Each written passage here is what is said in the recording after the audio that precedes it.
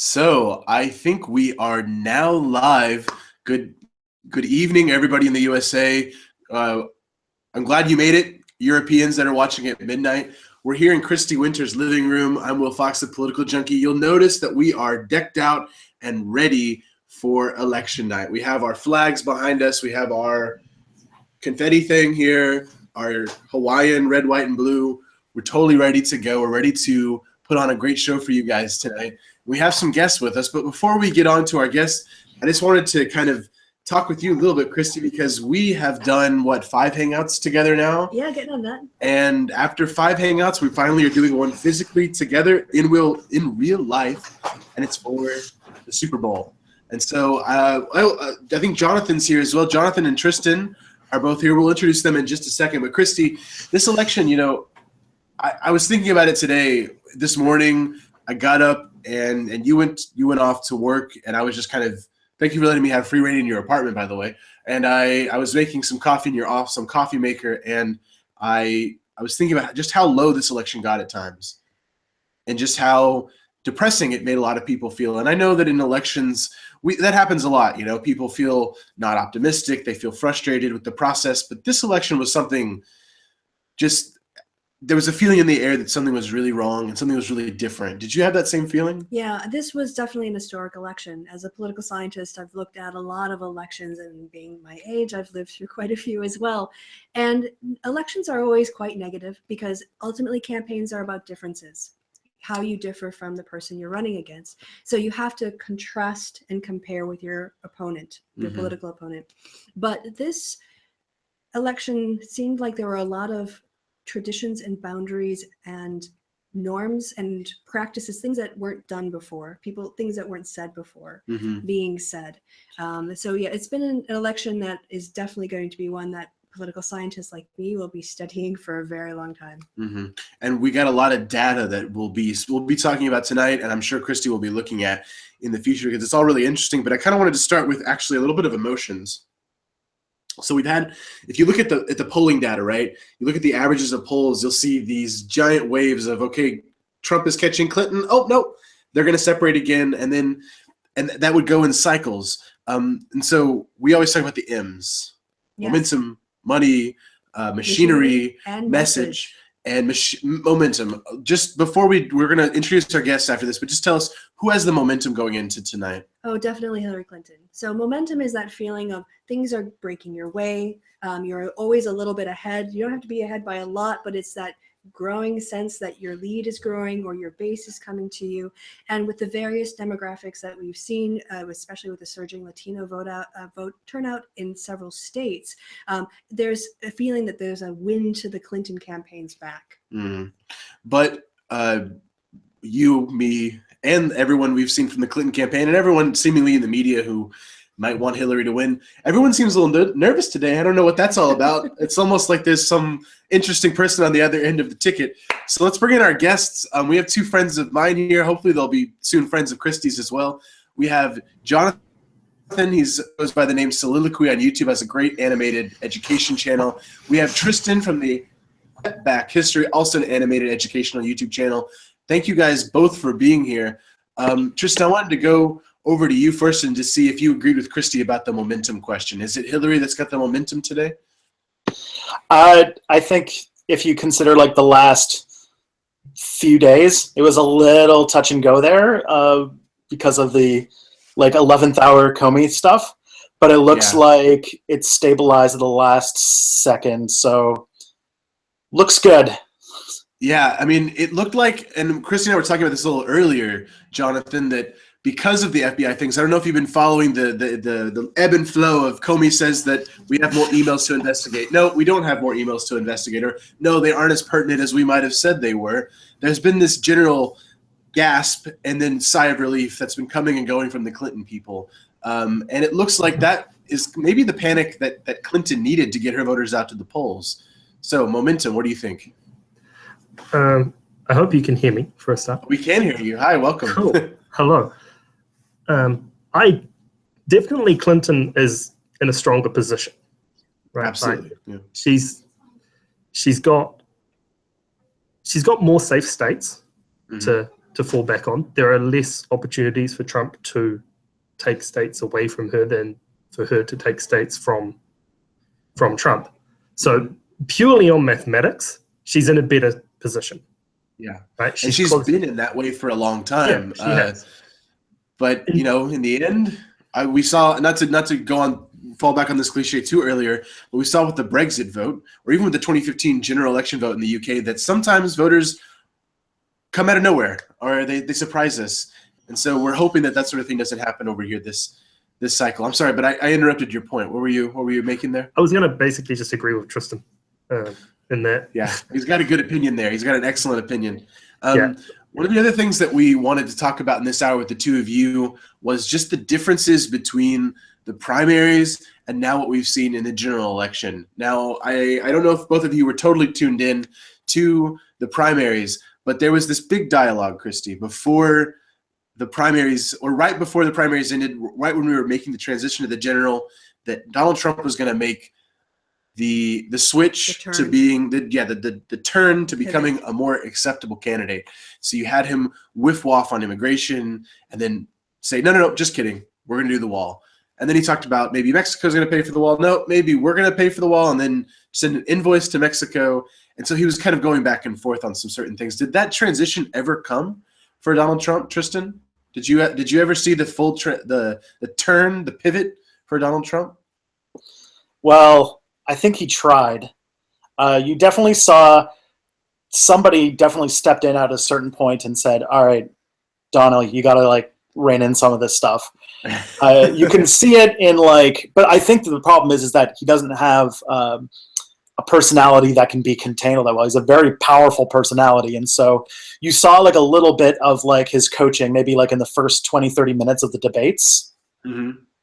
And then you could see that he would always get knocked off the rails. And actually, since they took his Twitter away, he's been doing very well in like the last few days. So like maybe this would be, we'd be having a completely different conversation if like right after the convention when he was actually leading by a little tiny bit, if someone took away his Android and then just kind of wrote out the rest of the time. He did stop. Yeah, and you're totally right, and that's something we'll probably be getting into several times this evening is the possibility of, well, what if Donald Trump was just like a relatively normal person? Yeah, he had all of the same populism. He still kind of ranted and raved at his events, where he didn't give off the vibe of someone who's totally lost their mind. If he wasn't tweeting at 3 a.m, if he wasn't insulting every possible demographic at all times, if he just stuck to his message of I'm the outsider, then maybe we'd be having a totally different conversation today. And I know Kristi's getting some good data written down right now that I'm sure we'll get to in a second.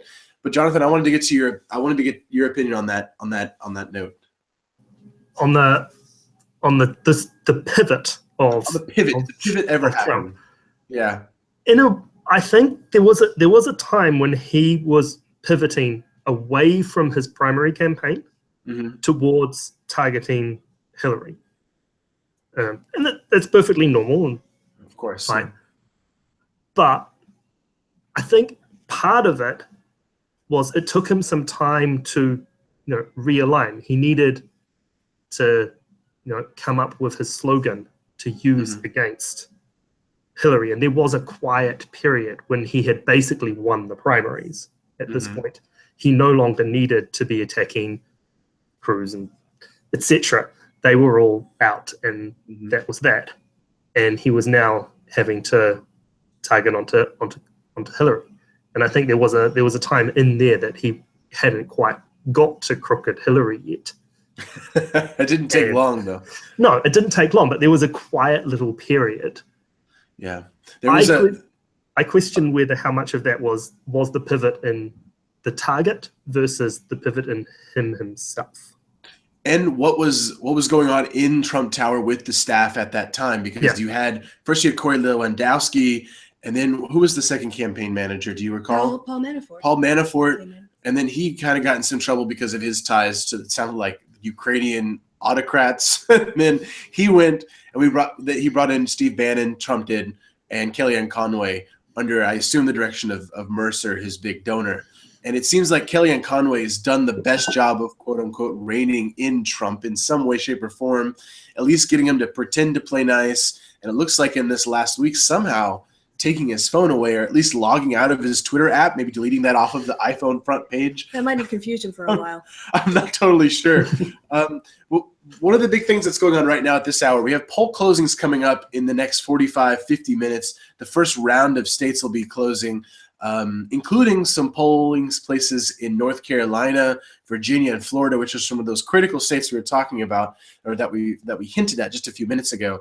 But we also have some initial exit polling data that's super interesting. Was there anything like right off the top you want to share? If I could speak to the turn. Yeah, please. We've got a little time to fill. Yeah, what is typically done in an election like this is a candidate in a primary will run to the left or the right, and then in the general they'll move toward the center. But what differed this time was that Trump wasn't trying to build a really diverse coalition. He was trying to excite a particular base.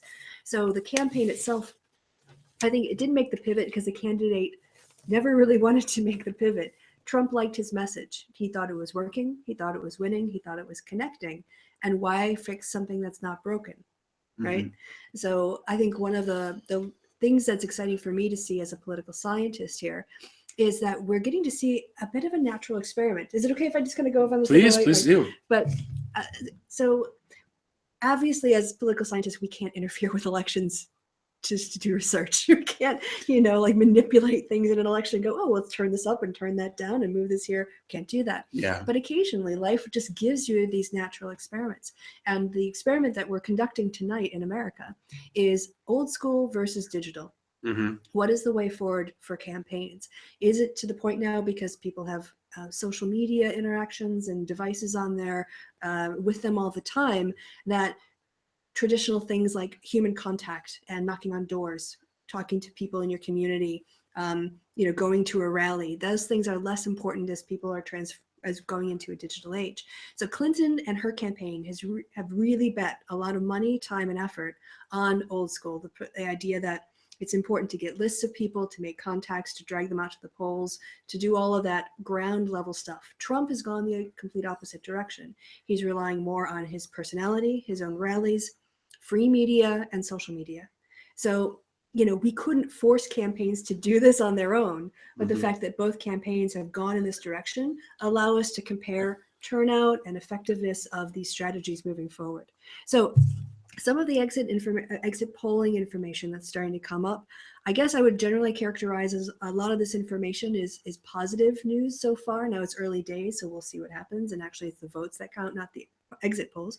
But we're seeing that with white college grads, Trump is getting 47%, Clinton is getting 46%. If she's splitting that, if it's, for, obviously that's not by ethnicity. So that's, no, I take that back. That's with white college grads. I have too many notes here. Okay. So she's splitting the white college graduate vote almost 50-50 in these early exit And that's polls. a tradition. That's a group that traditionally goes Republican, right? Yeah. You'll see people without college degrees going sometimes Democrats, especially if they are a single woman or if they are of a racial minority. Once you get college educated, for some reason that goes Republican. And then once you get into the graduate degrees, we're back into Democratic territory. Yeah. So it's interesting that she's drawing a split with them. And I think you said, what was her percentage that she was drawing with them, 52? So with white college grads, Trump's getting 47, Clinton 46. Okay, so basically she's narrowed a margin there with Trump. Romney won that by double digits in 2012. So and that seems to be a pretty big trend in some of this early voting information, is that even in the places like Arizona, where Republicans are beating the Democrats in docking and in counting early voting, they're doing that by a smaller margin than in the past. Right. And one of the big things that I'm sure will be the defining discussion of the night is about Hispanic voters and their early voting practices in places like Florida. And so far what we have from the early exit polls is that Hispanics are going for Trump at 27% and Clinton at 65%. 27%. Okay, so I think George W. Bush racked up somewhere in the high 30s, low 40s when he won in 2000 and 2004. Mitt Romney really struggled because he was at low 30s, high 20s, and they were saying that if a Republican, even like Jeb Bush, wanted to win in 2016, they were going to have to register a serious increase, a George W. Bush-like performance, or better, even than what happened in 2012. Changes since Bush ran. Exactly. So those are interesting things, but they don't tell the whole story. Of course, the exit polling doesn't tell us exactly what's going to happen. All of that will come when the polls actually begin to close. And this whole, if I can just kind of move us here a little bit, is that this all brings a lot of attention onto the American electoral system. And one of the things that's been a constant motif in our discussions is about this first past the post system, which really is demotivating to people at times. And if there are lower amounts of turnouts, I wouldn't say it's directly because of first past the post. Most people probably don't know what that is. And the electoral system, the idea that the winner of the plurality of the most votes gets everything, but that is. Just let you know that there's a key race alert as a predictable state by Kentucky. Looks like with, I can't see how many percent voting, 1% return, that Trump is getting 79.1% of the vote to Clinton's 18%. That's only 3,400 plus votes for Trump and 782 for Clinton. So again, it's only early days, but that's a state that we'd expect to go in that direction. That's 8 electoral votes. So there's been some attention on the American electoral system. And Jonathan, you and I actually spent some time together researching this system, talking about it, and running some thought experiments about the primaries. And I'm wondering, what do you think that we would be talking about tonight if we were under a different, maybe a proportional, for example, a Dutch electoral system? What would be the talk of the town this evening? I mean, you can never know these things, firstly. Like, you can never really predict. I think you'd see more diversity in terms of that, but you'd also see the major parties being pulled towards the center, because most people are in fact in the center, right? Most people are moderates. Most people believe themselves at least to be moderates. I'm centrist. I'm very moderate. We're both centrist here, right? Everybody is. So most people gravitate towards the middle compromisey kind of ground, at least in their heads. It feels good, right? Yeah. And so you generally see two major parties that are in that kind of ground. That's what we see in New Zealand, right? We have two parties basically in the center. But you also have, we have a populist party. We have,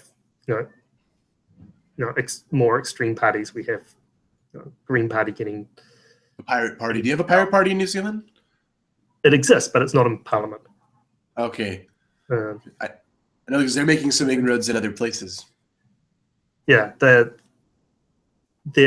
think they are existing in New Zealand, but cool. There's a Pirate Party I know in Iceland that was leading the polls at one point for their parliamentary elections that were going on, and it was just out of a general distaste for what they thought was the corruption in the country, and it makes you wonder. In our video, what were some of the conclusions that we drew? Like, what were some of the parties that we designed that would replace just the Republicans and the Democrats in a proportional system where you don't have to worry about the lesser of two evils necessarily, where you can kind of vote the way that you can vote your conscience. Yeah, you can vote your conscience the way that fits you better. You get a splintering of the left. You get also a splintering of the right. And what were some of those groups that we designed in our little thought experiment? Oh, in our thought experiment, we took the primary votes and split them up based on the candidates that were voting. That's not an ideal thought experiment, but it's a fun thought experiment. It is. And so we had basically Trump as the populist party. We had Sanders there as a progressive kind of party, as well as Clinton. Mm-hmm. These are kind of representatives of ideals, right? So they wouldn't necessarily be the actual parties, and you probably would have other more extreme parties appear in reality. You wouldn't. One of those groups that I've been focusing on personally, which maybe some of our American viewers have never heard of, is the Alternative for Germany, the AfD it's called here, and it's a very right-wing party that has been doing very well in regional elections, and there's a general election next year. People are talking about this as though this could be the populist movement of Germany, the one that we're now, seeing the consequences of tonight playing out. And so it raises a lot of questions about the splintering of parties and the splintering of interests. And it makes you wonder how the Republicans are going to hold this coalition together when the time comes. Another splinter, or not a splinter, but another section of interest in the Democratic Party is those Bernie Sanders supporters. And Tristan, I noticed that you're wearing your Bernie Sanders t-shirt this evening. So I wondered what you thought How do you think Clinton did in motivating Bernie Sanders people to come out and to vote today? I mean, I can't speak for most Bernie Sanders supporters. I think there was like a little bit of a fantasy that they were going to get coaxed into the Trump campaign. I think that, you know, right after the convention, I imagine that they were, like many, going like, oh, do I live in a safe enough state to vote for Jill Stein, or to, you know, force myself to vote for a center-right party like the Democrats? Yeah. Some And of them so, are Gary Johnson as well. Yeah. yeah, but I imagine, as what happens in most, at least in the American system, is that when you get closer to the election, these people tend to dry up unless there's something seriously bad happening. And so I imagine that most Sanders supporters probably couldn't go out and vote because they're probably forced to work because most of them have 3 jobs and don't get the time off. Yeah, you know, most Americans are. When I speak to Germans, I give English classes. You know, when I speak to Germans, we talk about economics and the work-life balance, as they call it here. And I ask, you know, how many hours a week does a German work? 38, 40, sometimes 45, 50, if they're in a responsible position, position of responsibility or authority. How many hours a week does a Japanese person work? Okay, a lot, whatever. How many hours a week does an American work? And usually the stereotype is that Americans work more than 40 hours, and I say that's because Americans have more than one job. They have 2 jobs. They're trying to make ends meet. They're trying to make things happen. But to go back to what you were saying earlier, there was that fantasy that the Bernie supporters were going to defect to Trump, because the media, there was this narrative going for the longest time that you have 2 different revolutions. You have the Bernie revolution, the Trump revolution, and that they're of the same breed. Yeah. And I'm of the personal opinion that, of course, in both of these groups, there are people who don't know the issues, who don't have an ideology, who don't have true interest, but rather just want to feel part of something. But they're specifically in the Bernie Sanders group, myself included, were people that were focused on issues. And for people who are focused on issues, Trump was never going to be the guy. So that whole fantasy was just Donald Trump trying to take the anger of the Sanders group and exploit that for his own purposes. But that, you know, I don't know what you think, Tristan, but that was never going to work. Yeah, when you're a liberal or a centrist of any kind, it might make you think that the Bernie Sanders wing of the Democrats and the Trump wing of the Republicans are similar. But, you know, going with, like, I think his name's Carl Schmitt and such like that, like, the right and the left want very, very different things in a lot of really big ways. And so I think that a lot of Bernie Sanders supporters wanted to update the United States to things that most of the industrialized world got about 40 or 50 years ago. And so I imagine that they're going to be fighting in legislation for all those things. Sorry, I'm just going to interrupt you real quick, Tristan, because we have something super important here to talk about, and it's not even it's actually quite serious. There was a shooting at a polling place. Anne Claire, do you know what state that's in? A polling place in Anne Claire, Stapleton. So Azusa, California is on lockdown after a shooting happened nearby, it says. Okay, so it's not at the polling place, it doesn't look like. So we're obviously following the news organizations the same way that many of our viewers probably are. And so we'll give you details as they come in from the more on the ground news sources that are available. But that's horrible. I hope that doesn't become a trend. I hope that's an isolated thing, and I hope it has nothing to do with a polling place. Not that it's something I want happening anyway, but it didn't happen there. But from the headline, which of course we don't just read like the whole article on air, but it does say that the shooting put the polling place on lockdown. So that's one place in California. It's probably not a swing state, obviously, but still, whenever there's violence near an election place, it's just very disturbing. Now, Jonathan, I don't mean to speculate here about who might have done something like this, but you know, we one of the things that is probably keeping us even more on edge than usual, and I'm not saying these things are connected at all, but just the general threat of intimidation that we've been hearing about poll watching. Have you been in tune with those sorts of stories about Trump telling his folks to go and watch the polls and make sure there's no voter fraud happening? Yeah, I have. I mean, I've seen the news. I'm not an expert in this at all. Of course. But yeah, he's certainly sounding like he's encouraging it at times. And there is a certain proportion of the population of crazy people that will be listening to him when he's encouraging them to do things. There's this toxic cocktail of Trump telling supporters, us Second Amendment people, if Hillary wins, us Second Amendment people, we know what the solution is.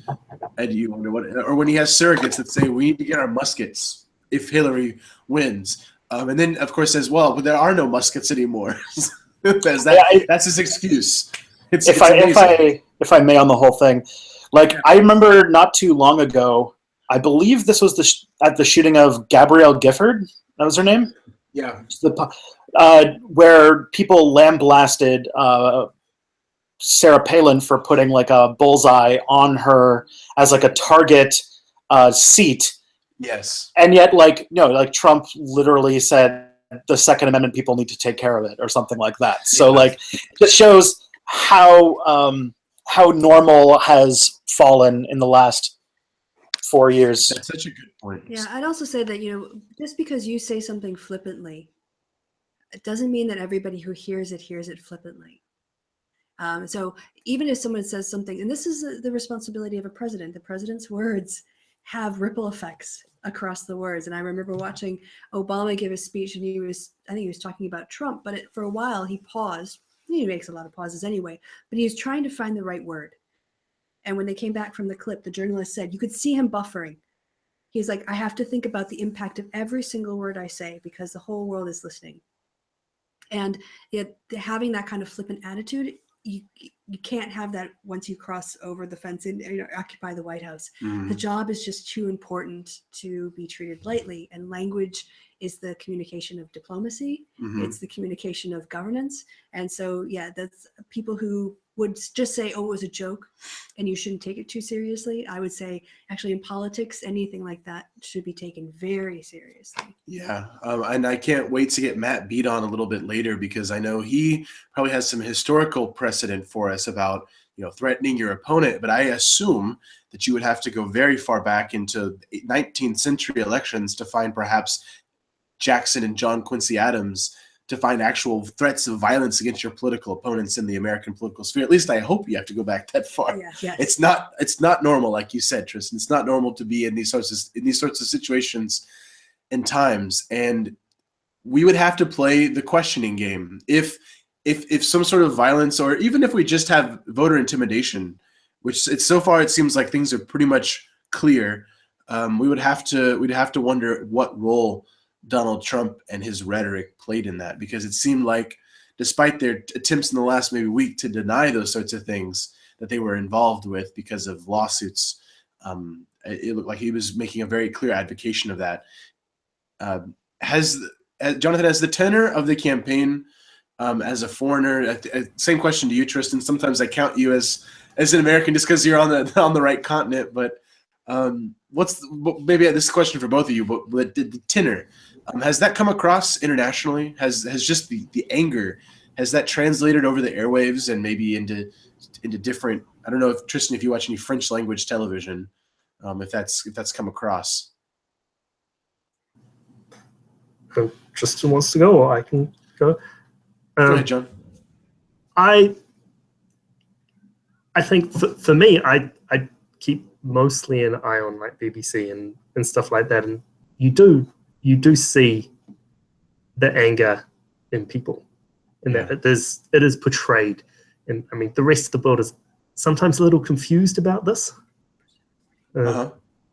Sometimes it's like, why? And I mean, there's this general animosity. I don't know if in Netherlands right now there is. I know that there's a growing populism. Do you know if that? I forget what the name of the party is. But do you feel that general anger in the Netherlands as their populism also sees a spike? I don't know if your neighbors. Are you okay? I don't know if you're okay with me saying you're in the Netherlands, but that's publicly known. Mostly. Okay. It's in my Q&A video, so. Yeah, I assumed it's fine. Just for that split second, I thought, oh no, I'm doxing my guest. But have you noticed an anger in that? I mean, I don't know the acronym for the party off the top of my head. It's Wilders is the guy. Yeah. That runs it. Or guy. He's growing in popularity. He is. Over here, that is mostly a anti-immigration, particularly anti-Muslim refugees immigration story, right? Yeah. And so that kind of dominates the discussion. And I don't know how Definitely. applicable that is to America. Well, I think that there's a general feeling among, I don't know if you would agree, Kristi, but I think despite the fact that the numbers of Muslim immigrants are lower in the U.S. by astronomical amounts, that the fear of Muslim immigrants seems to be relatively proportional to the European. Like, it seems like the fear is the same. And so that is, it's not the motivating factor, but it's definitely a part of it over here with our alt-right. But this seems to be a trend, Tristan, everywhere, you know?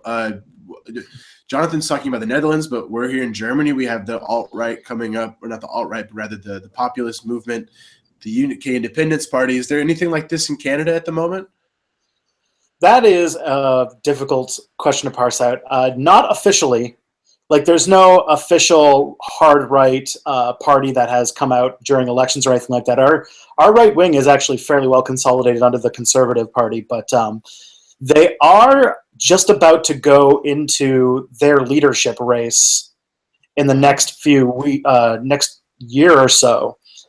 Both our like hard left and hard right parties are going to be going into leadership race mode, and I can imagine. I know the term socialism is coming up again, which is fun, but if it exists, I imagine it exists, but if it exists in like good numbers, it might come up. There's this guy named Kevin O'Leary, who was the host of a Canadian version of. Do you guys have in America something like Dragon's Den? Yes, we have the Shark Tank. Okay, so there was a guy named Kevin O'Leary who was marketing himself. He was kind of trying to test the waters, and people were calling him like the Canadian Trump. But he had fizzled out really fast, and now... Did you know that Kevin O'Leary's on the Shark Tank American version as well? Oh, okay then. Yeah, he's actually quite famous in the States, yeah. All right, well, he was considering running for leader of the Conservative Party. So just to jump in, let Kristi give us some early results now, here. they're only 1% reporting, so these numbers are bound to change, but they will give you a sense of where this race started in these various states. But with 1% reporting, we've got Kentucky, where Trump has 69% of the vote to Clinton's 28%. And in New Hampshire, again, with only 1% voting, we've got Trump with 53% and Clinton with 41%. And in Indiana, which is the home state, of course, vice presidential candidate Mike Pence, we've got 72% for Trump and 24% for Clinton. Again, 1% voting. This is the smallest sample. It's going to, there's going to be a lot of other demographics within the state that are represented as later votes come in. So not take it with a pinch of salt. It's a starting point. It gives you a little bit of a flavor, but obviously these stick around because we'll watch these numbers as they change. Yeah, I'd expect that we're going to start seeing some really interesting data in about an hour's time. So when the first polls start to close in half an hour, and once that all starts to get processed and gets to us, then we'll be able to start actually dishing out maybe some electoral votes in the next hour, which would be really nice. And when we do, we have very high tech. Okay. Oh, yes. So in 2008, Jessica Yellen was broadcast into the CNN studio in Atlanta from Chicago. It was a hologram, 3D. Yeah. And then they have the big board on MSNBC, but we have printer paper with states on them. Okay.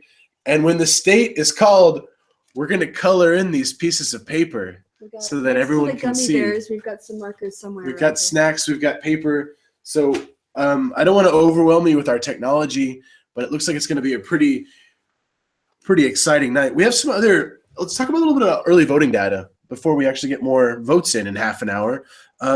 So I want to share with the viewers here that we have some polling data from some important states. Okay, we know that Donald Trump has a path to 270, but it's very narrow. And there's some states that he has to win. Can you tell the viewers a little bit about that? I know we have Florida, North Carolina. Florida, North Carolina, and then it would be Ohio for him to pick up New Hampshire. All of these would then help him, but he also needs to flip some states. So he's got to a key of his path is Florida. So obviously we're going to be watching that very closely tonight. Yeah, Arizona's one, Nevada's one, and we know that the polling information indicates, the early voting indication is that Nevada has a very high turnout among Hispanics, and that's going to make a big impact. So Trump, if he does in fact lose something like Nevada, that he's going to have to do, he's going to have to win Michigan. Yeah, Or he's going to have to win turn it into something else. Wisconsin. He's going to have to make some.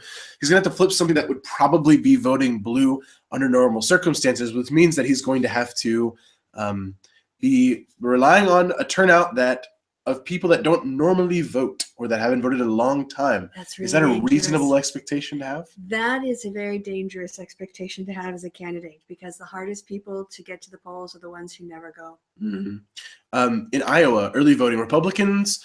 Early voting numbers are up, and Democrats' voting numbers are down. And it looks like Iowa is a state that's trending towards Donald Trump. I think Iowa has about 8 or 9 electoral votes. 2/3 of the cast, this is interesting about North Carolina. North Carolina is a state we're going to be talking about a lot, because North Carolina is a state that has been hard fought for by both candidates. They both were there yesterday. Donald Trump was in 5 different states, but he and Clinton both spent time in North Carolina. The president, Michelle Obama, Bill Clinton, Hillary, Chelsea, Tim Kaine, all of them were together in North Carolina to end the election, and 2/3 of the votes cast that will be cast in North Carolina, expected turnout, have already been cast, and of those, about 8.6% less African American or Black voters are voting this time around. So North Carolina is going to be a tough race. We're going to have to wait and see what happens, because early voting's been cut. That being said, it's impressive that such a high turnout has happened. Florida, this is really interesting. Florida, 6.4 million early ballots have been cast, and of those, the Hispanic share of those has doubled to 976,000, almost 1 million early votes cast by Hispanics.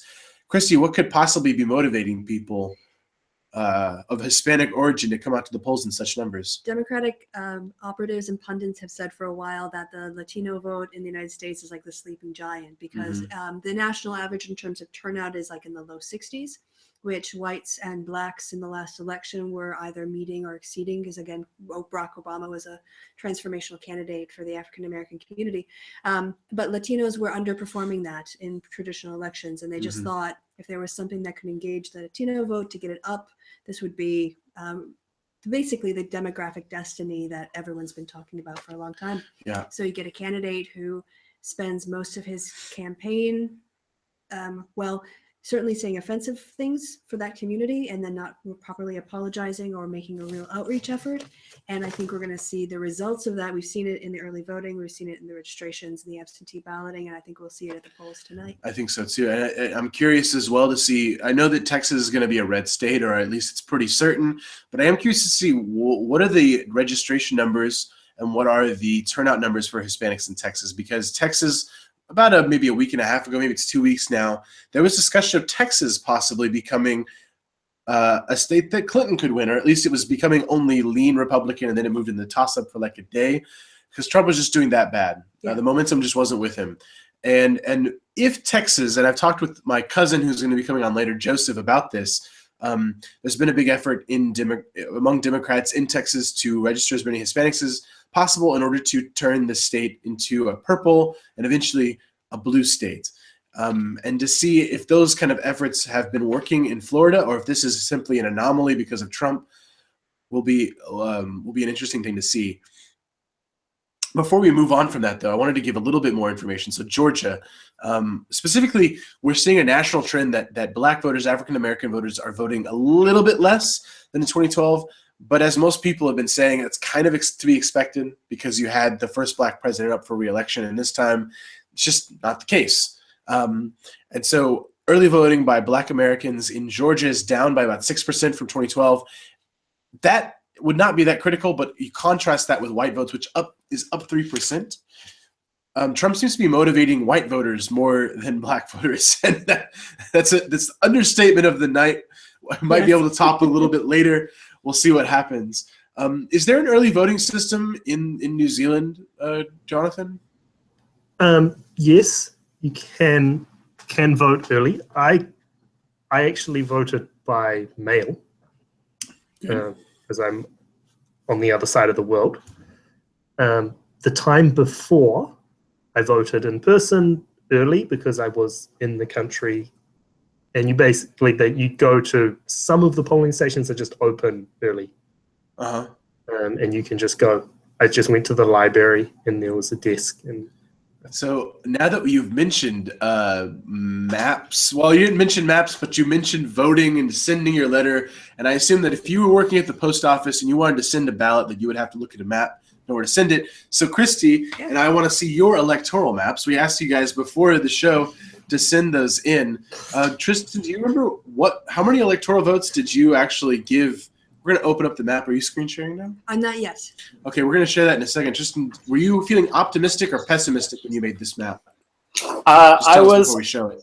I was under the impression that this was going to be a squeaker, that Clinton was going to pull through, but all the WikiLeaks stuff was going to alienate the working class to the point where you were going to lose like a lot of the swing states you want to themselves. talk about. Tristan, I know it's something you wanted to talk about, and we're going to get to that. But what's also interesting is that you say you thought it was going to be a squeaker. I mean, the Electoral College might be a landslide, but it's a squeaker. Yeah. Should we show the map now? Yes, please go ahead and show. We're going to show. So we're going to show Tristan's can you map. explain a little bit about what the map, how we did it for our guests, and what the goal was? What we asked everyone to. Okay, so if you're not aware, there's a website called 270 to Win. In order to win the presidential election in the States, you have to get, we'll just call them points, but their formal name is electoral votes. And 270 is the number you need to get to win. So we asked every one of our guests to send us their custom map. If you go to the website right now, 270towin.com, you can make a map based on what's leaning heavily red, what's leaning heavily blue, and then you have to make the decision on the swing states. So Tristan made his decision, and he gave Clinton just a smidgen there. So you gave Trump North Carolina. That I don't agree, but we'll just have to wait and see. It's definitely, I think it was a 50-50 shot with North Carolina. And you rightfully gave Clinton Pennsylvania. You left the north there. Minnesota, Wisconsin, and Michigan stayed blue. And I see you gave Colorado to Clinton as well. Nevada you gave to Trump, and I think that might be where we're going to have to disagree. Yeah. But tell us a little bit about, did you have a specific reasoning for Nevada there? I will say that largely this. Yes, is my mic on? Can you hear me? Sorry, back to you. Who's talking? Is it Jonathan or Tristan? Tristan, can you hear us still? Yes. Yes, I can hear you. I don't know that. I'll just stop. So sorry, we seem to have lost Tristan. What? Can you still hear us? I still hear him. Okay. Then it must be my mic. Yeah. Never mind. Okay. My mistake. Yeah, sorry, I'm still with you, Tristan. Don't worry. So tell while she's figuring that out, tell us a little bit about Nevada. What was going on with you? What was the reason there? All right. Well, I'm pretty sure that I made this map like the day before the second Comey letter. And mostly this was me going with mostly with the 538 rankings, but also I was thinking that in states that have been traditionally red states, Nevada, it was leaning Trump on the day that I filled this out. Mm-hmm. But with North Carolina and Florida, I just thought that in the end game, that the fact that those are two traditionally Republican states that have really well-endowed Republican machines running them, that they would, in the end, push the last little bit over. Yeah, I mean, I was looking as well at Florida. I mean, Trump has been relying on the Republican machine basically to make Florida happen for him, to make lots of different states happen. And it does look like the Democrats are also very well organized in Florida. It's been competitive for cycle after cycle. And so it seems like this would be it's a tough call. And I gave it blue simply because I feel like the Democratic organization is going to be superior to the Trump organization in Florida this cycle. But I can totally see why you went that way. Was there any particular reason? I know that you're big on this working class phenomenon and the Democrats losing the white working class, but I didn't see you flip Wisconsin or Michigan. Is that an organizational reason why you didn't think those states were going to flip? I think that's a Trump reason. This election's been very sad, and I've been very worried about the future of the Democratic Party on a couple of fronts. So one thing that's going to be really worrisome is that the Senate is likely, the most likely scenario for the Senate is to be 50-50, which will lead to a lot of weird stuff. Yeah. But also with Clinton and her campaign against Bernie Sanders, we've seen that the Democrats have basically, at least in the leadership role, completely abandoned the working class, and they've gone into full neoliberal mode. Okay. And that is, I think that would have lost Clinton all of the Midwest if it wasn't for the fact that they ran a like evil orangutan on the Republican side. And because I've been thinking about this election in regards to 2020, and when I think about 2020, I'd be really scared for the working class unless the progressive caucus or the progressive wing of the Democratic Party puts some sort of very serious pressure on Clinton, or maybe there's a caucusing event where you get like Tulsi Gabbard to run against Clinton in the primaries next cycle. Yeah. Okay. I want to come back to this because I know that you have a lot to say on it. Before we do that, since we're on the map thing, let's go to Jonathan's map. So Jonathan, go ahead and unmute your mic and tell us about this electoral map, which you made an interesting prediction, to say the least. I'm not a huge fan of your prediction. You're not a huge fan? You pulled this up here. You got 269, 269. Was that where you went? I do. I differ with to Tristan on one state. We only. Okay. I flipped New Hampshire red, which brings us a tie. So we're actually very close. I came into this.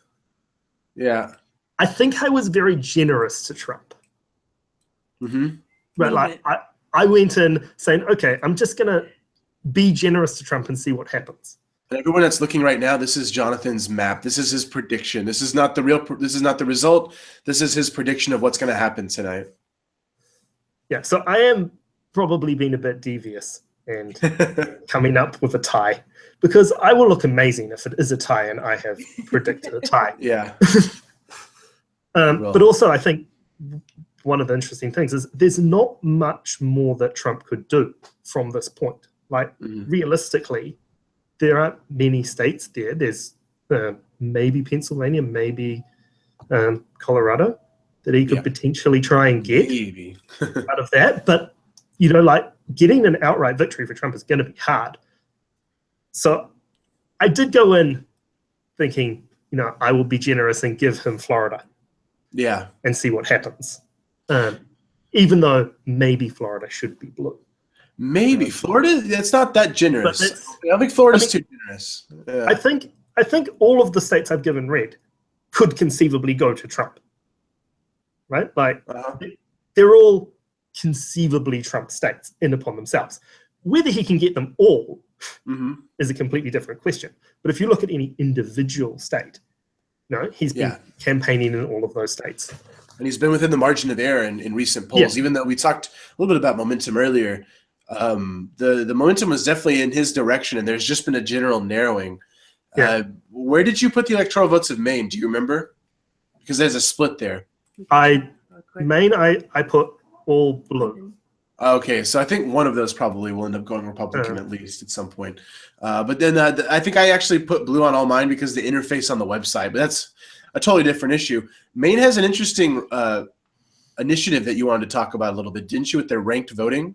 Well, going back to we were talking about proportional representation, and they have one of their propositions is for, if I can bring it up. So ranked choice, I think. So it's ranked choice voting. Basically, they're asking, do you want to allow voters to rank their candidates in the US Senate, Congress, governor, state rep, blah, blah, blah.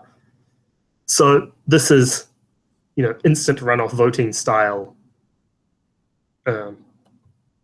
elections, right? Yeah, absolutely. That's basically what it comes down to. Do you want that? That will be. I wonder if first of all, I wonder what the education. So like what the proponents of the ballot initiative have been doing to sell that to the public, and man, that's just really cool. I get really I mean, excited. it's going to be an interesting result, right? Yeah. Like, that's why I'm bringing it up. Is that like this is from a electoral system to see whether Maine backs that or not will be interesting. Like, will it affect anything? Well, probably not. But it will be interesting to see how at least one state in America, en masse actually responds to that idea. And it seems like the Northeast is kind of. This was maybe 5 or 6 years ago. Rick Perry was on CNN. There was this show. I forget what the name of the show was, but Rick Perry was on, and he was saying this. He was talking in his real proud, probably fake Texas accent, like, "Well, the great thing about the states is that they're laboratories of experimentation," and it is true. In a way, and in a very good way, that sometimes the states can do little things. They can try things out. And it seems like the Northeast has been doing this more often. You had, first of all, in Vermont, you had same-sex civil unions. You've had marijuana and medical marijuana legalization in some northern states. And now it looks like Maine's going to be taking a dive on a ballot initiative for ranked voting. We also saw, was it Vermont or Massachusetts that ran with a experiment of a universal healthcare system, or they're planning on doing that at some point, a single payer universal healthcare system. So the Northeast seems to be an interesting, innovative area of the country right now. Tristan, I hate to change the subject, but I just real quick for the viewers that are watching. Sorry, I want to give it to Kristi. Is there any extra data that's been coming? Anything else we've learned from this entry polls? Anything we want to talk about? We're kind of in a holding pattern until we get to the top of the next hour. But just to come back a little bit on this idea of the PR system for the states, being in a first past the post system where it's basically a winner take all. You win the state, you win everything, like in the electoral college. A few places split it up, but basically it's winner take all. That structure tends to lead to a two-party system, because when you're a voter in one of those systems, and for instance, like there's a tradition for voting for the Conservative Party, and the second place party is the Liberal Party, and then there's a different third party. That third party vote is never going to be effective. So you're better tactically to support the person nearer to you in political space, to keep out the person who's farther away from you in political space. And because of that, it's a very rational decision to always be choosing between, if you're not doing it express, to choose a candidate that's closer to you. And what's interesting is that the phenomenons that we were watching in Europe with the rise of the right-wing parties and people talking about the issues in ways that they haven't in public spaces for a very long time, that's happening in the States too, but of course it was masked by the two-party system. And what we'll probably get onto at some point in the night, because it was part of the primary system for Trump, was this massive division. There's really sort of the alt-right wing, the Bannon wing of the Republican Party, and then there's kind of everybody else, the neocons and the establishment. And that kind of bursting forward happened in part because there was a built-up, pent-up frustration within the party, and there was no other party to go to, right? So it was kind of like, I don't want to call it a cyst, but it was like a bubble or a balloon, right? You kept putting pressure on it. Eventually it's going to come forward. And what it seems to have done is really taken the party away from the traditional pundits and professionals and politicians, and really put it more in the hands of the voters. So in their base, the people who are the most disaffected. Kristi, if I may have a follow-up question to that, actually. Sure. You were saying that these FPTP elections tend towards two political parties. I know that's true in the US, and I mean, that's the topic of the night. Though, if I'm not wrong on this, I'm sure, Jonathan, it's similar in your country. It's probably similar in your neighbors of Australia as well. And even in proportional representation countries, they tend to go towards three parties. Like, we have three major political parties in Canada. The UK has three major political parties. I think Australia does too. Yeah, so Duverger's law is the equilibrium of a two-party system. And yeah, Britain was actually, for a while when I was there, it was kind of a 2.5 party system. Now they're the one-party system. And yeah, I mean, and that was a bit of a, but Liberal Democrats kind of rose up for a while and they crashed. But if you look back at the longer history, there isn't that sort of 2.5 party system over the long term.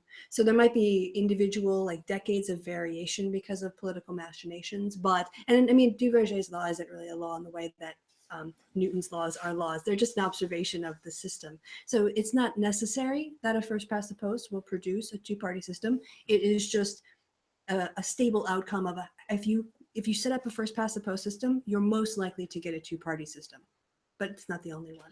So just to interrupt real quick, and then I know we'll come right back, I promise. I just want to give some initial data that we've got rolling in from Real Clear Politics. Kentucky, we have 3% of the vote in. I know we kind of referenced this earlier with Trump way ahead, but Kentucky's going to go to Trump. That's going to be all of their 8 electoral votes. Indiana is interesting. Some early initial reporting, 3% of the polling in. Trump's way ahead according to the data that's coming in here. I assume it's going to narrow a lot as we get actual more substantial data in.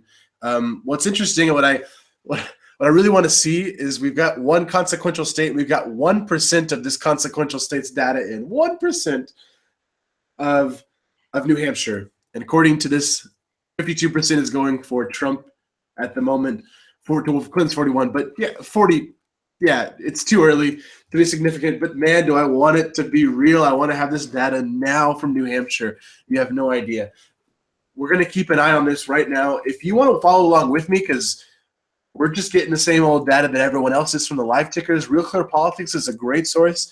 538 is another really good place to keep an eye out for these sorts of things.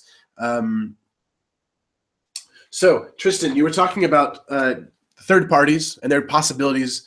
And of course, we talked about the Lib Dems, Labor, Conservative split that was kind of the staple of British democracy for a couple of decades. Like a decade and a half. A decade and a half. They were only in coalition for 5 years before they just fell off the cliff. Poor Nick Clegg. Was that his name? Nick Clegg? Nick Clegg, that was it. Canada. Let's focus here for a second, though. You mentioned to me once in a private conversation about how the Canadian left actually was able to assume power with Trudeau by being strategic. How did that work? All right. So just for a little bit of context, in 2011, we had a Conservative Party take a majority, which means over half of Parliament, which means that they can do anything they want for 4 years, with 39% of the popular vote, which is crazy. And that it deals with the fact that we had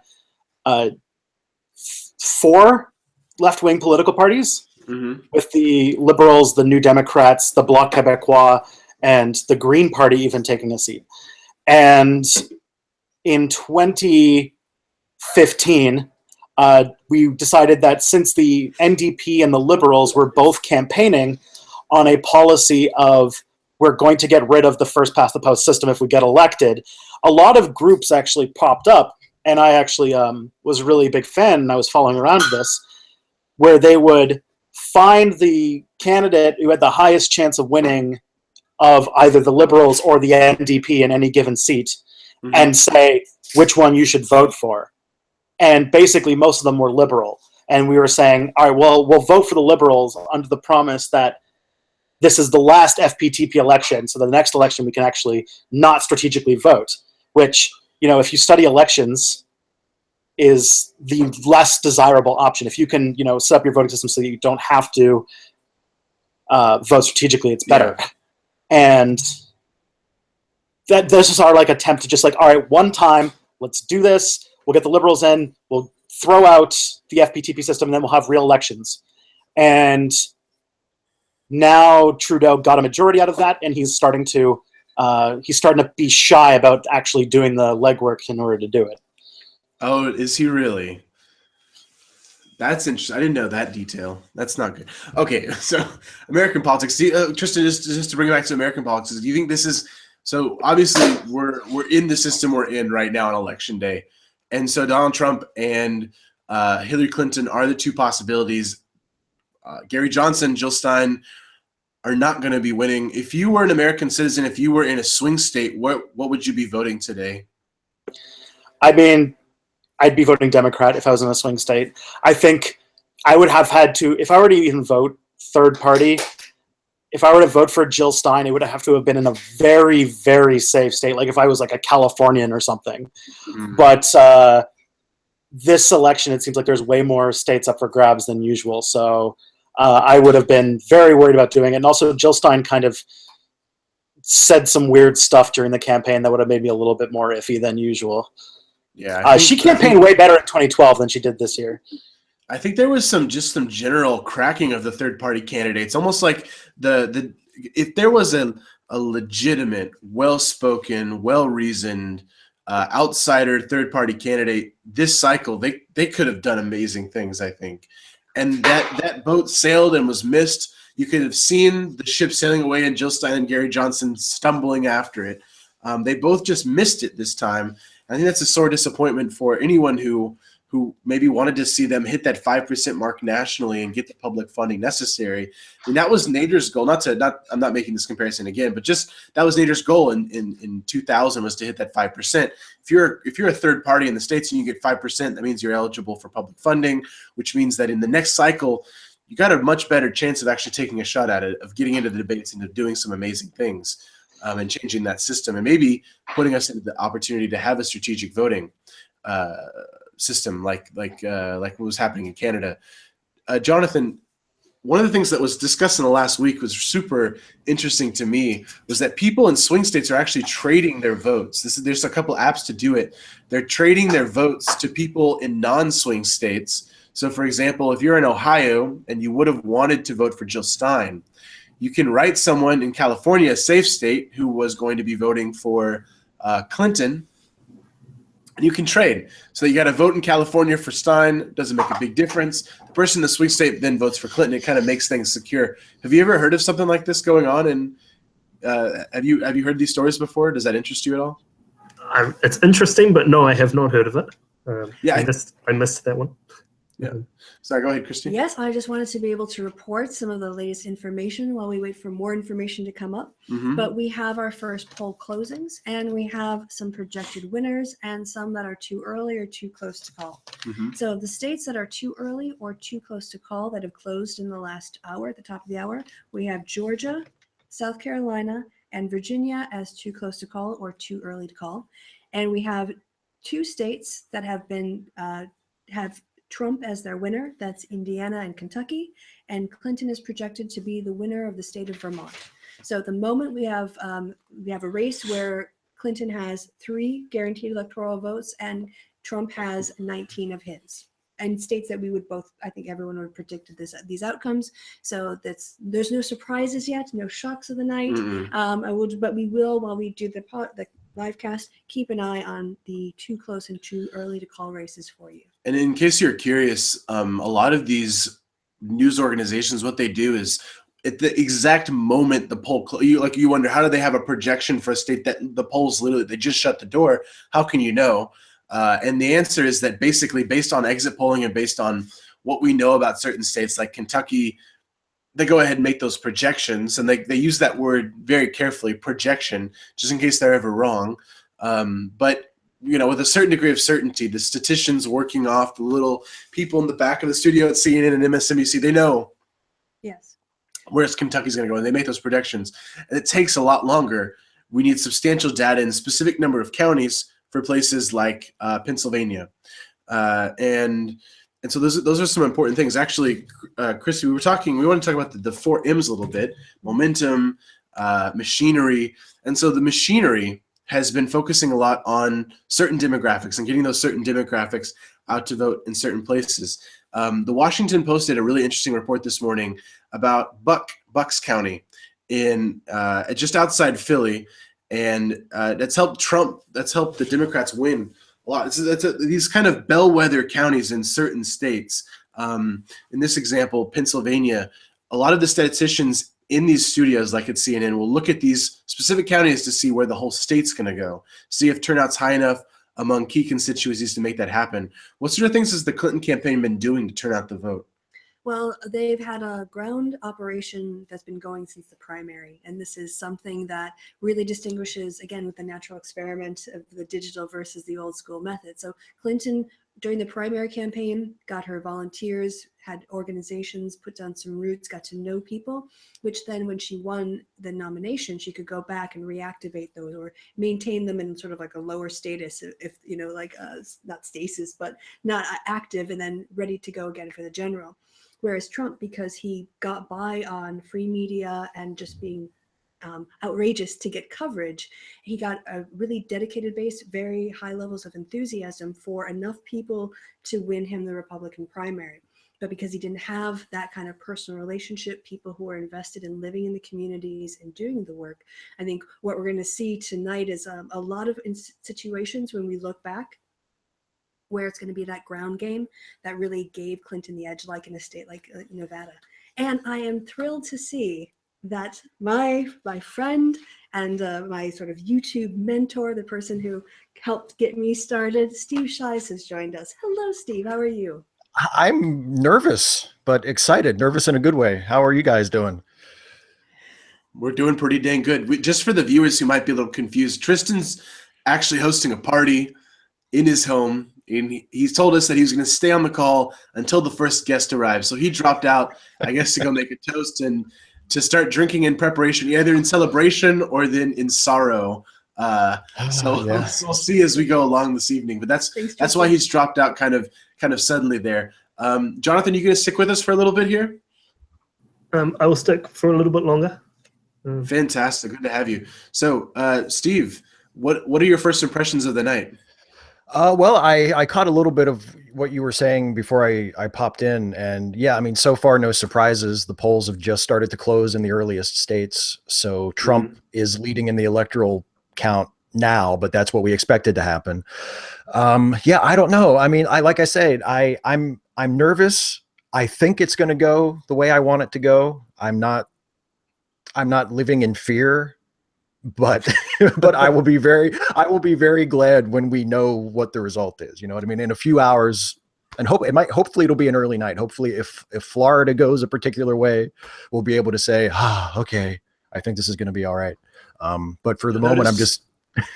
You notice we were just telling Kristi this. I watched a little bit of Fox News. I flipped over to Fox News earlier today to see what they were talking about this morning, and they were having a little bit of a meltdown. So they were saying if Trump won, the host was asking Tucker Carlson, if Trump wants to win, he's going to have to win.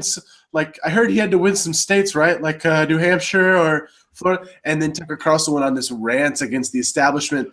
And so these are the moments when they're talking about emotions and not about statistics.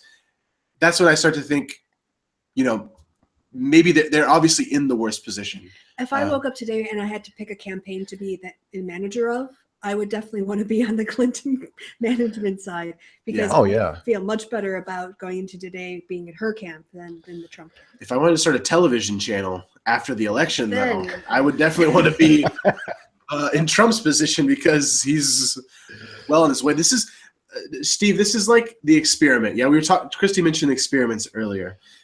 And the control group in this case is we're basically saying what's better, GOTV, get out the vote effort, knocking on doors, canvassing, talking to people, using algorithms to target your voters, or are Facebook posts and Twitter posts more effective in getting out the vote? Is mass appeal and going and having large rallies, is that the way to get out the vote, or is the way to get out the vote the hard, integrated, expensive ways that the Clinton campaign operates?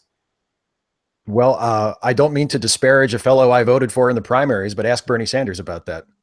Yeah. I mean, that was his downfall, is that he just didn't have the ground game and didn't have the sophistication of outreach and mobilization that the Clinton campaign had. That's why she beat him really without much of a problem. And I think it's the same thing that's going to be the downfall of Trump, is that there might be, and the other thing is,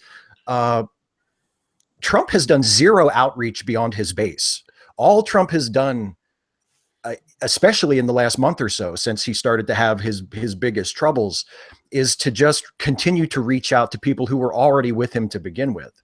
So he hasn't done anything to expand his base, and his path to victory was never really that broad. I mean, he really only has one way to win tonight, which is something that I keep telling myself to comfort myself when I start to get nervous Panic about the attack prospect. starts to rise, the fear starts to rise. Yeah, And close. is okay. He has to run the table on the battleground states. He can't afford to lose a single one of them, and he also has to pick up what we would expect would be a blue state, and that's going to be really, really difficult to do. And not lose Utah.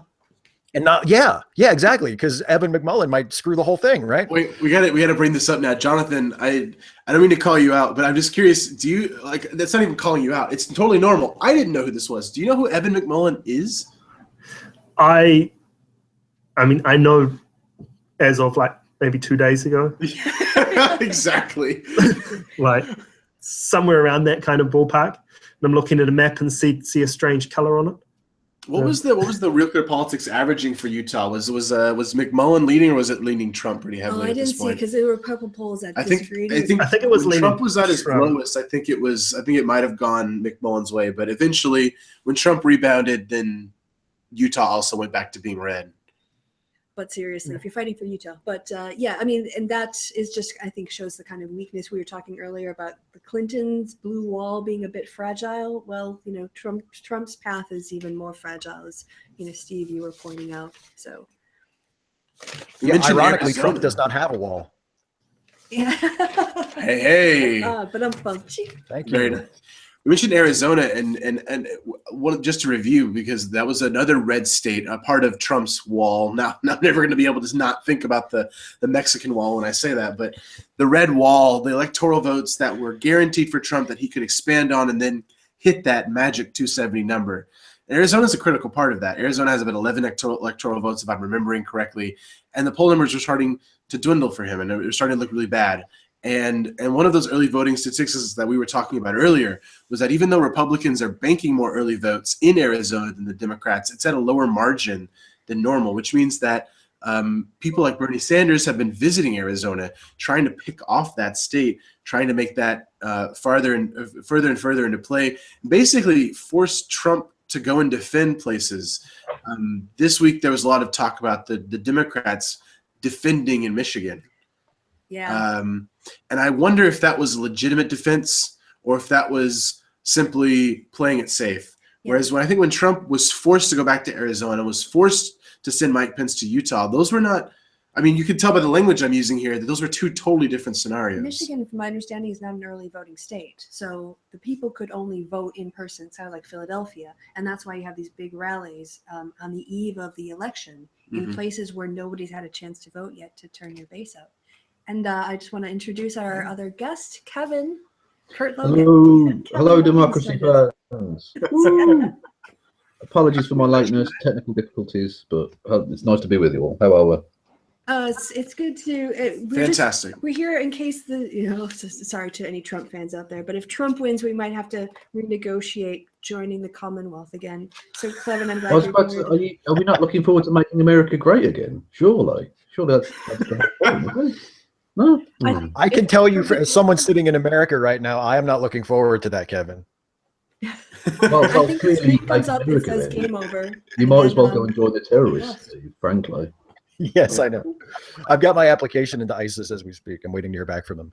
Oh, jeez. Well, thanks a lot. Now we're on the list. Appreciate That's it. Everyone's busted. Congratulations, everyone. Well, we made it on the I list was tonight. kidding, FBI people. I was kidding. NSA, don't. Who needs to fly anyway? Really, you're fine. You're all right. I don't travel that much. Yeah, it's all good, man.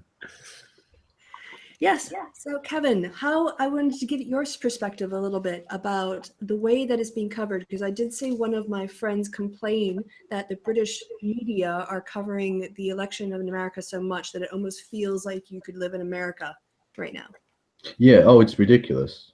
I mean, both. We've got two 24-hour news networks, BBC 24 and Sky News, and they've got wall-to-wall coverage. I mean, literally all fucking night for hours and hours and hours, in the same way they would for a British election. It's ridiculous. And it is, I think it's really bizarre for Americans to hear that people outside of America give a fuck, because they don't tend to give a fuck about their own elections, let alone anyone else's. So the idea that people outside would care about theirs seems alien to them, it seems. But it is incredibly important, arguably probably as important as the election of our prime ministers, really. Certainly in terms of foreign policy. And so, yeah, it's gotten wall-to-wall coverage, which is a little annoying because there are huge issues going on in Britain as well. Yeah, which would be you guys nice have your own if they country. covered. I mean, you have. Maybe we'll talk about this a little bit later. But I know we have. I'm really curious to get your take on the split in the Labor Party.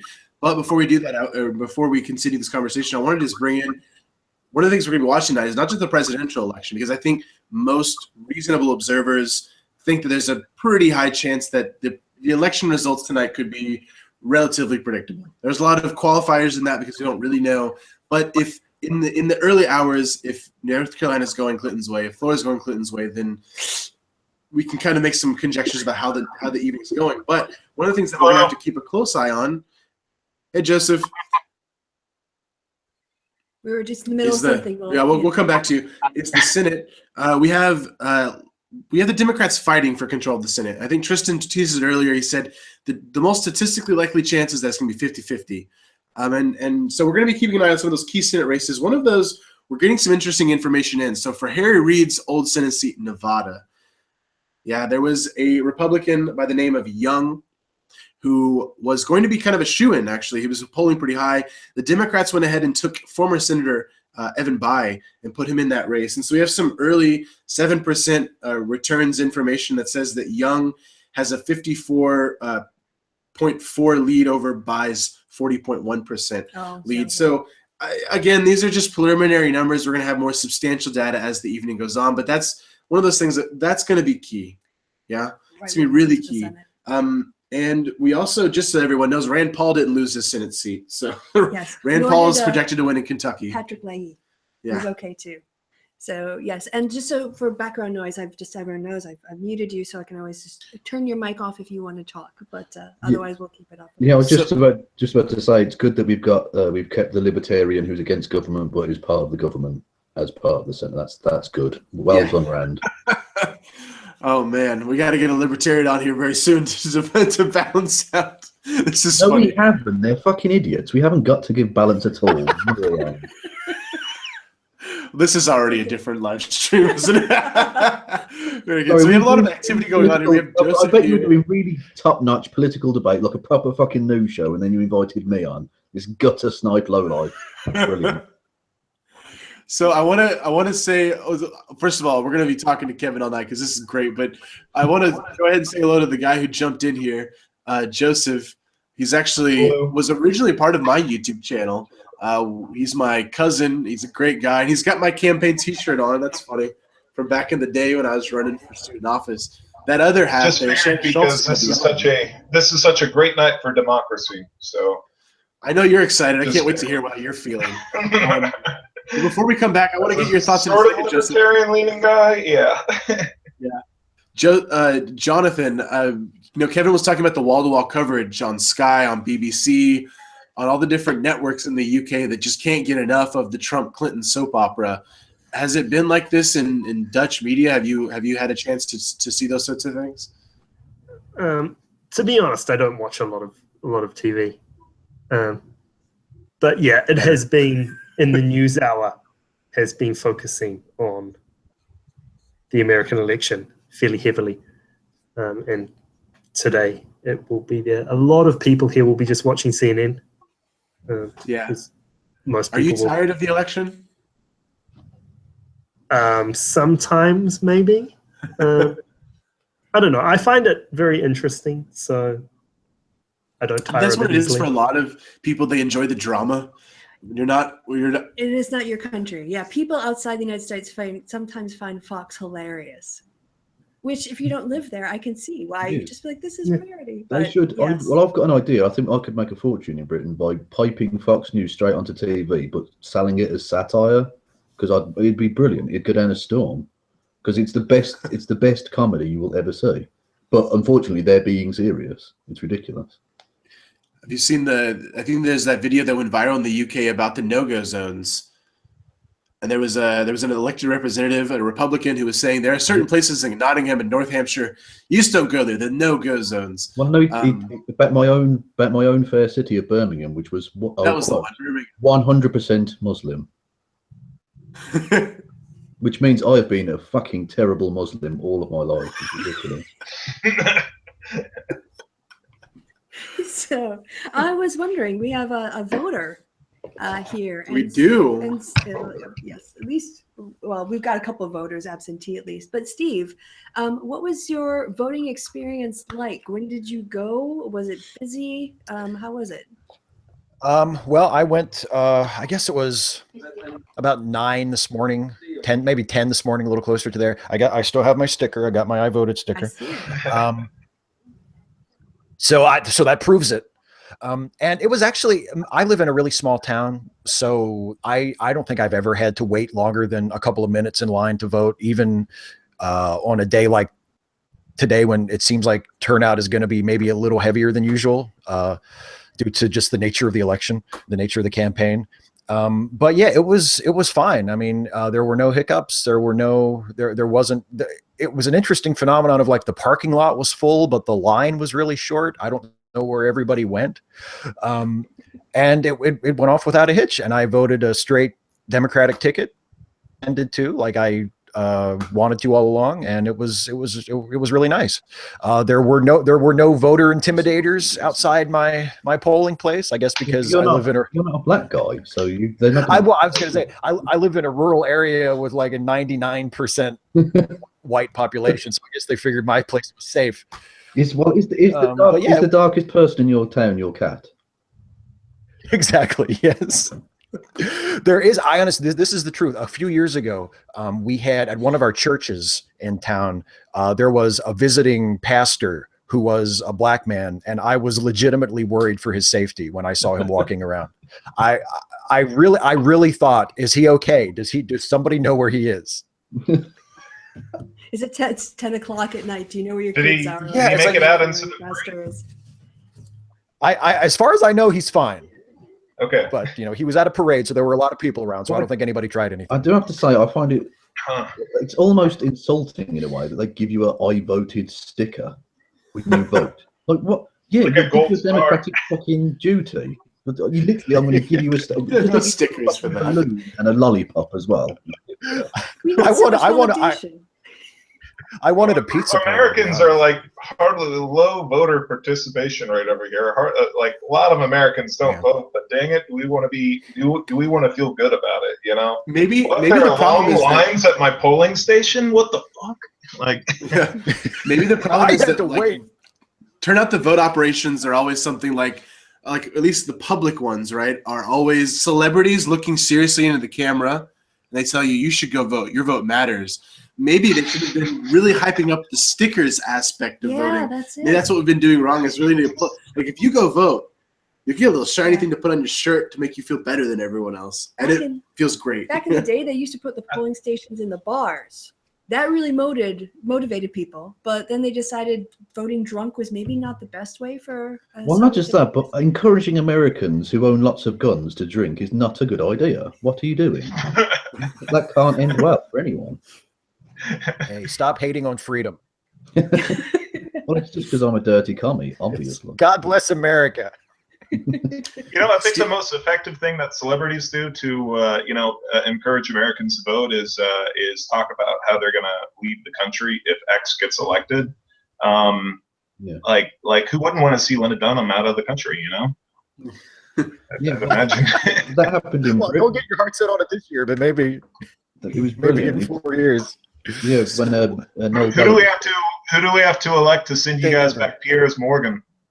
Yeah. Yeah, this Well, I is a thought big it was exile. I wonderful think it's a back in the day Canadian's when Noel term. Gallagher said you should definitely vote Labour, because if you don't, if Labour get in, then Phil Collins is going to leave the country. So I thought, brilliant. Hey, Joseph, we asked Steve about his voting experience. How was your voting experience? What did you see in Texas?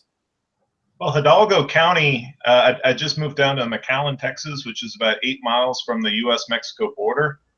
And it's one of those rare anomalies as being a blue county in the middle of red Texas. How long that's going to remain the anomaly, that's anybody's guess. I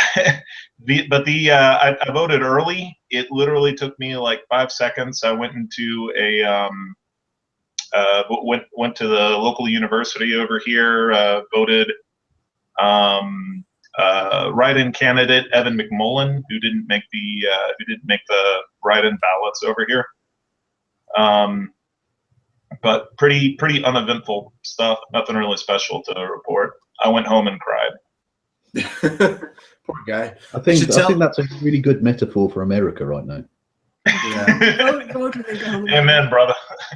Yeah. Yeah. Do you want to give some background, Will? And Well, I do want to talk a little bit more about Texas later in the evening, but because my home state, I love it, and I want to see Texas do good. But I just wanted to mention that we're watching also the Kelly Ayotte New Hampshire race against the Democratic challenger Hassan, because Kelly Ayotte is what we would call one of the rare breeds in the United States Senate, the moderate Republican, and she's trying to hold on to that seat because the Democrats are looking to pick up, their goal tonight is 5 or more. If the Democrats pick up 5 or more, they have control of the Senate, which means that they have not a filibuster-proof majority, but they have the ability to have 2/3 of the negotiation when passing legislation. So as everyone knows, the Congress is bicameral in the states. That means it has 2 parts, the House of Representatives and the Senate. And those 2 will send things to the president. And currently, the 2 chambers, the Senate and the House, are controlled by Republicans, which means that they have a lot of autonomy when they negotiate with the president. If the Democrats controlled the Senate, that would change a lot of things. right, for the Supreme Court and just passing legislation, things like immigration reform or something in the future. Absolutely. And so the Kelly Ayotte race is important because she, for a number of reasons. Number one, because she is the moderate Republican. She does have the potential, if she loses, that could indicate that there's a large swing coming. Second, on the topic of swings and bellwethers, we are looking for a bellwether. If Kelly Ayotte looks like she's going to lose in New Hampshire, that means Trump's probably going to lose in New Hampshire, which means, if so facto, Trump has then no access to the 4 electoral votes of New Hampshire. Joseph, have you been this is putting you on the spot here, but have you been paying attention to the race for the Senate? Do you know how Republicans are feeling about it? I have not really. I mean, I've had a new job and I've been kind of preoccupied. Let me change the question, because I know you have strong feelings about Paul Ryan. Yeah. So I know he's been fighting to keep control of the House of Representatives. And has your personal opinion changed of Paul Ryan as he's been kind of drifting with the wind, or as Katy Perry would say, like a plastic bag, hidden, in different directions as he's just chosen to support Trump and dissupport Trump? What's your thoughts been as a conservative on that? I'm still, a lot of people. Okay, I'm a never Trumper. I'm sorry, a hashtag never Trumper. That's the official. Okay, I understand now. I didn't understand it first. I don't. Honestly, a lot of people. It's. I voted Evan McMullen, but he's and his website. If you go to his website, it touts like the new conservative movement, which is outside of Utah. I think might have like 100 votes. But so I think Trump is a terrible candidate for a lot of the same reasons that you guys do. However, I don't see. I know they're.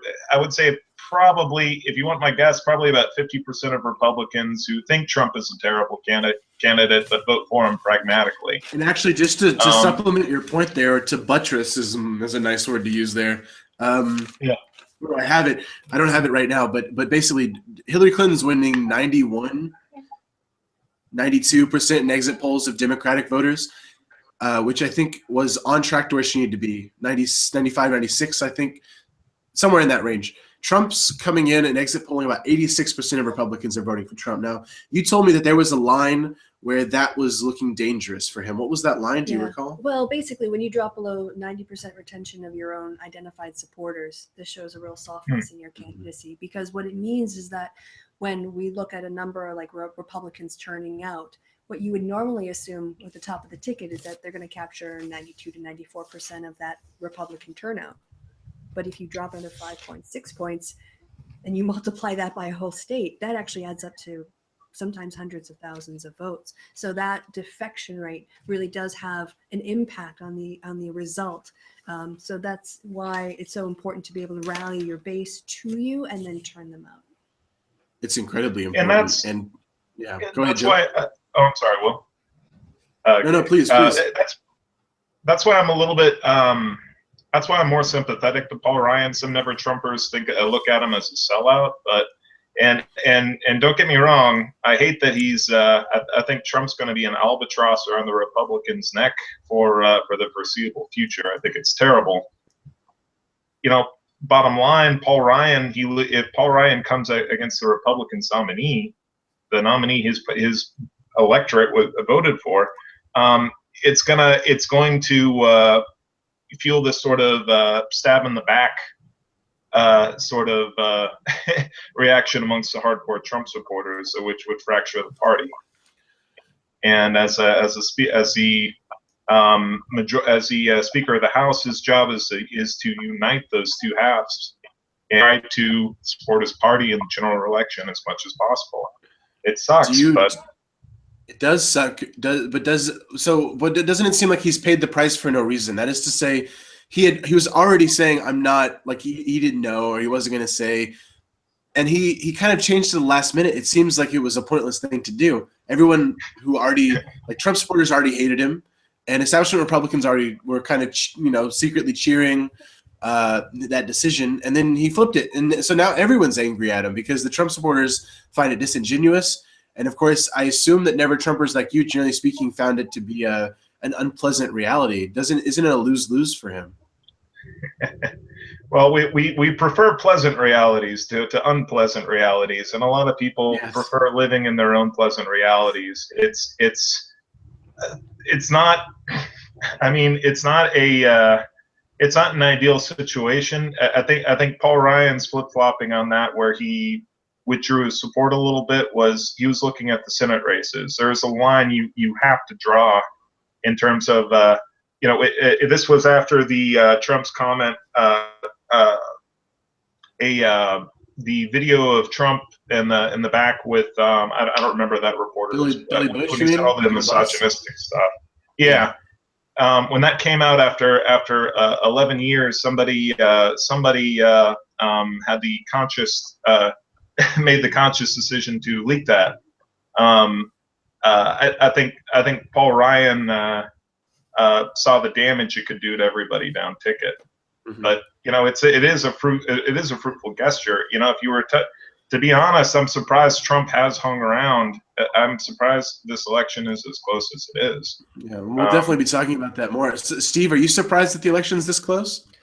A year ago I would have been, but now I'm not really. I mean, because the depressing thing is that this election has revealed more clearly than ever that sadly the base of the Republican Party is not principled conservatives who have different ideas about the role of government than someone like I have. It's angry, racist white people. Yep.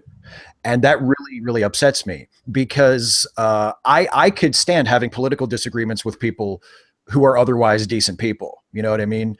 Like I would love to be able to say, oh, the Republicans, they're pretty, we agree on most things that are important, but they just think that, government should take a less active role in our lives, and liberals and the Democrats like me think that the government should be a much more hands-on thing. If that was the main difference, I would be fine with that. But it seems like that kind of Republican is outnumbered by people who just hate black people and are scared of women and are scared of Mexicans and are weirded out by LGBTQ people and are willing to support an ogre, a thug like Donald Trump because he's on their side and he's their guy. And that really upsets me. Do you think, Steve, that would be sorry. I was just going to ask, do you think that would be a different situation if the Democratic nominee was a different person? Like, do you think that maybe like Hillary Clinton and her troubles, will just say, have contributed to the Republicans kind of falling back in line with Trump? Yeah. But I mean, I think, like, for instance, if Sanders had been the nominee instead, I think we would, we would all get to be reminded of how anti-Semitic this country is, instead of being reminded how sexist it is. But yeah, I do think the fact that Hillary Clinton has been such a target of abuse and sort of relentless attacks from the right for so many years, I think that definitely made things worse. I think it definitely exasperated it. And I think the fact that she's a woman, no matter, not just the fact that she's a particularly disliked woman, but the fact that she's a woman, I think there would have no matter what. Yeah. You I know. just want to let everybody know that we had some results coming in about Rob Portman. Rob Portman is one of the important Senate races. So when we're watching the results rolling in for you guys, one of the things we're going to be looking at is, of course, the swing states. Ohio's one of them. Ohio's the swing state that's been trending towards Trump and has been staying with a Trump lead in the Real Clear Politics average of polls for a long time. And the projection is that Rob Portman's going to go ahead and take that Senate seat. Kristi, I wasn't actually looking at the data. I just saw that the projection went through. Was there data behind that? Was there a some percentage? numbers. I mean, early reporting, but he had a pretty wide gap that take a look real the quick. statisticians would basically say, look, there aren't enough people in the state if they all voted for the other guy to cancel it out. No, So there's no data. there's- It's just 0%, 0%, 0%. Okay, well, it was on the MSNBC. Yeah, but so it's projected. It's projected for him. I wonder what that Okay. data is based It's on. then. probably based on bellwether counties doing exactly what bellwether counties do. So Mhm. they might have access to local information from local county courthouses that we don't actually see filtering up. Another declared win for Trump is West Virginia, also not a surprise. And we had some polling closures at the bottom of the hour, at the half of the hour, that Ohio is too close to call, and North Carolina, they're either too close to call. So currently the states that are too early or too close to call include Georgia, which is interesting, Virginia, South Carolina. And so we're still waiting to hear more on those. It looks like the Georgia information is pretty incomplete. So at least here on Real Clear Politics, just to talk about poll closings, because these swing states are incredibly important. I don't think we've spent enough time talking about the states that are really important for Donald Trump and really important for Hillary Clinton. We mentioned that Florida and North Carolina are important for Trump. Is there something that is equally important or equally as detrimental to Clinton should she win or lose a particular state? I don't know about you, but I'd say if she lost Pennsylvania, that would be a shock. Yeah. That would be a big shock if she lost Pennsylvania. Yeah, if she Yeah, lost Florida, North Pennsylvania. Carolina, and Pennsylvania, that would be making for a real rough night for Yeah. people. Of course, Florida as well. I guess in the end, it does most of it lines up. But Pennsylvania, for those of you who don't know, is a state that was a swing state. And I think around convention time, it was one of the states that people were saying, if Trump wants to win, he should probably do it by combining Pennsylvania with some other things. And that possibility dwindled and dwindled. And the Trump campaign insisted that Pennsylvania was part of their electoral map. The candidates spent time there. But eventually it became increasingly clear that Hillary Clinton was building a 6, 7, 8, and I think at some points 10-point lead in Pennsylvania. And so the idea, like Kristi said, if that state were to fall, then that would mean that, man, this wall metaphor is going to just keep going. The wall of Clinton would be then penetrated in some way. Yeah, you can tell what a peculiar electoral situation you're in, that Trump could feasibly win Florida and Ohio and lose. Mm-hmm. That's actually not impossible, which would have been crazy to think of in any other election cycle in recent times. Yeah, it is insane. So we had Georgia closed, Kentucky, Vermont, North Carolina closed. In the next hour, so when 15 minutes is by, we'll also have some major poll closings in Alabama, Connecticut, Delaware, Florida, Illinois, Maine, Maryland, Massachusetts, Mississippi, Missouri, New Hampshire, Pennsylvania. And there's some other ones on there, but Pennsylvania, New Hampshire, and Florida are the three swing states that stick out to me on that list of poll closures. I can't wait for Alabama. I'm on tenterhooks to see which way Alabama. Yeah, I'm wondering what the stretch will be. Now, Joseph, actually, Steve, so you were mentioning white males earlier, and Donald Trump is actually competing with Ronald Reagan at this point because the exit polls are showing that Donald Trump is going to He's been dead. poll about 64% of the white male vote.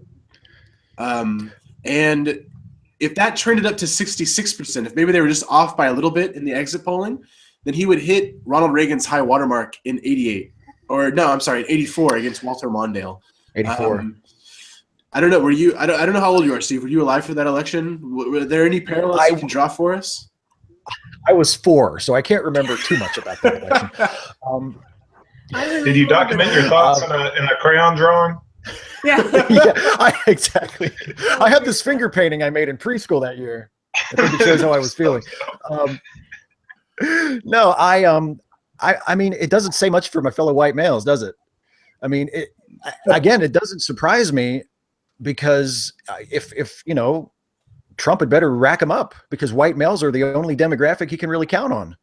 It's I mean, the he's not doing strategy. he's not doing terrible.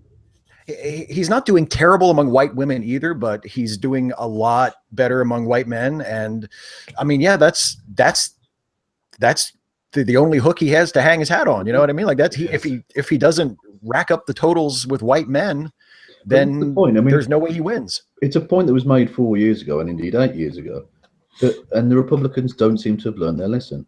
Demographically, look at America. If you're just going to rely on white men, you're going to lose from now on.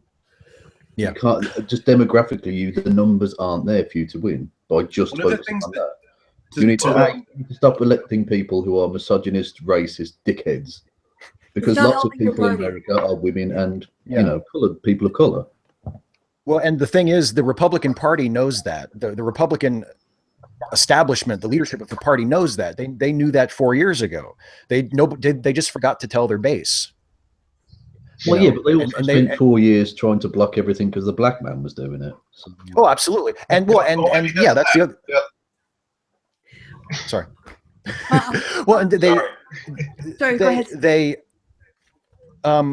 don't adjust their policies either. I mean, I think one of the things that the Republican Party has to realize, if those in the Republican Party who do realize the demographic problem that they're in, is that it's not just a marketing problem. You can't just say, well, we're going to appeal to women and then continue to fight their right to get an abortion every, tooth and nail every step of the way, and show that you're willing to compromise their ability to receive health care if it means you can stop them from getting abortions. I mean, it's not just that women just don't like them because they're mean. Women don't like them because their policies are oppressive to them. And that's something that I think is going to be a long while before they figure out, or at least before they're willing to make that change. If they could make that change, it would be something different. You don't think the whole ripping the baby out of the womb at 9 months was a big seller with women? Is that what we were saying? Yes, Trump's medicine. 24 weeks is a lot more humane. We can talk a little bit more about this in a second, but I just wanted to give some. First of all, I have breaking news here. Donald Trump says that the decision of George W. Bush not to vote for him is, quote, sad. Big surprise. It's interesting. It's a 3-letter word. It's pretty good on his part. Hey, if somebody said that much shit about my brother, I'd be pretty pissed off too. Has he not? That's the Ted Cruz thing is so fascinating to me, that Ted Cruz ended up endorsing Donald Trump after the whole "your dad killed John F. Kennedy" thing. What in the hell? I'm going to start with the wife. But has Trump tried to claim that George Bush's brain has been rigged by any chance? Probably.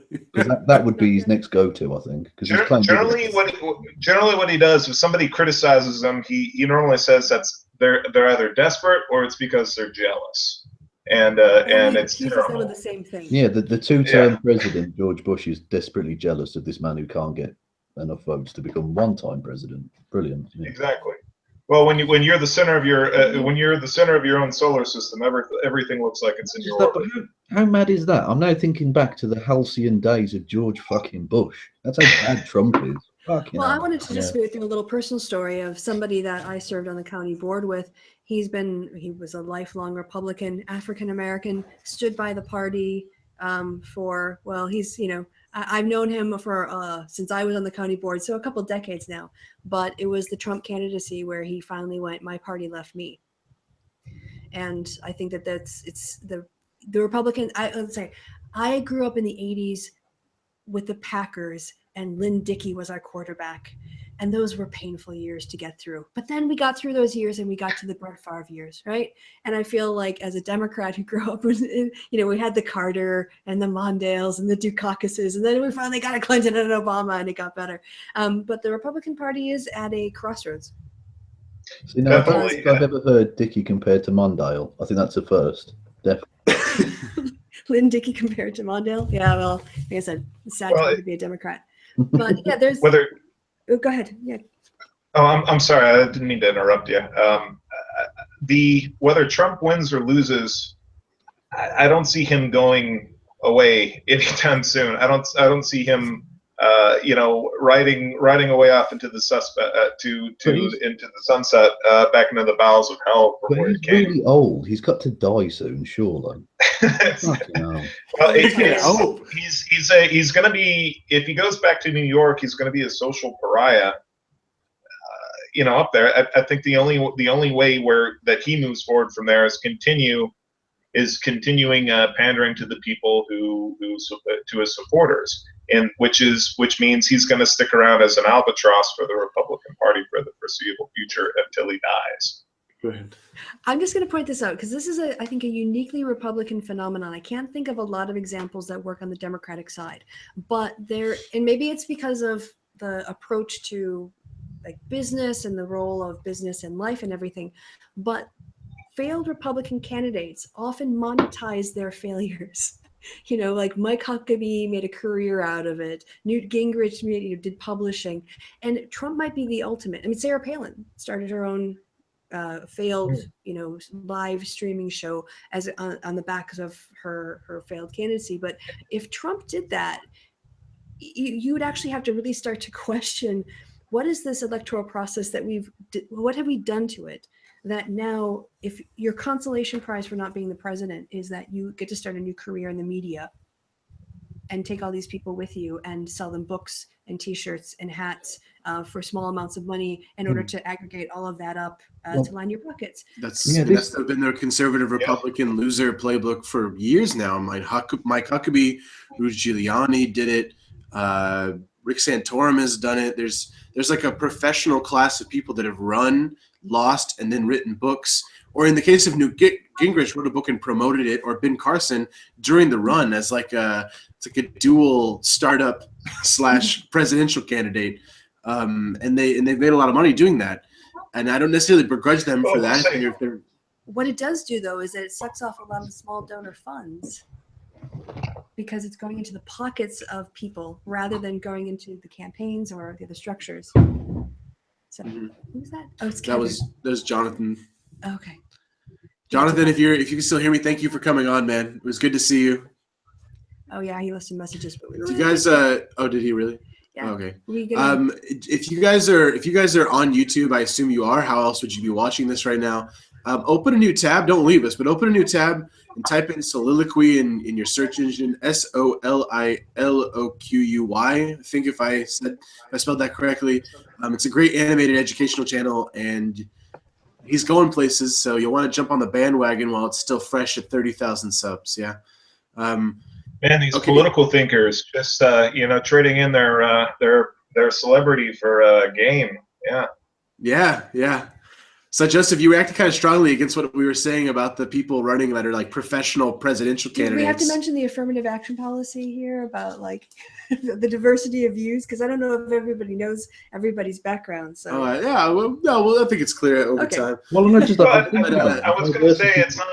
I agree with the gist of your point. I would like to point out that there is a little bit of the same thing on the. I would say there is a little bit of the same thing on the Democratic side. Al Gore definitely became a celebrity.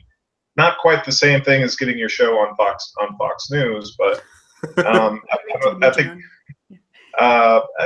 John Kerry also sort of became he stuck around and he became a high-profile member of Obama's cabinet. Right, but it's the monetization of media and the celebrity that goes with failing that I think is uniquely Republican. The books that you basically run for president to sell a book. There's a lot, and okay, that's not fair because Clinton wrote a book and Obama wrote a book, but it's kind of like the machine of it. You get these low dollar donors in, and you then get them contributing again and again. You sell them. Well, I think there is a big difference there, isn't there? That what the likes of Huckabee and all those people have done in the past is essentially for their own gain, for their own benefit. Whereas Al Gore went and made one of the most sort of influential documentaries about an actually really important thing. He did something positive and constructive for the world rather than just trying to enrich. Okay, he did enrich himself, fine. I've got nothing wrong with people trying to earn a living. That's fine. But he did something productive with it rather than just, going spouting hate on Fox News for 10 years. So, I feel bad because I think it's a really important conversation. We'll just keep this in mind, presidential candidates writing books. But I just want to, since we're going to have some more poll closings in about 5 minutes, I wanted to go ahead and touch on North Carolina. So some of the polls have closed in North Carolina, if I'm remembering correctly. I think like in the eastern half of the state, they might still be open or something, but maybe it's vice versa. But basically, when we start getting those results from North Carolina, we're going to be able to make some large projections about the race. Kristi, why don't you remind everybody who's watching, maybe those who missed it, what does North Carolina mean for the Clinton campaign? Almost everything. No, it would be the difference between an early night and a late night. Mhm. If she does well in Florida and North Carolina, we already have indications that Pennsylvania is going to be tipping her way. That sort of 3-state host would really put her in a good position to relax for the rest of the night until the polls close on the West Coast. Okay. That being said, there has been some unique things about North Carolina. One of which is that they've limited their early voting. They had some controversies about voter purges, so they were literally just kicking people off the rolls after the registration deadline, and that got a lot of attention. And another thing is that black vote in North Carolina is down over 8% since 2012. And of course, if Clinton's going to carry North Carolina, she's going to need a high black turnout. Do you think, Kristi, that Clinton's done a good enough job reaching out to that community? Well, I think one of the things that if I were going to be running a model on this, a time series analysis where I look at turnout over time, you're going to see a general trend of black voters increasing over time. But what I would do is I would probably do an Obama effect.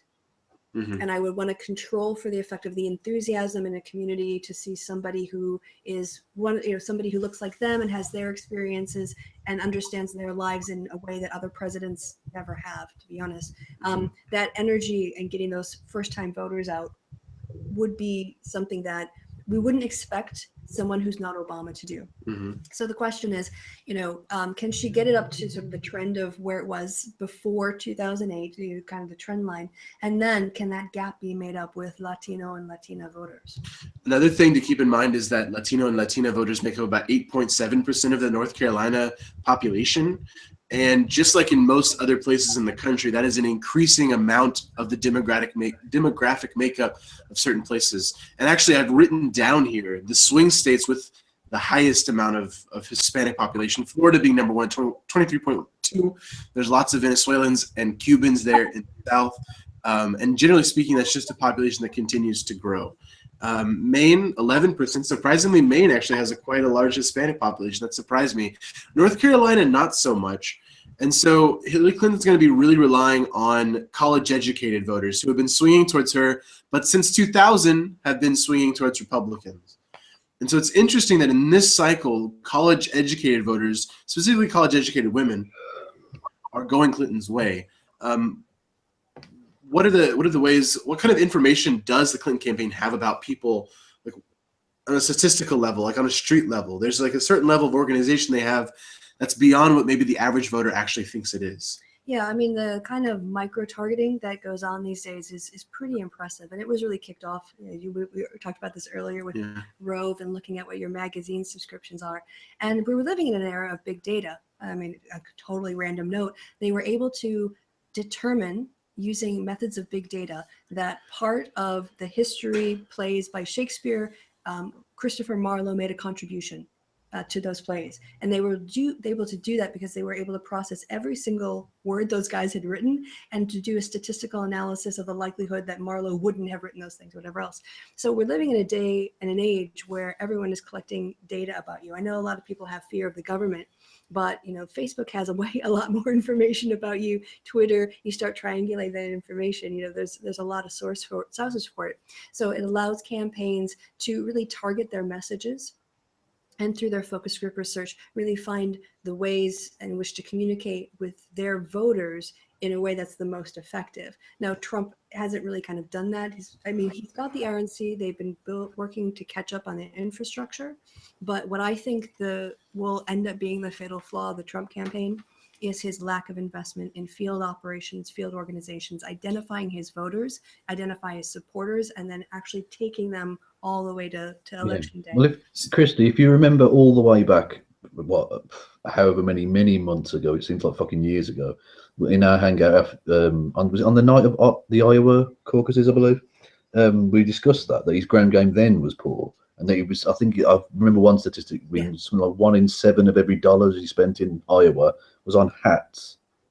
Now It's still that's way. not going to get It's anyone to still the that way. polls. That's ridiculous. Nothing's changed. Yeah. There these anecdotes about the Trump campaign, and you can even find it in their official spending, that a very large amount of Trump campaign spending goes into hats, yard signs, stickers, T-shirts with Trump's face on it, and there's this anecdote. I think I heard about it on Rachel Maddow last week, that a county chairman, Republican county chairman, wrote to the Trump campaign saying, "Hey, I need some like." It was the second most populous county in the state of Nevada. Yeah, critical swing state.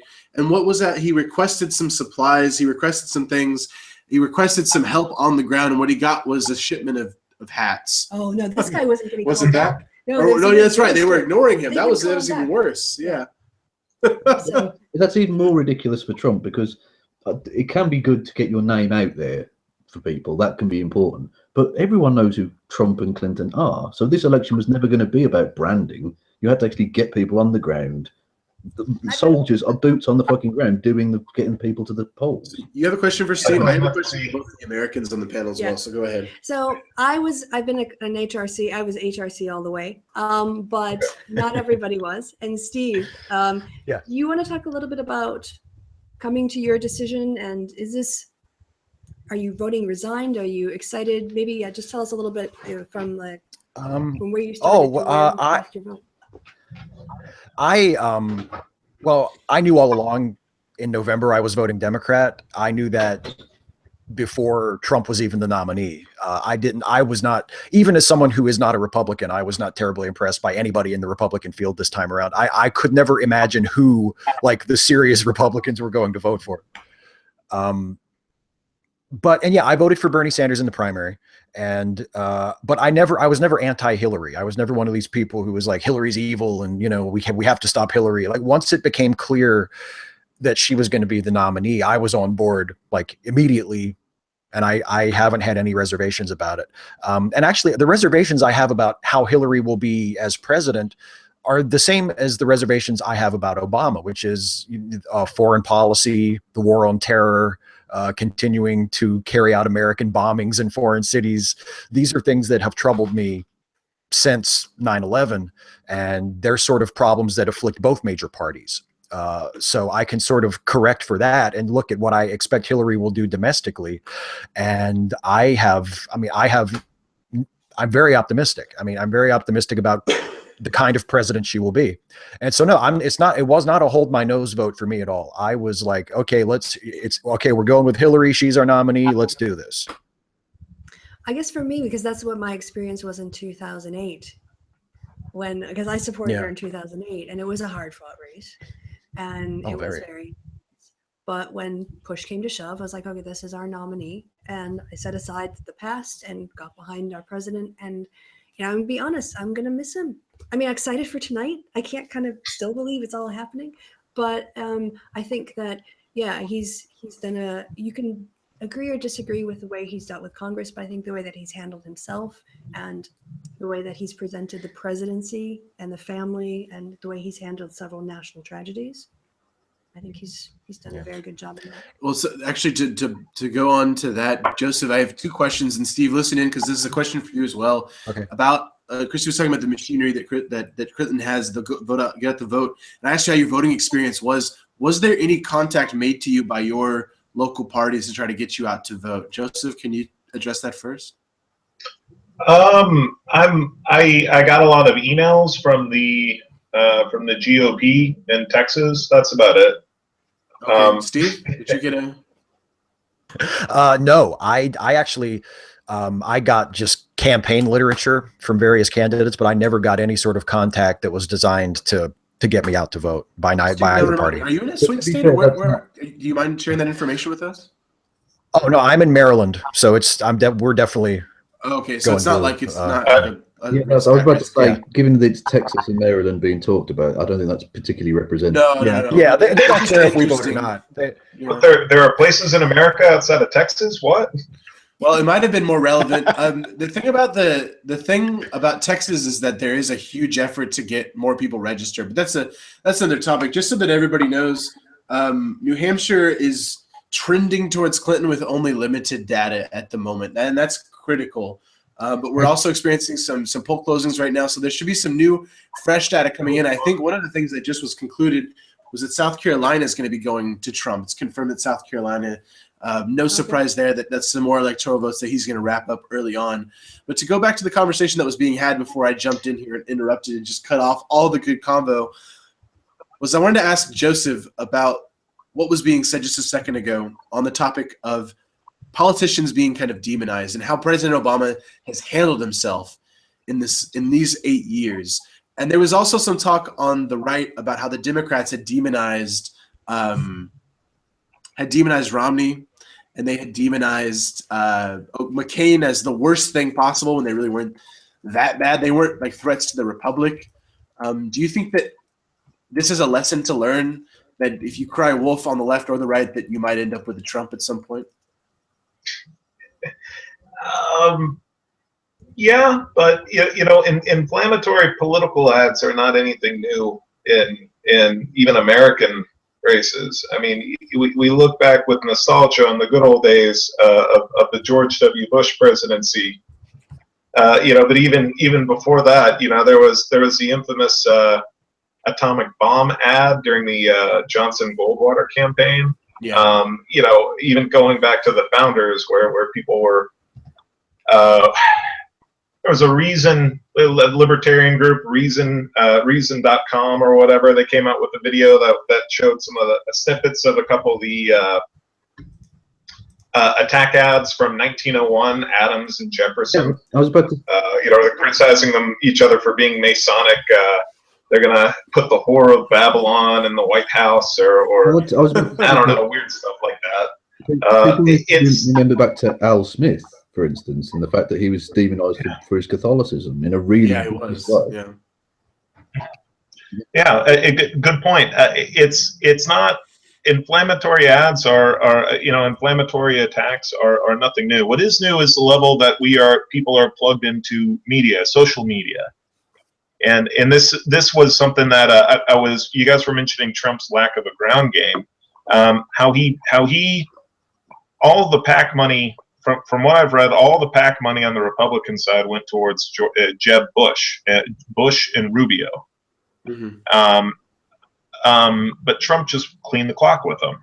How did he do that? Because he had his Twitter account, and he just picks. It's like a reality TV show. Trump is I like to call Trump the kitsch candidate, because it's just all it's just like a reality TV show commercialized crap. He just starts flame wars with people on his Twitter account. He starts beef, and sure enough, here come all the liberals out to condemn him and say, he's horrible. America is such an evil country. And then here come out all the conservatives, to support him. Well, I think the liberal media is just kind of, taking him out of context. But even then, it's. I have so much anger and rage at the course of and sadness for our country right now. I don't see any of these trends reversing. I don't see people actually going out. I'm sorry. No. This is good. Have you? So I know that you're on Facebook because we're Facebook friends. Maybe not after tonight, depending on what's said, or in the next couple of hours. But do you get opinions other than your own or similar to your own in your news feed? Can I interrupt please, thought to ask something about your news feed? And I'm just going to update. We have more projected winners and a few more states that are too early to call. I'm going to grab a drink while you do that. Too early to call or too close to call. So this is a huge list. We're making our way through the map now a little bit more. In Tennessee, Trump is the projected winner. In Massachusetts, Clinton is the projected winner. In the state of Alabama, Trump is the projected winner, and also in Oklahoma, Trump is the projected winner. In Connecticut, Clinton is the projected winner. In Mississippi, Trump is the projected winner. In Rhode Island, Clinton is the projected winner. In Delaware and DC, Clinton is projected to win those, the state and the territory, the district. It's not a territory, it's a district. And too early and too close to call still are Maine and Missouri from the most recent poll closings. That puts us currently with Clinton at 75 electoral votes and Trump at 66. Now, you had a response about things in your newsfeed that Will had asked. Oh, well, I will say I think I'm kind of weird in one sense, because I mean, our family's very, very conservative. We're German Texans with roots from from San Angelo, which is about as red as it gets. But I spent a lot of time hanging out with liberals and all varieties of socialists in Texas State. So I like to think I get the right on my news feed and the left. But I would like to think that, but yeah, that there's just the balkanization, they call it, of the internet, or the filter bubbles, if you prefer. This idea that if you're not interacting with content, or your eyes are going over it too quickly in your Facebook newsfeed, that Facebook is the algorithm, the robots are actually noticing that, and they're not serving you content that you don't agree with. And I've noticed over the years that the number of conservative posts on my Facebook have dwindled, and I miss them, not because I particularly enjoy hearing things that make me angry or that I disagree with, but simply because it's important to be exposed to different ideas. Kristi, So yeah, we had a really important announcement. If you're following the Senate race, to decide, which is going to, as we said before, the Democrats need to pick up 5. NBC News is reporting that Tammy Duckworth is projected to win the Illinois seat. Yeah. So. And just to review, the Democrats need to pick up 5 of the toss-ups. There's 8 total toss-ups. The Democrats need to pick up 5 of those to get control of the Senate. So was that that must be one of the toss-ups? Then that must be one that goes into the Democratic column towards control. There's some statistical analysis, some really good ones on 538, and the statistical likelihood is that there will be 50-50, that the Democrats will pick up 4 seats, which basically means that of the 8 toss-ups, 4 went one way, 4 went the other. So we'll just have to wait and see what actually plays out. But we'll keep an eye on that, because the Senate is, as we said earlier, super important because of the lack of movement in government in the last, 6 years now, since 2010. The vacancies that have not been filled, the most obvious one being the Supreme Court, but that trend goes quite up. Basically, since the Democrats lost control and Mitch McConnell took over the Senate, appointments have dropped off. Kevin, we, in our democracy, in our constitutional republic, we've had a stalemate for 6 years. Yes. Since 2010, of just nothing. No, the 114th Congress, I think it was, has the 113th and 114th have set records for the least amount of stuff done. And there's a distinct group of people, the Freedom Caucus, who think that less government is better, and therefore less legislation therefore means better things. Even if maybe they were in real power, they would do repeal legislation, which would count. It doesn't matter. In the UK, the party forms a coalition, or in this case, the Conservatives, they have outright majority in the parliament, and therefore have a greater say in policy. Do you think it's better to let things play out when there's a clear majority, when there is power in government, rather than having this stalemate? Maybe that's too easy of a question, but I just want to get your perspective. Yeah, I think that is true. I'm not one of these less government is automatically better people, but I'm not necessarily saying more government is always necessarily better. But you do have to have some form of governance, and not doing stuff, especially in an era where technology is moving at such a pace that legislation that was written in the 60s and 70s can't possibly hope to keep up. And so the idea that you can't get even simple bills passed is potentially fucking ruinous economically and in terms of security and all sorts. And so, yeah, I mean, for instance, in Britain, our electoral system is very, very different to America. But it often leads, like, for instance, the hung parliament you mentioned when there was a coalition in 2010 was the first of its kind. Britain, although it's not necessarily massively democratic or representative of the popular vote, it often leads to strong government, which generally keeps us on the straight and narrow. And I think that's better. I don't think just letting the ship list, whichever way it goes, is particularly helpful or productive. No. I think what's interesting is that if there was a paralyzed government right now that might in some ways be advantageous, especially for people who want to see Brexit not happen, because the Conservative Party under Theresa May is basically barreling ahead with Brexit, saying that she's going to get, quote unquote, the best deal for the British people in the exit with the European Union. And because she and her party have a simple majority in the parliament, there's nothing that the Scottish Nationalist Party or the Labour Party can do to stop her unless there's some sort of push for an election. Yes and no. The thing you've got to bear in mind, they do have a majority. Hold that thought, because we have some good news for Republicans today. Marco Rubio is projected to maintain his Florida seat. So that is one for the Republican column. Well, So, firstly, sorry, fuck Rick. always Rubio's a dick. I can't stand the guy. Anyway, but as I was saying, yeah, in terms of stopping Brexit, whatever, personally, I think Brexit should be stopped. I think it's people voted for it. It's going to have to happen. But in terms of the parliamentary shenanigans that are going on, and there's this whole court case thing that's going to the Supreme Court, and anyway, but that won't be decided until the new year, so it's just dragging its fucking feet anyway. But in terms of the parliamentary, you've got to bear in mind that they've got a majority of 16 seats out of like 700, I think it is, thereabouts. Yeah, it's a slim majority. And there are, even on the Conservative benches, there are a number of anti-Brexit people, including the guy that just resigned his seat, and it's going to be a by-election because of it. They wouldn't take that much, even with, because they'd have the, say, the Northern Irish unionist parties as well. So let's say they've got a majority of, say, 23. It therefore wouldn't take a huge swing of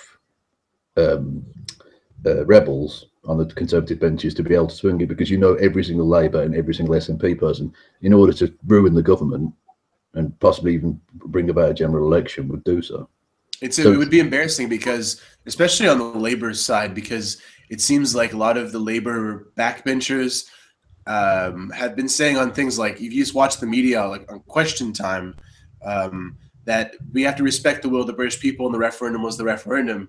It would be funny to see them in Parliament then going totally against what they were saying. But true, that's unexpected. And like I say, I think just on a basic democratic level, it should be gone. It should go through. But I think they could make a reasonable argument to suggest that they took that vote not because they want to frustrate the situation, but because the government were powering forward too recklessly or something like that. I think you could probably make some sort of argument to the electorate. Joseph, the question about paralyzed government was, Kevin and I kind of touched on it a little bit. You can see there's dysfunction all over the world. It looks like there's dysfunction in the UK. There's dysfunction in their major parties as well, especially in the Labour Party at the moment. Do you find that the Republican Party, the level of dysfunction is generationally crippling, or only this one cycle? Or is it crippling at all?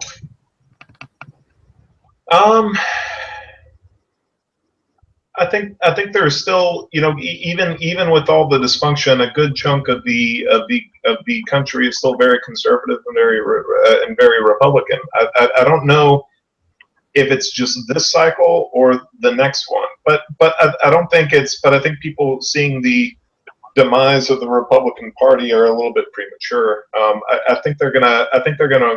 Even if Trump sticks around as an albatross, they're gonna be sticking around. There's still enough people who will vote Republican that they're going to be the viable party. I will say, in terms of paralyzed government, a couple points. Simple bills being passed. It is a tactic of political parties to bundle simple bills with a bunch of other things, tax increases or tax cuts or other things, and then shame the other party into not supporting it. Mm-hmm. So it's very important to always read below the headlines a little bit. I'm not saying that blocking these pieces of legislation are always justified, but also be political theater points. A lot of times, what seems like a simple legislation is a bill designed to undermine or defeat the other party. On the subject of paralyzed government, I'm a small government guy. You can call me probably somewhere in the middle mushy ground between libertarian and conservative. So the government doing less to me is not bad at all. I actually kind of prefer that, but that doesn't mean that conservatives and libertarians necessarily go about that the right way, and a lot of times they're pandering to their bases for votes. So, do you think Trump has a governing philosophy like you do? No, I think it's funny, and he has been a lifelong Democrat. Well, he's switched parties a couple times, but I think on Facebook had an Occupy Democrats video where he was talking about in 2008 how he was voting for Hillary and the Clintons are wonderful. Complete opposite of today. I think Trump speaks off the cuff. Just for not laying out policy positions and speaking in big, broad broad catchphrases. I mean, what is "Make America Great" mean? It means we win. What does it mean to win? One of the most frustrating things during the campaign was he said, "Oh, we're going to do great deals." What does that mean? That's not a policy.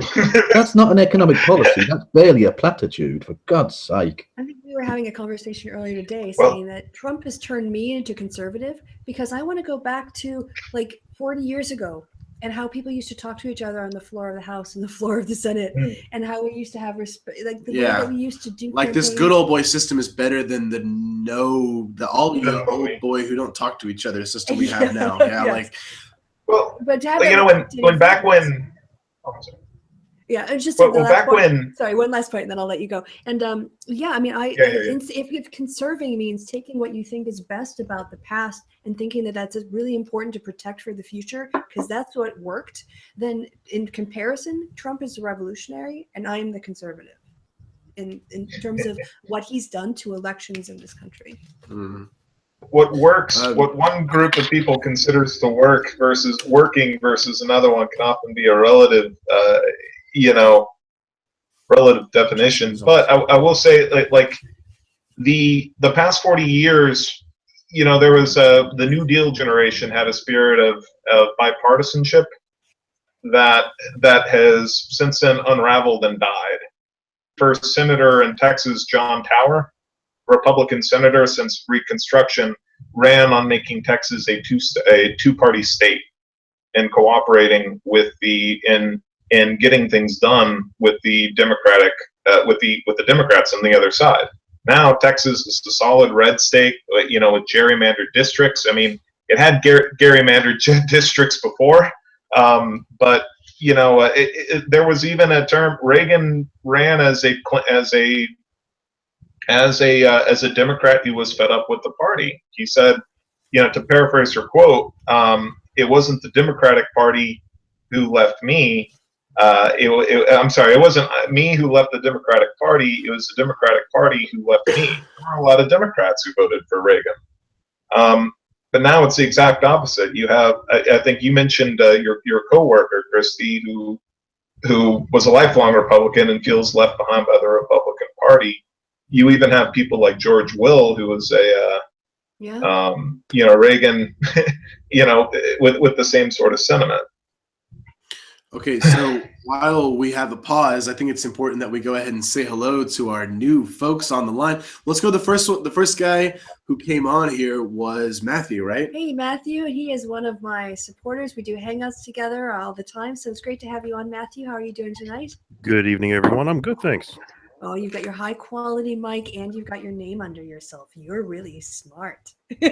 Well, I'm jealous of your technological ability there, so teach me. Well, thank you. Yeah. So, I will.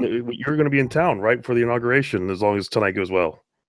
Oh yeah, January. I did tell someone that I'll have to come back because first woman president. Of course, I'm going to have to be there. So in which case, you're not going to be in town if Trump gets elected. I might not be allowed back in.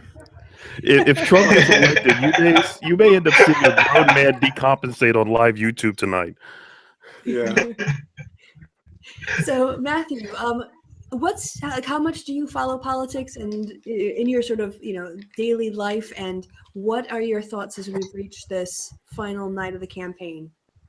My thought about this final night of the campaign is thank goodness, considering we started talking about Hillary, whether or not she was going to run.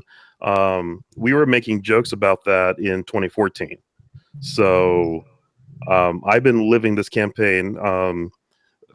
Due to the fact that I'm so close to the epicenter of this thing, I've been living this campaign for the last 2 years now. So I am tired. And can we just start the midterm campaign now at this point? Yeah, Can we just actually, that's the topic. I actually on my list of topics for tonight. As soon as we have a predicted winner, we're gonna do a section on 2020. We're gonna make some predictions on who's gonna be doing what in 2020. So we're not wasting any time in this broadcast. Well, I'm John not even Kasich, worried about 2020 2020 yet because we have 2018 to do. So Yeah, we got the midterms. Oh man, So we've got one more guest to introduce. we have. I'm really Yes. excited about this one. Shanna Schultz is here. Shanna, how are you? Hey, I'm doing really well. How are y'all? We're excellent. It's been a long time since I've spoken to you. Oh my gosh, I'm super excited. We could probably do like some personal conversation another time. So we got to talk about politics now. And fine. Joseph was talking about like this Republican Party split and how the party is kind of leaving people like him behind.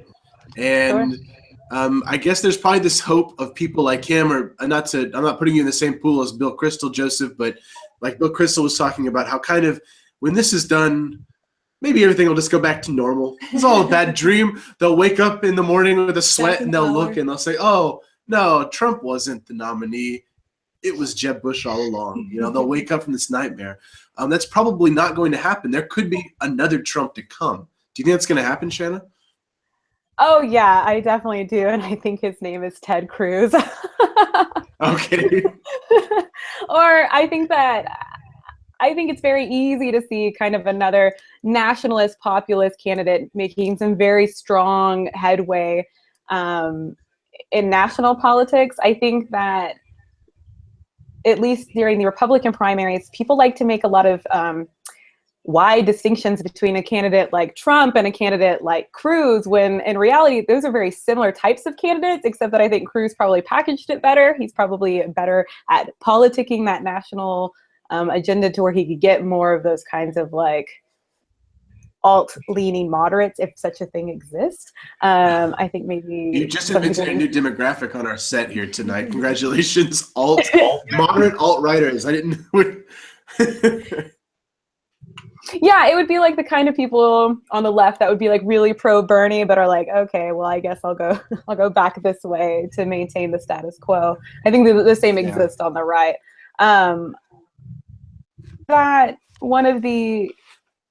think that one of the greatest appeals that a candidate like Trump has is this kind of authenticity that people often speak of, and I think that kind of traction that the GOP has gotten from that type of candidate isn't going to go away either. Now, who they're going to position to be that person, sure, it's tough but because that was the main problem for Cruz, was the authenticity. At least in my opinion, was like Ted Cruz was such a good politician, but in the traditional sense of like, can you spit out your talking points? Can you dodge questions? Can you gesticulate in this manner when you're speaking to look like you're being serious? This is not a human gesture, by the way. That was his flaw. But Joseph, I know that you were, not to like call you out, I know you were a little bit drawn to Cruz towards the Texas primary time. But your vote for Cruz wasn't, I assume that wasn't out of a desire for populism. I voted for Cruz because I didn't want to see Texas go for Trump. A lot of good that did me. With this election, I do want to point out that I would have preferred to vote for you and Shayna for the as a write-in candidate. But anyway, we have to talk about this. Florida 49-48. Trump is ahead by 1 point with looks like a little bit over 8 million votes have been counted. Am I reading that correctly? I'm just looking right now at like the live stream here. So we're looking at, I don't know when they process, like where the absentee ballots come in terms of the processing of it. So, you know, if they load up the machines with all the absentee ballots at the start of it, or if they get all the votes in and then they start feeding them through. So, but yeah, we're looking at the breakout right now. Okay, 60% reporting, 48.5, 48.5, according to Real Clear Politics. That means Florida could be Florida, like Florida is every election cycle. Joseph, do you remember the 2000 election clearly? Were you aware of what was going on at that time in our youth? Yeah, I was probably it would have been fine to call me a neoconservative back then. I'm a different breed of conservative today, but it's I don't know. It's funny to hear people complain about somebody saying that even if it's a presidential candidate that the election is rigged. I've been hearing that the system is rigged from both the left-leaning people from around me and the right-leaning people around me all of my adult life. Yeah. So, Shanna, not to interrupt, Joseph. Shanna, you were saying that Fox News has a different reporting Oh, that number. was Michael. Oh, it's Michael. I apologize. Matthew. Matthew. Sorry, too many people. There's no Michael here. No, there's no Michael. Can we toss to Michael and just see if somebody shows up? Matthew, what? Well, you have Fox News 88%. Are the numbers different? The percentages? I don't know where you thought I was looking at Fox News. No, Oh, that was. you know what? I'm sorry. You That know was what? Shanna. It was Shanna. I'm sorry. Normally, because in my Hangouts, Matthew's the one who like drops the references, and so when I saw the hovering, because you guys are next to each other in the bottom, I just assumed that was because that's what Okay. that's what he does. So Shanna, sorry. Shanna/Michael, go ahead and tell us what the Fox News numbers are. It's your secret agent name for tonight. So I cut the cable cord a long time ago, so I just get like antenna news, and Fox is the only one that comes in, so that's what's on the TV. And they're reporting 88% in. Now, obviously, there's some constraints to broadcast media, but they're still reporting the same. 48.5 to 48.5? Yeah, roughly 4 million votes for each candidate with a. Oh my gosh, Florida. Yeah, hanging So chat. now we're getting into the big. Let me go over to my Oh yes. my advanced technology here. We have our swing states on paper, so we can color them in when the time comes. And I have Florida somewhere here. It's gonna have to come really Oh, quick. we got Virginia. I can get that one out. So I'm looking forward to the time when I can go ahead and color in the state of Florida. It's perfectly drawn, by the way. Super advanced stuff. Well, you've somehow managed to make Florida look even more like a penis than it already does. I think it's because the 29. Never mind. Okay, so.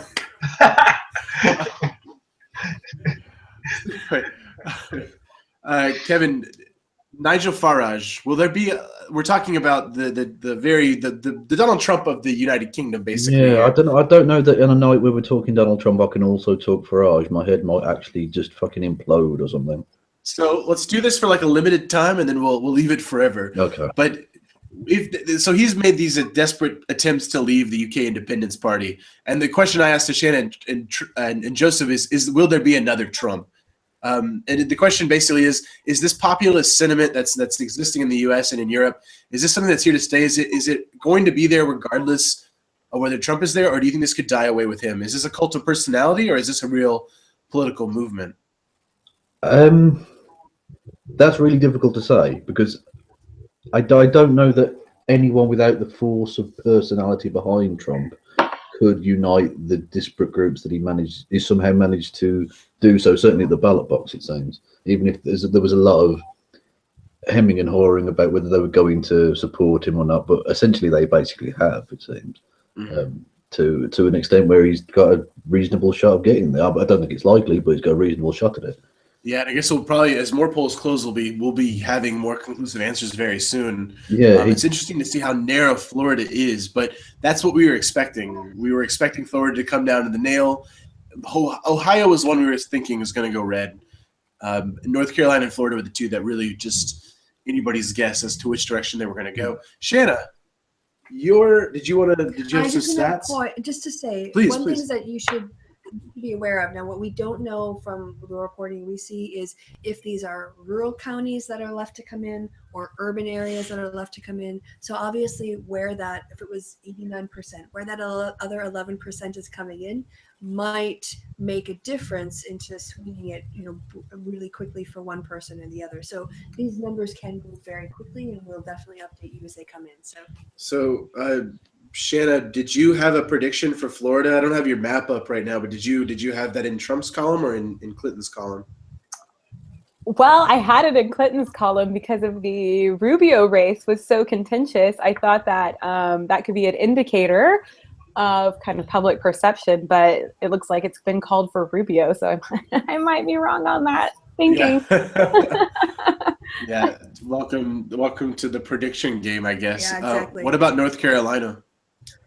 So this has no rooting in social science, only my friends from North Carolina being ardent HRC supporters, which gives you the impression that that would be going their way. But in both of those states, I think the margin is going to be small and almost a potential like 2000 election situation where there is very possibly a popular vote problem. Yeah, it could be.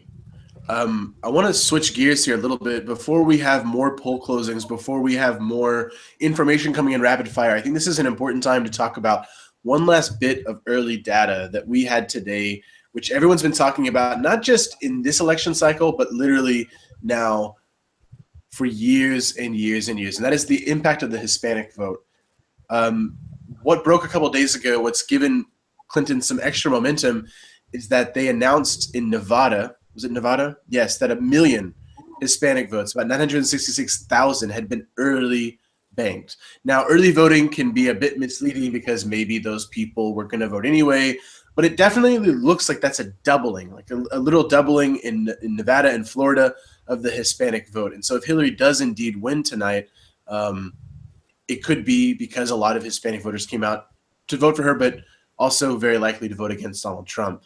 Joseph, and I know you're in a part of Texas with a very large Hispanic population. Do you know what the actual number is? Like, what's the percentage there? Oh, easily 90-10, probably more than that. I mean, the census figures down here, not everybody reports that accurately. So, is there a very pro-Clinton vibe there? Is there an anti-Trump vibe there, or is it a bit apolitical? There are some very enthusiastic conservatives. There is a Republican Party here, as you think, but yeah, it's very, very solidly blue. But you know, there's also the culture is a lot different down here. Yeah, the political history of this region is often defined by boss and political machine rule. Okay, wait, Joseph, I can go into that history a lot more, but 91% into Florida, Hillary Clinton with a small deficit to Trump. Looks like he's ahead by those about 60,000 votes. 60,000 or so with 91% reporting. So this one's going to really come down to the wire in Florida. Georgia as well is simply too close. Pennsylvania, it looks like, well, only 1% in, so we'll have to wait and see on that one. And we also have Trump being declared the winner for Arkansas. So the current Electoral College point stands at Clinton 75, Trump 72. Which is crazy. This is going to be an interesting night. I'm so anxious to see what happens in North Carolina now because Florida's got me biting my nails. Sorry, Joseph, you were talking about party bosses and just this feeling of I guess entrenchment of the party. And that goes back. I don't want to bore you guys with a huge lecture. There's a lot more to the political history here, but it kind of in this for the longest time, politics in this county has been defined on basically what they call the patron system, patrons and peons, which is like it's a system. It's a political system that kind of mirrors medieval. In Mexican politics to an extent, where basically when the Nueces Strip, this area down here, became a part of America, there was a lot of anxiety among ranch owning families around here about basically whether they would be able to keep the title to their land. And the political bosses that came out were attorneys who dominated in the county politics over here, were attorneys who were able to protect those land claims for the Mexican residents down here. And in a lot of cases, the agreement that they had was, we'll be the boss, we'll be the system, we'll keep taxes low, and when we tell you to go out and vote for somebody, go out and vote for them. Mm-hmm. So it's in a sense a two-way partnership. But that's Hidalgo County. I'm not trying to say that all Mexican voters are like that. I actually think Reagan and the Republican Party in Texas have in the past, and then even today, overtures towards the Mexican American market, towards that voting bloc. So they're not. I'm sorry. You're making they're not points, but there's just lots of like breaking stuff. There was breaking news. Yes, I'm so sorry. Now report that. Give me 1 second. I'm gonna try to help John get on this. John's having some trouble getting on. Yeah, this, go so ahead. give me 1 second. Yep. Yeah, so we can now report that the Republicans have won enough seats where it's certain that they'll be maintaining control of the House of Representatives. Yeah, that's a big deal. Matthew, we saw that you texted us about Virginia. And Virginia, to link this to the Hispanic discussion that we're having here, has about 13%, I think, of their population is a Hispanic population. So once again, a state where a big part of the electorate will be Hispanic voters and will possibly be making a decision. Do you have a prediction in your electoral map? Was Virginia blue for you, red? In my electoral map, Virginia was blue, which is why it's scaring me. Automatically, it might have been leaning that hard to Clinton. Mm-hmm. But right now, I'm seeing two different sources that are leaning red right now for Virginia, at about 50-some% in. Perhaps, maybe the Clinton campaign, Kristi, was hanging out in Michigan over the last week, trying to kind of go back and make sure that the places they were confident they were going to win, they didn't actually end up losing as a surprise. I don't know if you know this. Did they take some time to go to Virginia? Not that I'm aware of. Actually, Trump went off the air for a while in Virginia and pulled out of the state and then came back in, I think, near the end. Yeah, there it is. 51%, 44 on Virginia. That's really fascinating. We don't know exactly the percentage. I'll check real quick. Yeah, about 51% of the precincts have reported, and it's still being considered too close to call. But again, that one thing to remember is that sometimes a bunch of counties will come in for that's amenable to one side. For one, you might get rural areas because there's fewer votes to count, and so they all get called in. So they all kind of push that up. So it's usually when you get up to unless you've got a blowout where they can basically declare the race with 4%, you can see some movement all the way up into the 80s and 90s, depending on where the location of those votes are coming in. So, yeah, with 57% of the vote is that tally.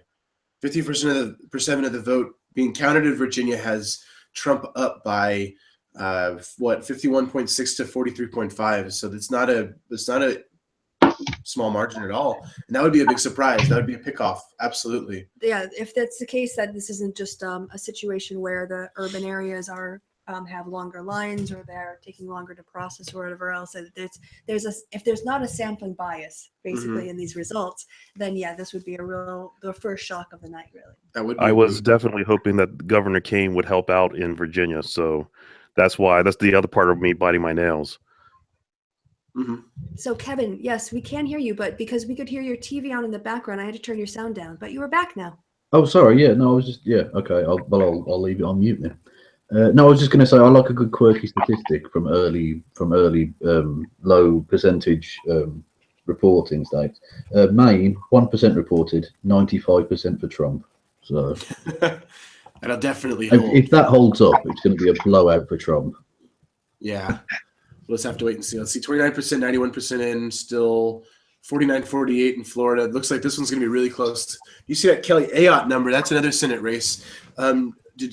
Shanna, have you been watching the Senate races? I know I asked Joseph earlier. Have you been paying attention to the Senate?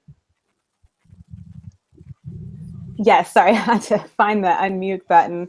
I have been following some of the Senate stuff. I didn't have high hopes for a flip in the House, but as we well know, the way that the Congress goes will be dependent on whoever wins the presidency.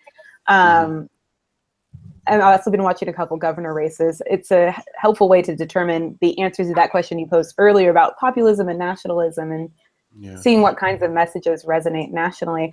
I've been particularly interested in the McGinty-Toomey race as well. And McGinty's been holding on to about a plus 2% lead in that race, has she not? Yeah, Yeah, that seems to be what Real Clear Politics' aggregate score is. I'm assuming that the last I checked, that hadn't been updated in a minute, but that again can be a good deciding factor on what's going to happen in Pennsylvania. I mean, what was the reason that you were? Was that why you were interested in that race specifically, or was there something else? I guess the reason, in addition to what I just explained, watching those senatorial races can also help me determine how just exactly where ideologically the country is going in different states. And I think that's important just for me as a citizen and as a political junkie, just to see what messages resonate. Because Pennsylvania was such a hot spot, probably. I mean, it still is, but when Trump was really trying to make big pushes about bringing back steel and revitalizing coal, and Pennsylvania was such a momentous part of that campaign early in the summer, that it probably had some rippling effects elsewhere. Has Pat Toomey really latched on to Trump, or has he been a wiffle waffler? I wouldn't, definitely not to surrogate levels, right? Like definitely not to where Trump would be like, "Hey, Toomey, come." I think he's one of those. I think one of those people that toes the line just enough to stay in good graces with the party, but recognizes that in a state like Pennsylvania, where in much like Texas, in the rural areas, you have probably more conservative people, and in the largely densely populated places, you have more liberal people. You probably have to play a fine tune to keep your seat. Yeah. This is for Shanna and for Matthew. I asked Steve and Joseph earlier about their voting experience. I want to ask you the same thing. How did you vote, and how was the experience at your polling places? Shanna first. I'll go first. Okay. So it was super easy. I did early voting, had armed with my sample ballot. Super easy lines. In fact, at my polling location, both Bush Sr. and Barbara Bush voted. How fun is that? All right. Just missed them, but it was still cool. No, like very clear signage. As some people may know, Texas has been having some controversy in terms of what types of documentation you need in order to vote. My county did a very good job of articulating that you can do provisional ballots, you can sign an affidavit. They did a very good job of making sure that that exception was made clear. Lots of really great poll workers. Everybody was friendly. I was not allowed to take my coffee into the voting booth. That was also fun. I'm so sorry. Fascism starts. Draconian Republicans. God. I was like, "Oh, why?" And they're like, "Oh, you could spill on the machine." I was like, "Oh, that's fair." Oh, okay. I was like, "What are you gonna take the answers in and cheat?" Like you got. Well, at first We're I was taking like, that issue to the Supreme Court, so don't worry. Yeah. I was scared it was because it was a Starbucks cup, and like there was a pseudo ideology associated with that. Must be a liberal, therefore. No, Merry I would Christmas, spill it. Good. Matthew, was your voting experience also as pleasant and tyrannical? I took advantage of early voting here in Maryland. And of course, there was the unprecedented rush of early voters here. So my coworkers had actually planned to go on the first day of early voting. We were going to go to early voting and then go to lunch. The problem was when we got to the voting place, there were cars everywhere. We couldn't even get near the place, let alone park. So that was day one. I went 2 days later myself over. I took a late lunch, went there. It was probably about 3 o'clock. It took me an hour to get through the line. It was fine. There was no chaos, nothing. It was just a long line. And as I was making my way through the line, what the statements I heard was I picked one voting place simply because it was in the direction of where I wanted to grab lunch. That had I gone the other direction, that other voting place was having 2-hour lines. So I picked the right place. So voting here in suburban Maryland has been just unprecedented levels of voters. And there were similar stories I was hearing on the local radio today. So do you know what's the process was fine. It just takes a long time. And in talking with other folks in Maryland, is there a defining reason why? Is it just Trump, or what's with the unprecedented levels all of a sudden? I'm not sure what the reason is, considering this is one of the safe states for Clinton, considering she's probably going to get 80+% of the vote, despite the fact that this state has two centers of Democratic voters, Baltimore and DC, and the rest of the state is very red. We're still going to get 85% on Clinton, probably. So I don't know what caused the unprecedented. I think it's just the hysteria of this and the fact that I am so close to the epicenter of what's going on. So that's my problem. Yeah. Joseph, Shanna, I want to talk. We used to talk a lot about history. And if you had asked me 6 months ago, I think Kristi and I had this discussion actually on one of our hangouts, is which election is this election like from history? And I think if you'd asked me that 6 months ago, maybe in the heat of the primaries, I would have told you it's like 1912 when the Republican Party split in two, and Taft and Roosevelt split the ticket and allowed Woodrow Wilson to win. Because it looked at the time like there was going to be a broker convention, that Trump would not get the nomination, but rather there'd be a big fight. That didn't happen. Trump ended up dominating. And so my analysis was totally wrong at the time about which election reflects this historically. As the election results are rolling in, we don't know yet. So do you have a prediction of what, like, is there a parallel that we can anticipate from 2016? 1968. 68? I was going to say, yeah, 68 with the, they didn't have the same sort of Democratic shenanigan on the Democratic side in Chicago. But you could draw all sorts of parallels. Actually, my favorite description of Trump would be Governor Pappy O'Daniel from Texas. Have you guys seen Oh Brother, Where Art Thou? The movie? Yes. Yeah, the governor, that's actually a real governor. That was a Texas governor. He had a Pappy O'Daniel's flower hour. He was a populist-leaning governor who told his constituents that when people were asking him what was your platform, the 10 Commandments. So this was our Great Depression era governor. And actually after he had a Radio Flower TV radio station. He had a radio station called the Pappy O'Daniel Flower Hour. That actually launched a couple Western swing musicians in Texas, like Bob Wills. After his terrible term as a terrible governor in Texas, he went on to become a senator. Of course. Naturally got a promotion. Well, I don't know if it's a promotion, but a lateral promotion, we'll say. Federal job. Okay, so you're saying, what was this guy's name? Pappy what? Pappy O'Daniel. I can't believe that's a real name. Okay. Why not 1964 and Barry Goldwater? Are you not expecting a dominant electoral victory tonight?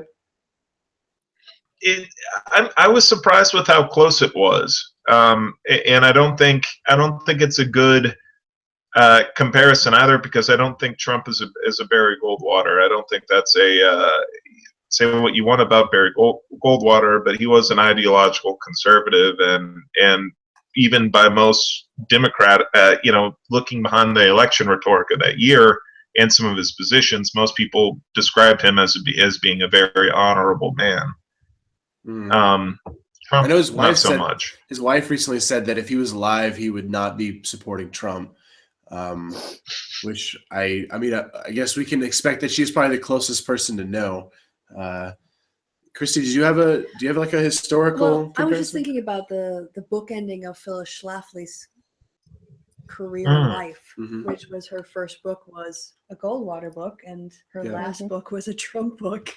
And Goldwater might not have been supporting Trump, but Phyllis Schlafly found a way to make that work. So that's go ahead. Pragmatism over principle.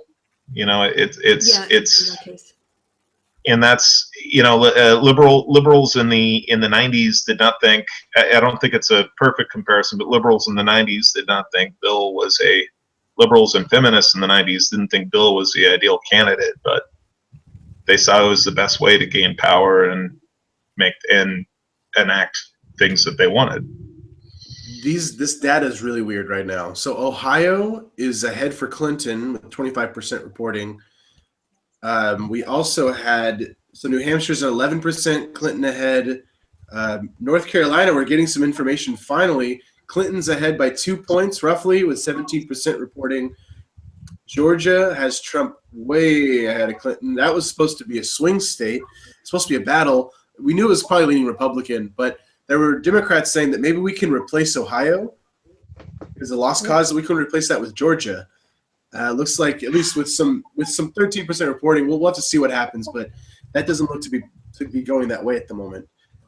So there's some mixed things happening, and once again, at least here in Real Clear Politics, Florida, 71% reporting, 49% for Trump. So he's maintaining a slim lead in Florida, and Ohio, at least with a small amount of districts in, seems to be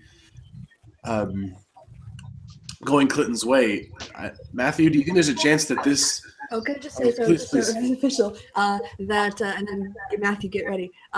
Currently, we have as too close to call Virginia, Florida, Ohio, Georgia, North Carolina. So basically, all of the swing states that we thought would be hard fought are being hard fought. And just as a reminder, Trump has to win all of them. Yeah. Like, there's, I think the buzzword today in the media was no room for error.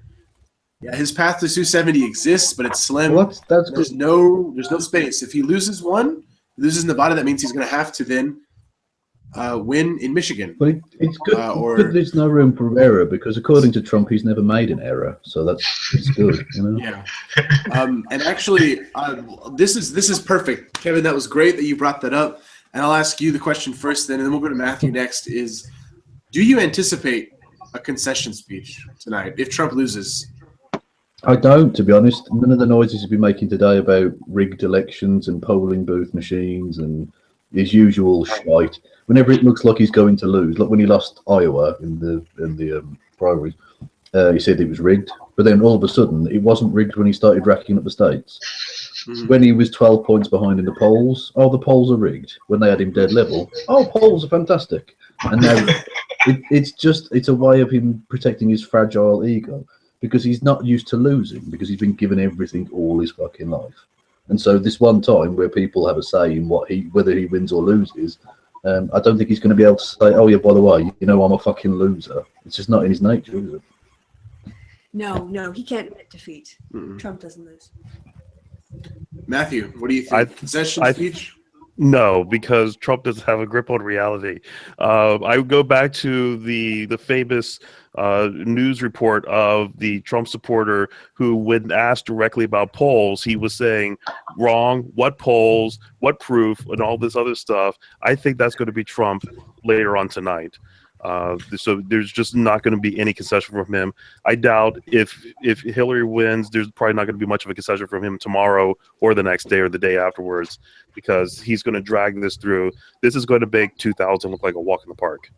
Yeah, quite possibly, especially if it's close. Sorry, I don't know if anyone saw Sarah Palin in her usual classiness. I was going on about polls today, and she said, polls are only good for strippers. She was almost vice president once. Shanna's look. It was the look on Shanna's face was priceless. That's funny. She went on fucking live national TV and said that shit. Like, what? You're not a serious person. What's wrong with you? About as serious as Jerry Springer.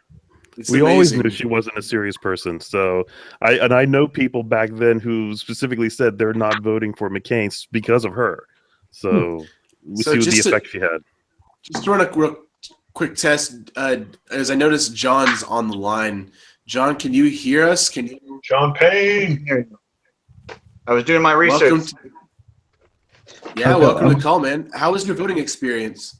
My voting experience? Over here in Austin, it wasn't that bad at all, actually. Since I went in the middle of the day, most people were working. A line of, say, 15 people, though I couldn't look up whether or not Lloyd Doggett voted for the Iraq war, because someone told me to turn my phone off while I was sitting in the room. But after that, So you're voting, and that's Travis County, right, for Austin. So Lloyd Doggett, I remember looking at his district. He's the member of Congress for that area. His district in Texas, it looks like a Jackson Pollock splatter painting, to reference something that everybody, or at least 3/4 of the group here, recognizes. And it's incredible how jerry-rigged or gerrymandered gerrymandered that district is. Mhm. But you said that your voting experience was pretty pleasant, John? No, it was pretty nice, but that's because I went in the middle of the day. The woman I was next to told me about how she arrived in the morning and they had issue with the computers, so they had a little nice line that was poking out the front door of the library all the way into the street. Good times. Very nice. And so I guess I'll go to Shannon next. Shannon, when you popped back in, we were giving some opinions about whether or not we thought Trump was going to give a concession speech were he to lose. Do you think he was going to give one tonight if he loses? He's always such a difficult person to gauge in terms of like, are the things you're saying real human things? Are these things you're saying so we can broadcast them for free on media for several hours? The cynic in me says that he probably won't. If I were to know him for the kind of like savvy person he is, would suggest that like he's already like gotten some sort of group of people, like lawyers or like scholars, no, that he doesn't have any scholars, lawyers put together that are ready to go if the election turns in favor of Hill Dog, right? And he's going to launch those people to be like, what do we need to do to prove the system's rigged? Who can I sue for this slanderous nonsense? That's what I think. And then at the point that is exhausted, he will make a speech in which looks like concession, but will probably not say something like, I yield my hat to you, Hillary That Clinton. would be brilliant. If Donald Trump sued the American people for slander for thinking he wasn't good enough to be president, that would be amazing. I noticed. I'm like really expecting my subpoena anytime. Yeah, it could happen. We only have really a couple examples to go along with this. I think did Trump win Wisconsin? No. That was the focus of the Never Trump movement. That was a combination of Paul Ryan, Scott Walker, ignoring Reince Priebus, and then Ron Johnson running as fast as he could to get away from Trump. And I know that Trump lost Iowa, so that's one. And I know after Iowa, Trump basically went on stage and said, I already told you that people of Iowa were stupid, so see you in New Hampshire. And he just made it short and he just moved on, right? And it wasn't like the typical concession speech of a politician where they say, thank you to the fans, thank you to the family, our message is strong, and we really made a difference by losing. Well, actually, on a sort of related point, his contempt for the democratic process can be seen in far more than just his refusal to accept the result or his refusal to say he would accept the result. I saw a speech he gave, I think it was either last night or possibly this morning, where I think it was last night, one of his last things, where he said, after all these months, and he sounded quite resigned, which I was quite pleased with, but resigned to defeat, that is. But he was saying, if we go through this process, we've been doing it for months and months, and it's been a huge upheaval in my life, blah blah blah. And if we don't win, then it's all been for nothing. Then we've wasted our time. As if the democratic process in of itself is an amazing thing to be a part of. To have been given the backing of tens of millions of your fellow countrymen and women is nothing because you lost. I just thought, if the democratic process means that little to you, why are you fucking bothering? Why have you bothered to do this? It's stupid. To him, it's such an ego.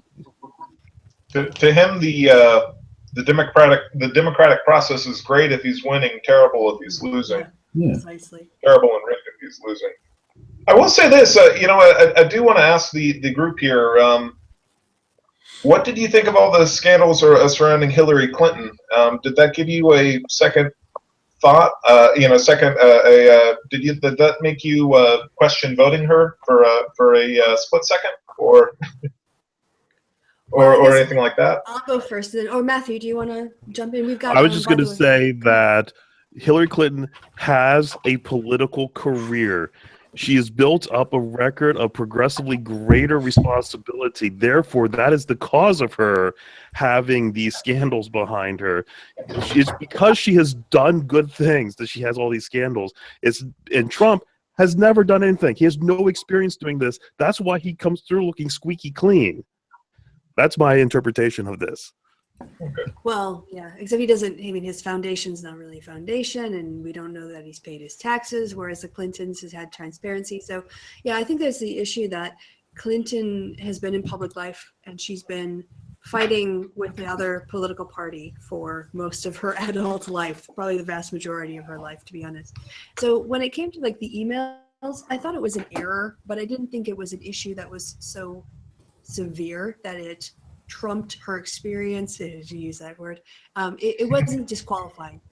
You know, it was something that other people had done something similar. And to be honest, the fact that the Russians, you know, someone pointed out that the Russians hacked the State Department's non-secure email server. So had she been using it, her emails would have gotten to the Russians. So it was never a disqualifying issue for me. And I think if they want to say, okay, you know, you learned your lesson about it, then yeah, let's move on. But it's not a, so let's say a parallel to Donald Trump for years and years, taking other people's money as accepting it as donations to his charity or his foundation, and then using that foundation to personally benefit him. So I just want to say thank you to Kevin for coming in. And if you want to come back on later, if this comes down the wire, it'd be awesome to have you back on. But otherwise, really, we appreciate it. But if it's down to the wire, I will be drunk and ranty. So Yeah. Maybe don't. Well, So will we. Back That's the on your problem. drum, Kevin. yeah. All right, take care, everyone. Take Thanks, care. Kevin. Bye. And we also have now, we have a Reddit celebrity that just logged on. We have Mr. Beat from Mr. Beat's Social Studies channel on YouTube. And Matt, I know this is way off topic, but just for everyone here, you had a big moment yesterday, and it had actually, it's not off topic. It had to do with the election. What happened on AMA? Oh yeah, thanks for having me. Hello everyone. I have a YouTube channel, Mr. B Social Studies channel. That's how I met Will. So anyway, yesterday I decided to get on Reddit, and I have made a video for every single presidential election in American history for the past 2 years. That's what I've been doing. That's been my big project. And I finished the last one about the election of 2012 and posted it yesterday. And I was just like, oh, maybe I'll get on Reddit because I've learned quite a bit about presidential elections. And so I'll just do an Ask Me Anything. And it ended up being pretty successful. I had, 780 some comments and tons of questions, so many questions I couldn't keep up with it. But it was really cool to see the engagement. Like, a lot of people were really just wondering, how did we get to this point where we have Donald Trump and Hillary Clinton as the two major party candidates? How did we get here? And so it was really fun to answer all their questions, and it really helped obviously expose my channel a little bit. But yeah. So, well, first of all, congratulations. It's well deserved. And if anybody's watching, go to Mr. B Social Studies channel and check out that playlist about the American elections, because he does it in a way that is entertaining. And it's incredibly informative. It's fun, and you'll also see an improvement like in his production value over time. He does a really good job. Matt, I'll ask you the same question that I asked everyone else, which is, did you vote? How was your experience voting? And did you notice anything, I don't know, out of the ordinary at your polling place, or anything that you might want to report to the world? Well, thank you for the kind words, but and also I voted early, so I voted actually last week. And so that was a little bit different. I walked right in. My wife and I walked right in, walked right out. It was a quick process. It was pretty laid back in there. But I can tell you that in my state of Kansas, we had historic early voting. Like, it was 3 times as much as it was in 2012. So that was a sign that this is certainly an unusual election. So, but yeah, pretty normal. It's good to hear. Do you have any? I have so much to say. Okay, please. Right? So we've had a lot of states come in the last with the last poll closings, and so we have several that are too close to call or too early to call, but we do have some results. So let's just do it in the order that they did, because that's the order in which I wrote it down. Arizona, Michigan, is that MI? And McCann, is that Michigan? Yeah, that's Michigan. No, It's Michigan. Missouri. It's Michigan. Thank you. It's McCain. Okay. Wisconsin and Colorado are all too close to call. We have Texas, unsurprisingly, going for Trump. Kansas also can be put into the Trump column. Louisiana has been declared where Trump will be the projected winner, and Trump is the projected winner in Nebraska. Hillary Clinton has won the state of New York, and North Dakota, South Dakota, and Wyoming are all states where Trump is a projected winner. Minnesota and New Mexico currently are too close to call, or it's too early to call, but we will be watching these numbers. So in terms of the Trump map, we've basically seen him move all his pieces, many of his pieces. He still has a few outstanding, but the question now is where else can he start picking up seats to get him over 270? Did you happen to see, I know that we called earlier that Tammy Duckworth looked like she was going to go ahead and pick up that seat in the Senate. She's winning by a huge margin. I can't help but think that it had to do with that moment in the debate between the two of them. Did you happen to see that moment where her Republican challenger, I forget his first name, but Kirk is his last name, where he made this strange offhand remark about her ancestors from Malaysia? Yes, I did see that. And it came off incredibly poorly in the debate, and just, I mean, it's reflecting here. I don't know. She may have won anyway, but this is a huge margin in what should have been a hot race. So that's something to keep an eye on. In that data, was there anything that really stuck out to you? No, I think this is all, I mean, unless you get the too early and too close, which are just, you have to wait and be patient. No, there's nothing surprising in this list. We can also report that John McCain is the projected winner in terms of the Senate for Arizona. So again, the current standing where the seats are is the Dems are currently up one from, where they started. So. And honestly, the less that we can call swing states, the better that is for Donald Trump in the short term. Yeah, if we're not calling swing states, that means he's not losing. The moment any one swing state goes to Clinton, that's kind of it. But as long as we're leaving it open, then we don't know. Ohio looks like it's with 28% of the precincts for polling is pulled even, basically 48 to 48.1% for Trump. So he's pulled ahead by 0.1% with just a minority of the precincts reporting. Virginia is a 4-point race, looks like going Trump's way with 77% recording. It'll be interesting to see. Joseph, you used to live in Virginia. What are some of the more populous areas that you should be watching out for, districts that may not have been reported yet? I lived in Chesterfield County, which is not too far from Richmond. But that area, I remember hearing that was one of the big areas. It was red when I lived there, and then when I moved down to Texas by 2008, it went Obama. I would say the Richmond area, and then probably your suburbs of Washington D.C. on the other end. But it's from what I've heard, I don't know too much about Virginia politics, but the GOP over there is much like the GOP, and the GOP establishment there is much like the GOP establishment everywhere else in the country. Just a bunch of milquetoast politicians who can't really, no organization, no fire, no beliefs, just not really under different leadership, the GOP could make a good, stand to make turn the state back red, but not under. Matthew, I just wanted to interject right across the river from Virginia, and from my interpretation of it. That. Go ahead. It's right over there, about 10 miles. From perfect. You did my job for me. I wanted to toss to you in Maryland. So from what I've heard from Virginia, because DC News is Maryland, DC, and Virginia News, is that there's kind of this split between Northern Virginia, which is the DC suburbs, and the rest of the state. Where the rest of the state's very red, the Northern Virginia, which is going to be Arlington County, Fairfax County, Fauquier County, Loudoun County, are heavily blue states, or heavily blue areas, blue counties of the area. And that kind of pulls the state. And the state's been going bluer over the last few election cycles. But we're going to see which side wins out tonight, because as I mentioned earlier in the broadcast, Virginia is the state that makes me bite my nails. Yeah, North Carolina is making me bite my nails right now. Did you see that 49 to 49 or something? 10,000 vote difference. 10,000 vote difference. Oh my God, 3 states like that. This has been quite the soap opera, hasn't it? It wouldn't just be good if this was just a landslide election. It has to be close. It's just, 2016 won't die this year. On New Year's Eve, I've never wanted a year to be over so much as 2016. As a political junkie, I've started branding myself on YouTube as the political junkie, and I'm tired of this. Like, you're ready for rehab. Yeah, I'm gonna need. It's out of control, man. Okay, so to go back to the topic at hand, we have two people who are not Democrats and liberals on the panel now. It's the perfect opportunity to talk about the conservative movement. Matt, I know you don't identify as a conservative. I think you identify more as a libertarian. Am I correct in that assessment? I'm on the Democratic end of the libertarian. I'm probably much closer to Bill Maher than anyone else.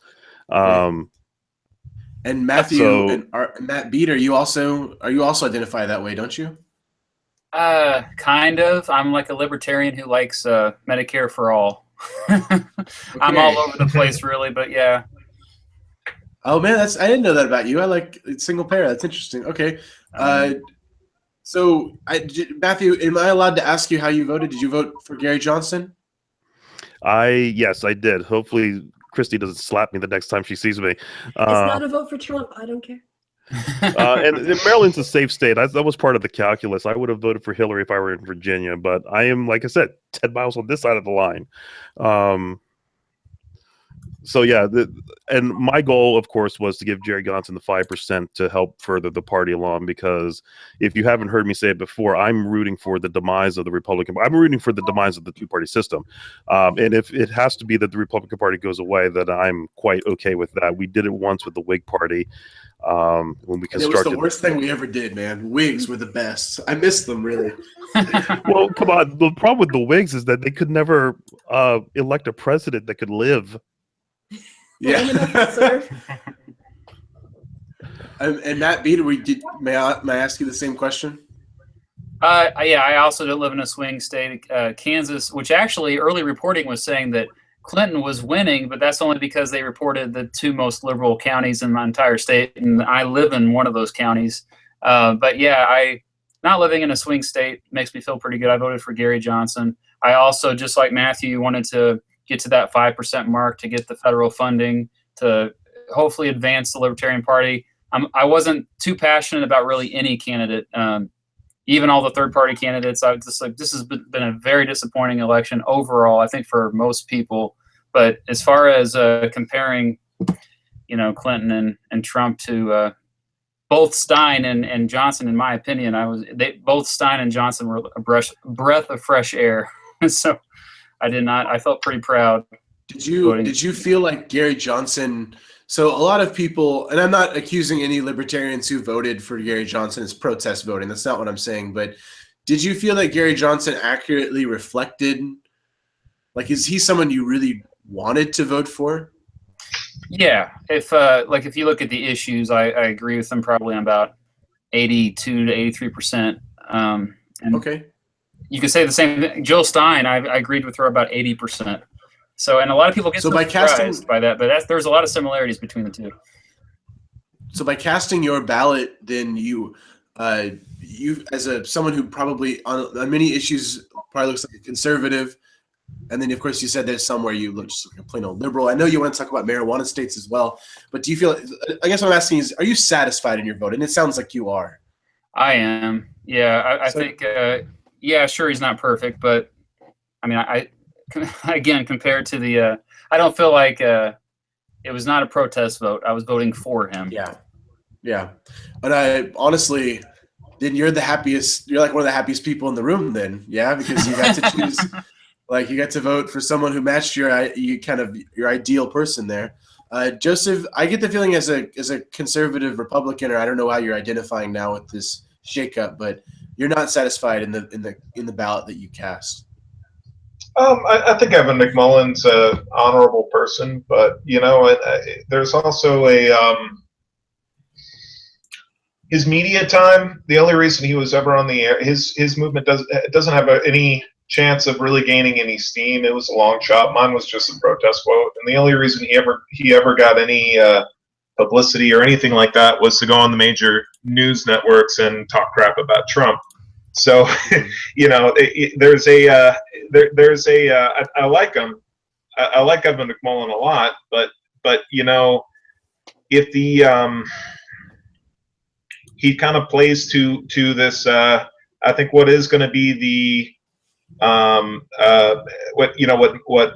Matthew said, the split in the Republican Party, if the Republican Party is gonna die, I don't think it is, but if it does, it's going to be the split between the more populist Republicans and who believe that they've been wronged by the establishment / never Trumpers who stab their candidate in the back. So it's a tough call. I wanted to go over to Shanna just real quick though, because we've kind of been talking about how these guys weren't totally satisfied with their vote, and Joseph actually asked an interesting question earlier about the email thing. And I think that some of the situations with Hillary Clinton have led certain people to be less satisfied with their vote with her, or to question it at times. And then eventually people come back.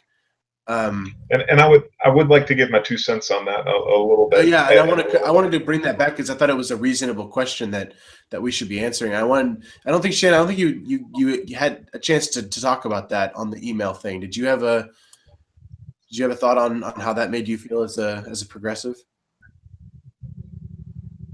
Yeah. So, well, I guess there's a variety of email things, right? And there's the congressional hearing on email servers. There's a WikiLeaks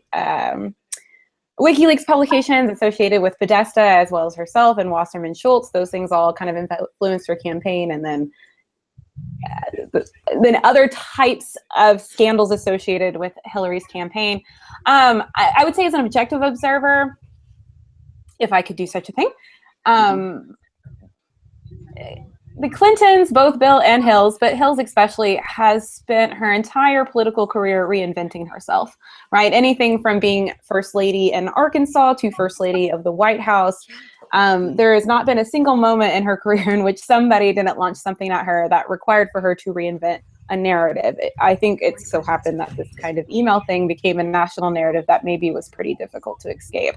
So I always put that in context for her. In terms of personal things, I wasn't exactly waylaid by the email things. I was far more interested and concerned about the Clinton Foundation from quite a bit of time. I always thought that was way more problematic than the email investigation, primarily because the investigations kind of uncovered not very much of consequence. But the the Clinton Foundation did seem to have ties to very implicating things that I found problematic. To this day, I find them legally permissible, but probably not ethically correct. However, as a personal voter, that did not sway me out of that category. But I do think it is a fair criticism of her campaign and of her tenure as Secretary of State. All right, so I'm going to give Will a chance to rest his voice. We're going to try to trade up roles a little bit. And he brought up the issue of medical marijuana. And where we are right now in the race is that we have about 45 minutes until the next poll closings. A lot of these states are too close to call. We're going to have to go down to, pretty much every single vote. So who was it that wanted to, I'll start with whoever kind of wanted to talk about. Well, I think Shanna made the point about the Clinton Foundation, that being concerning. So I think. I thought we were just kind of like going through votes. So you were talking about, why various people voted and their concerns, or did you want to follow up on, have more people follow up on that? So sorry, I was like, oh yeah, that's right. You wanted to speak up on that, right, Joseph? Yeah, and although I think I'm pro legalization of marijuana.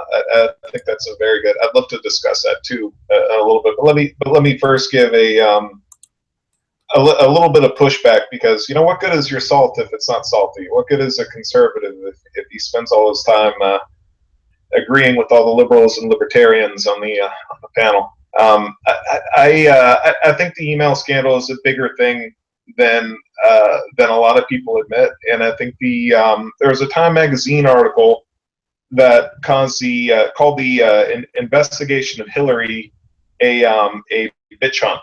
This is in the words of the Time magazine article, as in the only reason this is happening to her, and only her, is because she's a woman and people do not like women in politics, or one getting in the White House. I think it's shady here. A lot she did. The legality of what she did with her email, it depends on how you define the word negligence. And keep in mind, a lot of people brush under the rug that she deleted 33,000 emails, even though the FBI asked her to turn it out. Karl Rove deleted during the Attorney General scandal when he was working for the Bush White House? On a private server that was 22,000, including ones that are relevant. So just like if we're gonna have the outrage, we're gonna have to have it equally. Like, you know, it was okay for Karl Rove to do that. okay. But, And I don't like Karl Rove. I see the outrage, and I see your outrage to Karl Rove, and I'm waiting for your outrage against Hillary Clinton. I'm just saying. Well, what the FBI investigated twice now, and you know what Comey has said both times? There's nothing there to prosecute. So, well, I mean, they you can don't have have an all the opinion and not emails, like though. it, but it doesn't mean that she's done What something. would you call that in an investigation if somebody asks you to turn over all your emails and they don't turn over all the emails? I mean, that just stinks. Okay, let me ask you. And also, if someone given asked that- you to turn given that- over all your emails, would you be able to go through and get all the deleted ones and every single file and everything else? I mean, these weren't just deleted ones. She deleted them and smashed hard drives. And also, I also want to add during that FBI smashed hard drives. Investigation, the one that didn't end in anything. During- that one. During that FBI investigation, this is something that people noticed, not something that was ever reported. Okay. Bill So was having it was a source that leaked it. Yeah. If Bill was on an airplane with Loretta Lynch. I mean, who out of here has that? Who out of here has that privilege? Meeting at an airport that they both landed at. They weren't on. They were at the same place. While your wife is getting investigated by the FBI. Yes. So okay, yeah, they had a very coincidental. Two people who knew each other had a conversation. I wonder what they talked about. Yeah, probably their kids. Probably yes, they're kids. Yeah. But you know, and this is the other galling thing.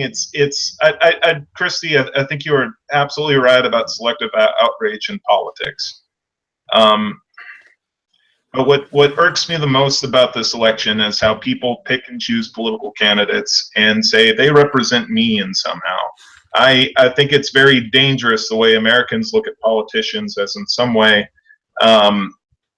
Politics in some way gives you personal liberation or redemption, spiritual quality. I know a lot of people look past Karl Rove and Republican politicians instead of demanding accountability. I think there's a lot more to the Clinton to these investigations that she's not being held accountable for, and it's just because of the same sort of pragmatic thinking that gave us Trump.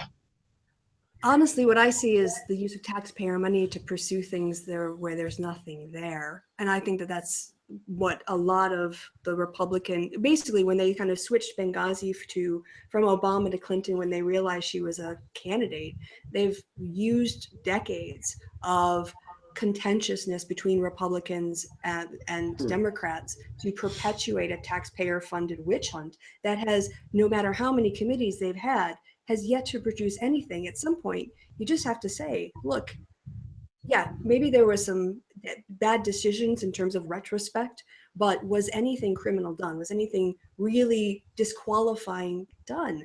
And when you have a candidate who is not done anything disqualifying and is highly qualified, and you have another candidate who's not at all qualified and has done things that are disqualifying every month of the campaign, yeah, you can complain about Clinton, but the founding fathers didn't promise us our ideal candidate. We have two people to pick from.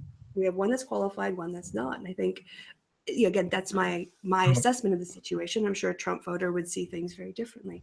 But, you know, I'm just going to go off to the last comment is to say, I think that I'll give you the last word. People are already talking about impeachment before she's elected. It just, to me, represents the kind of resistance that she's met since before she even officially started to run. So I just wanted to add as I've only heard one side of the debate. I got up to get a cookie because I needed some cookie, and I went pee. So I didn't hear quite everything, but I think from what I was hearing, I think Shanna and I would probably have the most in common about what we think of the situation, and that I'm not content with what I'm hearing from the Clinton side of the equation. At the same time, there's some fundamentals there that are really important to me. And I've tried to put myself in the shoes in the unenviable position of doing that on the opposite side of having like a corrupt Republican or having a Republican with just baggage. I guess what you call that with the Clintons. Just 30 years of just stuff. And it's a tough decision, but I proudly cast my vote for Clinton, and I actually like her on a personal level, even if I don't approve of everything that she's done. And I am curious, like you are, Shanna, with the Clinton Foundation of what's going to come out. I wanted to give a polls update, though. So with 34% reporting, it looks like Georgia's going pretty heavy for Trump, 59 to 38. It's not a total surprise. Georgia was leaning Republican. Virginia, with 84% Republican, it looks like Trump's got the edge in Virginia by 2 points. Ohio, Trump ahead with 41% reporting. Once again, all of these are just like not everything's reported. These aren't projections yet. North Carolina, 39% reporting Trump's ahead. Florida, 91% reporting Trump's ahead. Any more swing states here? New Hampshire, 19% reporting Clinton ahead by 0.1%. Pennsylvania, Clinton up a considerable amount with 13% reporting, so that might not be significant. And we're still waiting on results from Arizona and New Mexico. Those are slowly coming in. The only other one I'll mention here is Colorado, where Clinton is with 25% reporting, pulling over 12-point lead. So it looks like at this exact moment, if we're just taking a snapshot of the swing states, if we're in the Trump campaign, I can imagine in his headquarters, if we had a live feed, we'd see some people that look pretty optimistic. Yeah, I'm pretty sure they're actually probably doing the boogie in the Trump campaign places around the country tonight. So now that we've been broadcasting 3.5 hours, I think it's a good moment to just kind of get the feeling for everyone in the room. Kristi, I know you probably feel the same way I do. Nervous, tired, just like we did before we started, and a little tired. Because it's like 3:30 in the morning for us. Yeah. Shanna, how are you feeling? I feel somewhere in the middle. I feel pretty good. I'm actually flying out very early to Philadelphia in the morning, so parts of my attention are like trying to do last minute packing, paying attention to the news, and staying engaged. So I'm kind of doing like a couple different things. I'm also following lots of very important local elections to my district and my area, and so some of my associates. So I keep tuning from national politics to really local stuff that's not too much interest to other people, but is to me. And those are actually going really well for me, so it's nice. Good. If I recall correctly, you said you had a pretty split ticket, did you not? In what? I'm sorry. I thought you voted for like a mixture of Republicans and Democrats. Is that not the case? Oh, that's definitely the case. I probably leaned to definitely more Democrats, but it was something along the lines of like 20 Democrats, 17 Republicans, a few Libertarians, and a few Green parties in there, because in Texas, judges have to run on a party. And there is just like lots of really qualified judges who are running on the Republican party. So I voted for a lot of them. Texas is also voting for what's called a railroad commissioner, which is the regulatory agency for energy and oil and gas in Texas, and I followed that election very closely. So yeah, I kind of voted everywhere. Shanna, you might be one of the most informed voters I've ever met. Yeah. I take my rights given to me by Susan B. Anthony and others very seriously. There you go. Amen. That's going to be a conversation we're going to have a little bit later, especially if these polls do go the other direction and Clinton wins. If not, then we'll probably have the conversation in another way. Mr. Beat, I know you. We've gotten some preliminary results. I know marijuana was on the ballot in what, 5 or was it 9 different states?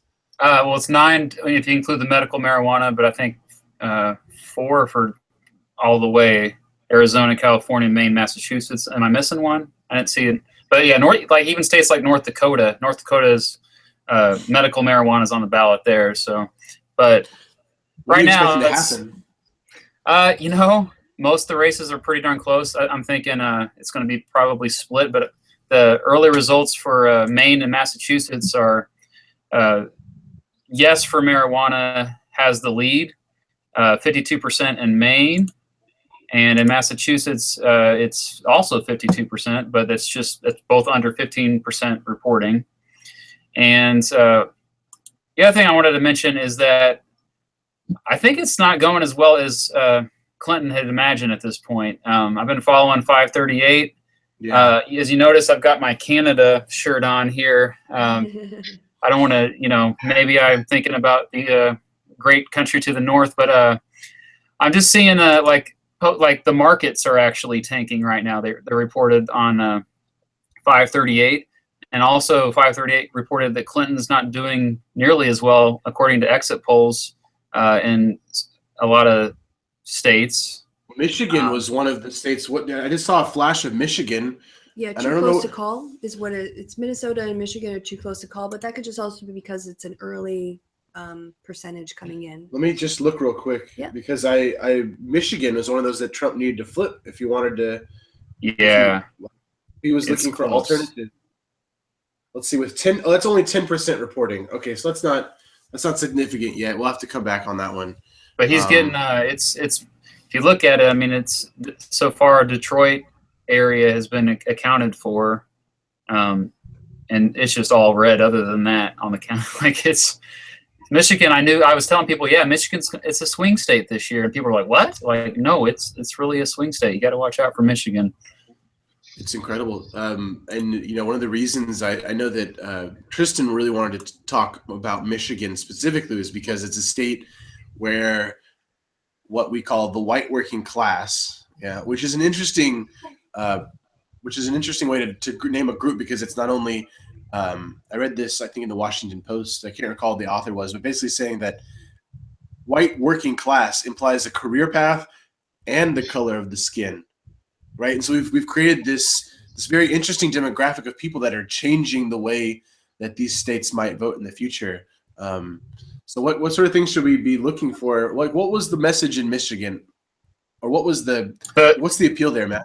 I would say I talked a couple nights ago. I was on a live stream with Tom Ritchie, great YouTube channel. Check that out as well. But I was talking to a gentleman who was voting for Jill Stein, but he said he lives in Detroit, and he said he saw way more Trump signs than he saw Clinton signs, and he's an African American, and all of his family, basically, they're just not that enthusiastic about Clinton. They're just like, if they are voting for her, they're just like, we're just gonna do it because she's the lesser of two evils. You're just not seeing the same passion for her as you saw previous two elections. Yeah, I mean, there's definitely a feeling of that nature. Joseph, where do you see the Republican Party going after this should Trump win? Like, what if Trump becomes the face? Like, he is the face now. What if he stays the face? That is not the question I thought I would get asked at this point tonight. Yeah. And the night is still young. We've since the very beginning, there is some sort of disconnect between all our models, everything that political scientists have, everything in our political class, and what your average American believes. Average American is a very slippery term, and I typically don't like. This might make me a pretty shitty social scientist. I don't like dividing people into different classes and based on their race or class or gender, and just assuming. Me neither. Yeah. Preach. But it's every single time. Whether I'm not a Trump supporter. I think he's awful, and every single time, I think he's just really done himself in, and there's no way this is going to keep going. I'm wrong. Yeah. So what? So I guess the only conclusion I can really get is I need more wine. I'll be right back. Yeah. So in defense of political scientists, we don't divide people up into classes and demographics randomly. We do it because we find a correlation. So, for instance, racial voting isn't such a big thing in like the UK because you don't have the kind of historical lines. So there's reasons why life cycle effects and economic effects and education effects impact different demographic groups differently, and those demographic groups then have done to voting behavior. So it's not we're saying because I'm white, therefore I'm going to vote Republican. It's women like me who have these characteristics are more likely to vote Republican than not. So just, yeah, we're following the data. We're not chopping people up and then sticking stuff on. So. Yeah, and you're one of the good ones. You know, I know. There are people who get that distinction. There are people who really do understand. You know, this isn't the all absolute. People don't. We're talking about general trends. At my graduate school at Texas State, I was shocked with how many people in the history department didn't get that same distinction. And I don't know. It's me, and maybe I'm doing the same thing. I'm painting social scientists with too big of a brush, but you know, it is people are. I think the working class, whatever that is used to being held up as a disadvantaged group, and they don't want to be disadvantaged. They want a job. They want jobs where they can work and support themselves. They don't want to be a political class. You know, that's just basically in a system of patronage. Now let me get some wine. I'll be right back. And we've got John on. Mm-hmm. Hey, so how are you? I had a techno explosion. I don't know what happened on your end, but my end ended up just having a screen that was blank while you talked in the background. We're very happy to have you back. So, hello. Will, did you have anything for John that you guys wanted to talk about? Also, I still want to talk about pot. So. Yeah, can we talk about pot for a second? Is that what we talk about? Yeah, we started it, but I wanted to kind of get other people's takes. Well, I just want to before we go back on this. This is a big moment in the race. I think we should focus on the polls for just a second because I'm getting messages from people asking what is going on. Yeah, I think if we don't talk about what's going on in these early results, we might be not being like honest with what's happening right now in these early results. Let's talk about this real quick. Maybe we can go back to talking about marijuana. Yeah, so if anybody who also has this polling data open who's in the group, if you want to double check what I'm seeing and you can tell me if my interpretations of what I'm looking at in the data is wrong. But let's just go through what we said tonight when we started the broadcast and what we've been talking about for days are the most important swing states and see with the data we have, with the information we have, where's the electoral map going? Yeah. Georgia was a state that was going to be probably red, and it looks like it's going to go red. That's no surprise there. Virginia is a state on the other end that was looking to be blue. They're basically the inverse of one another. And at 88% reporting, Virginia seems to be going for Trump. Why? What's the margin? 2 points. Well, 1.2 points. Do you have the raw vote? I don't have the raw vote. Okay. Maybe someone can provide that for us. Ohio, a state we thought would be going red, is 44% reporting in, so still open, but it's a wide Trump lead at this point. I'd be curious to see if Columbus is in. North Carolina, a state that we were looking for, again, not a must-win for Clinton, but one that both candidates were fighting for. Trump is ahead by, it looks like 2 points with 50% reporting, 49.5% to 47.9%. Florida, 92% reporting, Trump's ahead. And so you'll see New Hampshire, 47.5 to 47.5 with 23% reporting. So you got to keep an eye on New Hampshire. Where's Michigan? Does anyone have the numbers for Michigan? Yeah. There we go. 49.8%, 45.1, and 14% reporting. Is that the same that everyone else is having? Yeah, surprising. Very surprising. Yeah.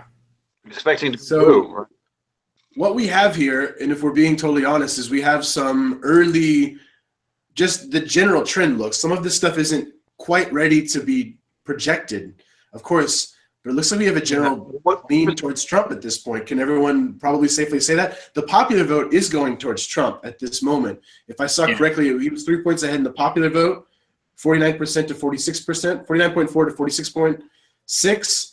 148 electoral votes projected to him. Of course, it's still early, and that's how that goes. To Clinton's 104. So the pieces of the puzzle that Trump needed, at this point, we can't say they're not going to him.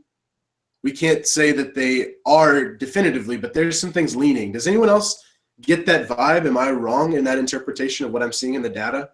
I don't think I there's agree anything completely. wrong with Well, the data. what Sorry, I'll go with Matthew. Just because I'm sat here, so I feel like I should talk. Yeah. I agree completely. I am, as each minute ticks away in my screens, I have multiple different screens up here. I'm breaking the rules. I'm breaking out some alcohol. Yeah. I need it. How dare you? I'm looking into the chat room, and there was one guy. I'll shout out Adam because he was keeping me in stitches because he was just making comments, and I have a need to, because I'm just afraid of what's going to happen to me. But yeah, if you look at my big crazy chart that I sent over last night, certain states I was looking forward to, such as North Carolina and Florida being the two major ones. I thought Virginia was in the bag based on what Virginia had been doing, but Virginia has me running scared right now. North Carolina has me running scared. And Florida, it's like, what are those? Michigan's the one sticking out to me. Michigan wasn't supposed to be. But that's Michigan wasn't supposed to be close, but it is. Reported percentage? We're only at 14% recorded with Michigan. It's not. Once again, we're talking about this is not statistically significant in Michigan at this point, but it's just in amongst the other things that we're seeing. It just is cause for concern. And as this is not a professional newscast, but rather people having a good time, we can say openly that is not what we were expecting, and that is like bothersome. Yeah. Yeah. Absolutely. Absolutely. I just can't believe. Oh, go ahead. No, I like to wait until everything is reported before I get the actual numbers or know that it's so tight that it's close enough to be a recall. So I'm kind of holding off still on any panicking, because we still have a few more percentage points and those can make a difference. But obviously, if the trends keep going in that direction, then either we're in for a long night or we're in for a very different occupant of the White House. I think we're in for a long night is what I was going to say exactly, because I think there's just no way this is going to be decided. Or like, if you look at the numbers for each of these states, it is ridiculously close. And we're not talking one or two states here. We're talking 6 or 7. Even if Michigan's on the list now, I mean, New Hampshire I thought would be more safe than Clinton has a slight lead there, but all the other close ones, Trump has a lead, and Virginia probably is the biggest surprise to me as well. Florida, I pretty much figured Florida would go to Trump. Yeah, I mean, it was definitely looking like it was one of the things that I wrote down before the broadcast, which I thought was incredibly important, was that the Hispanic vote, the early Hispanic vote in Florida was huge. But once again, this is one of those things where you think, okay, the early vote, those people might have voted anyway. I don't know. I would like to see, when this is all said and done, if Trump does carry the state of Florida, what were the Cuban Americans doing in their voting? Were the Cuban Americans, which typically trend Republican, voting Republican?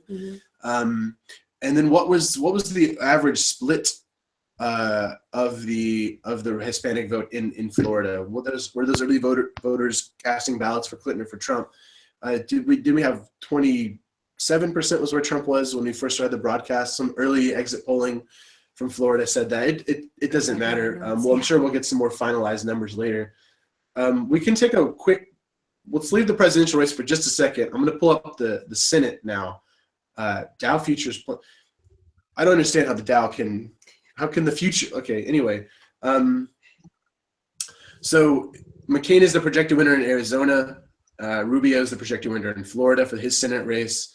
The GOP is going to hold the race in Georgia. Illinois, the Dems are going to pick up 1. It looks like Young is ahead of Bai in Indiana. That's projected, so Bai's gone. Bye. Kentucky, it looks like Rand Paul. We already did that one, and then Rob Portman in Ohio. So those are the Senate races we have right now. Joseph, did you want to say something? Did I see you waving? Oh no, I was raising my fist because Rand Paul won. I like Rand Paul. Okay. Well, oh man. Good night for me so far. I'm not optimistic about. Okay, so You didn't invite him on the talk because he would have talked about drones for 7 hours. we've talked about I think we've said as much as we can right now. As soon as there's some races called, we'll get back on that. But let's change gears for just a second. Yeah, I know we still want to talk about pot, but let's. It was a way to kill 40 minutes till the next series of poll closings. That was all. Let's talk about this. What looks like now 49%, close to a majority, close, yeah, of what's been tallied so far. Yeah. These people are voting for a reason in this way. And one of the things that we wanted to talk about tonight with you guys was, why do people vote? And I don't mean like it's my duty. That's probably part of it. But what does voting mean? What does casting the ballot, pushing the button mean to you? And I have my reasons, and I wanted to hear yours. Would someone like to go first? Just kind of off the cuff here. I'd say it's the same reason why we're all on the air right now. We want to be heard. I mean, it's even if it's something so little as one little ballot. I think look at how passionate people have gotten for this race, when really, I think no matter who gets elected, I don't think there's going to be any major changes as much as all the hype makes you think otherwise. I had a student today approach me, said, this is it. It's Judgment Day, Mr. Beat. And it's like, I don't see it really that impactful. I know a lot of people disagree with me strongly, though. And so they feel like this is this is the most important thing they could ever possibly do for the future of their children and their grandchildren and their great-grandchildren. So, yeah, I don't know. I'm the crazy person who's not calling at the end of the world regardless of who wins. It's not the end of the world, but I am concerned. I was concerned before the evening. I've been concerned this whole election cycle about American democracy and about what Trump represents. And so voting for me against Trump, I voted for Hillary. I also very clearly voted against Trump. And part of that vote for me was, for me, it was an emotional thing as well as a policy decision. But thanks, Matt, for sharing that. Was there anybody else who wanted to share? John, what's your reason for voting? I guess I could share.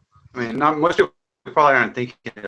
If you go through basic world history, you remember all the experiences of lands of people ruled by tyrants or kings who may protect them during the hard times, during attacks of raiders, but really were just controlled, owned by these leaders. And so comparing that to today's world, where it could be, if I live somewhere like, say, China or North Korea, or maybe in an Arab state controlled by some rogue group, I would need the control of someone else telling me what I can do and go.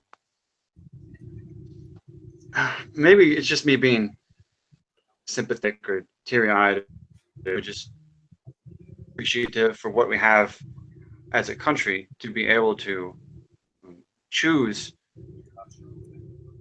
for people to rule us at all. I know there's a lot of problems with the American democratic system, but it's better than the alternative, which is despotism. Yeah. Well, funny you should say that. Joseph, what's your reason? Why do you vote? I don't have democracies are messy systems. Oftentimes they're people think and people do are kind of led astray by people in powerful positions who their democracies function in a way that oftentimes the worst get on top. Oftentimes the person who gets control of the group is the most charismatic and smoothest talking, not necessarily the most moral. That doesn't mean that we don't get good leaders every once in a while, but democracy has given us it's given us some good things, but it's also given us some pretty horrifying things in American history. But still, you can't, if you really want to change things or make an impact on the way your society is doing, and this has to be part of with my beliefs as a Christian. you can't sit on the sidelines. You can't sit on the sidelines, isolate yourself from the rest of society, and just throw your hands with it. You have to engage with other people. You have to engage in the democratic process. You have to engage in civil society and try to influence it in the right direction the best you can. I think we all have a responsibility to do that. So I can give an update on North Carolina with 55% reporting.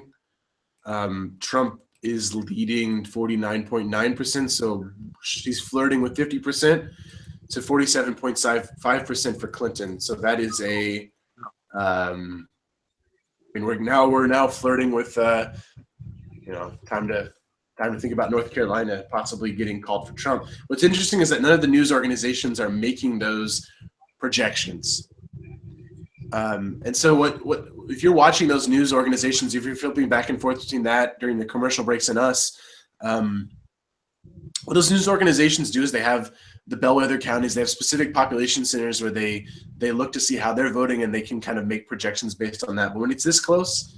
Yeah, so what you have is the major media outlets all pool their money together and they buy the services of an expert. Actually, I was taught a course by a person who came in after the Florida problems in 2000, and there was a congressional investigation.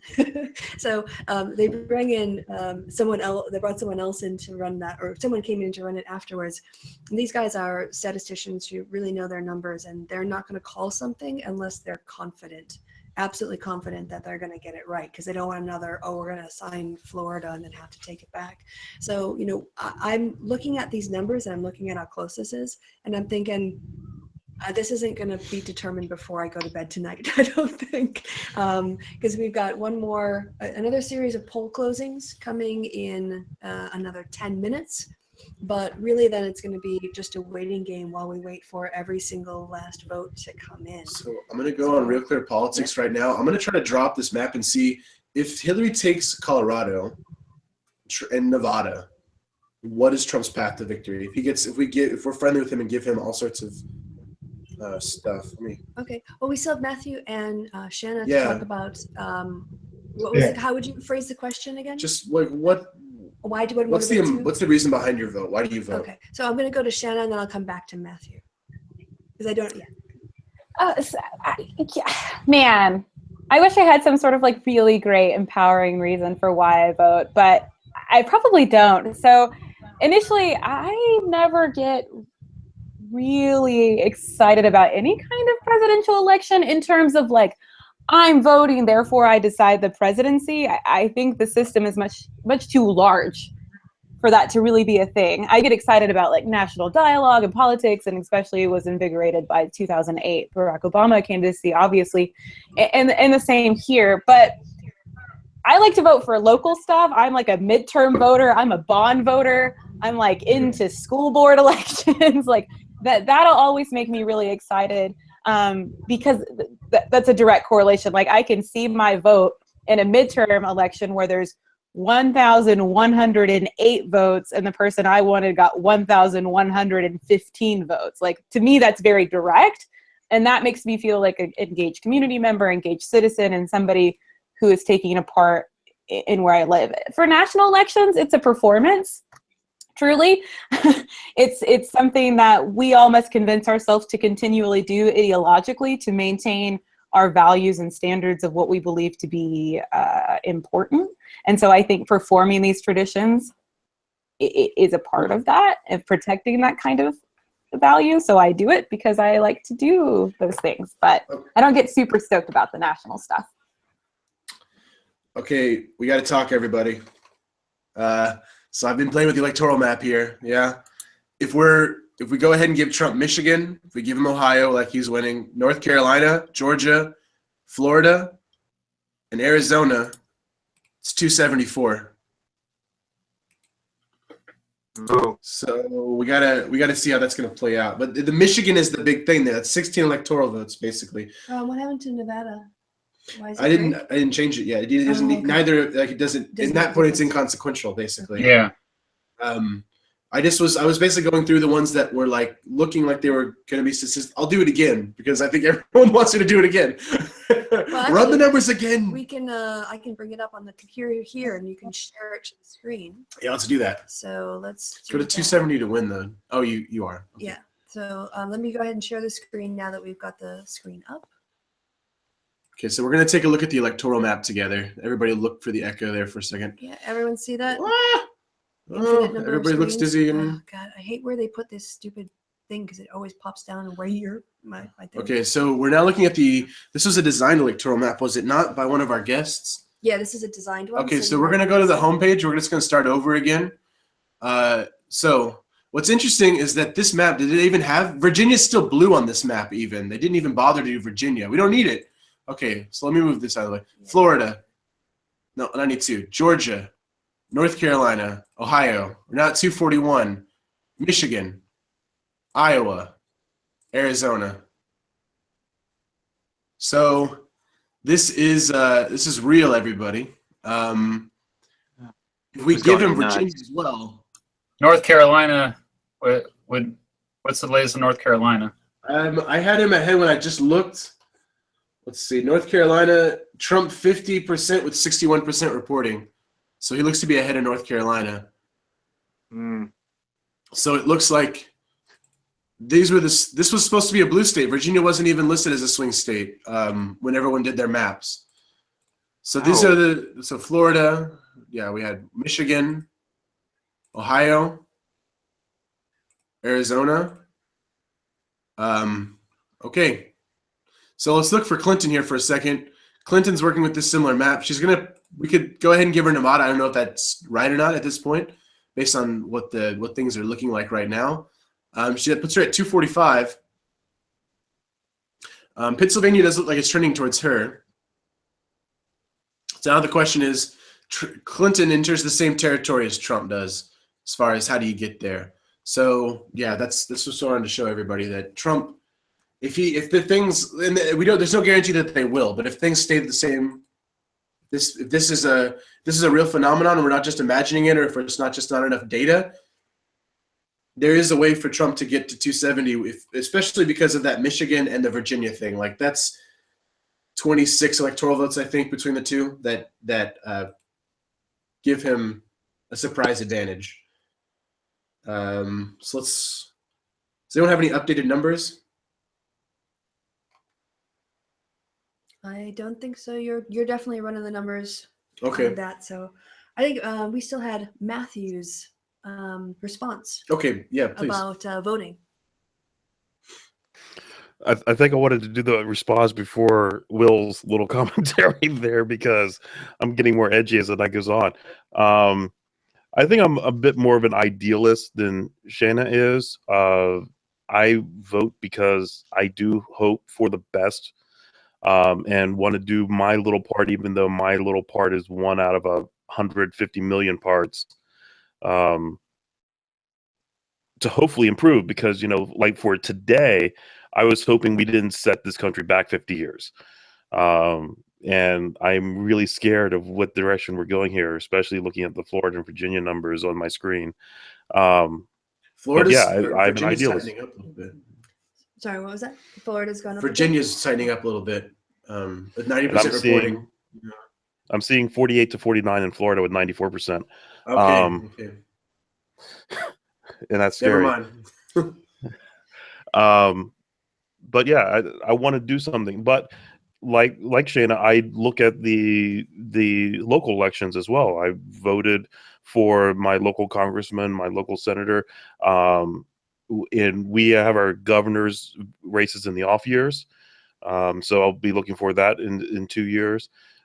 So now that I am involved, and I sad to say I didn't really get involved in politics until 2010, but now that I am involved, I try to be as involved and educated. I look over the ballot initiative, ballot questions to try to come up with what answer I really want to give, not just half-ass something in the booth. So I'm an idealist, and let's see if my idealism gets crushed tonight. Yeah. So I think one of the things that we did everybody have a chance to share? I'm sure I was kind of at the computer. I'll be honest, I didn't hear everyone's response. Did everyone have a chance to say something on that topic? Yep, I went through the list. Okay. I apologize, everybody. I'm trying to, so one of the things that we didn't really talk about, strangely enough, and I guess because at this point in the race, when it's literally election night and everyone's cast their ballots, is why we voted. So it's a little interesting to talk about that. But I wanted to move over to Joseph again and to Matt Beat and get your opinions on. So you obviously don't like Trump the same way that we don't. Joseph, what is it about Trump now? I know it's a bit of a dry, open question, but we're thinking about it now that we've got him here, and it looks like things might be going his way. What concerns you about him? He's muted. Wait a second, Joe, you're muted. Oh, wait, there's a background noise. Sorry, that was my fault. Yeah, I've got to run not everyone's sound. So yes, please start again from the beginning. Yeah. I'm a National Review conservative. They're the more we like to think of ourselves as being more edgy and sophisticated, and to me, and ideologically pure in some sorts. We nerd out about the different labels and the different and matters of principle. And to me, that was the galling thing about Donald Trump, is that he's not a man with any principles. He's not a man with any. He's not a conservative, and he hasn't been for a large, majority of his life. And I've had my complaints with the Republican Party, but never throughout this. I've never understood I've never understood just that urge, just that whatever your problems are, why is Trump the answer? I vomit a little bit in my mouth every single time I hear the guy talk. He doesn't have the grace. Compare conservatives today talking. Compare your Donald Trumps and your Milo Yiannopoulos with your conservatives back in the day. Your William F. Buckleys, your Whitaker Chambers, or myself could get a little bit fired up from time to time. But there's a lot of it bugs me about a guy. I think it is important that we demand some sort of ideological consistency behind the people that we elect to office. That's one of the ways I think we keep elected politicians and not just ruling to the whims of the mob. Anyway, that's my 2 cents. So we know a little bit about, not very much, about what Clinton said she would do if elected, what she would do in first 100 days. And it was kind of typical Democratic talking point stuff: infrastructure spending, pushing for equal pay laws. I think she added in there immigration reform and rejecting the Trans-Pacific Partnership. Raising Do taxes. we know, besides cleaning the swamp, whatever that means, what has Trump made as a guarantee in the first 100 days? Can I make a point about that drain the swamp thing? Please. Because that is fascinating to me. Have you guys read his 7-point plan for draining the swamp, as he calls it? If you were to read it, I guarantee, I think most of you would agree with it. It was one of the most refreshing things I had ever seen. I was totally surprised that his team came up with those. And I think we're really missing. I think most pundits are really missing that Trump saw an opening and he basically seized it. And I really wish it would have been anybody but him because of his character flaws. I mean, come on, can we at least get maybe even Jesse Ventura in here or something, or Mark Cuban? I mean, why does it have to be him? So I think he's really lucking out here, because this is the populist year, and populism is not going away. 2020 will be even more populist.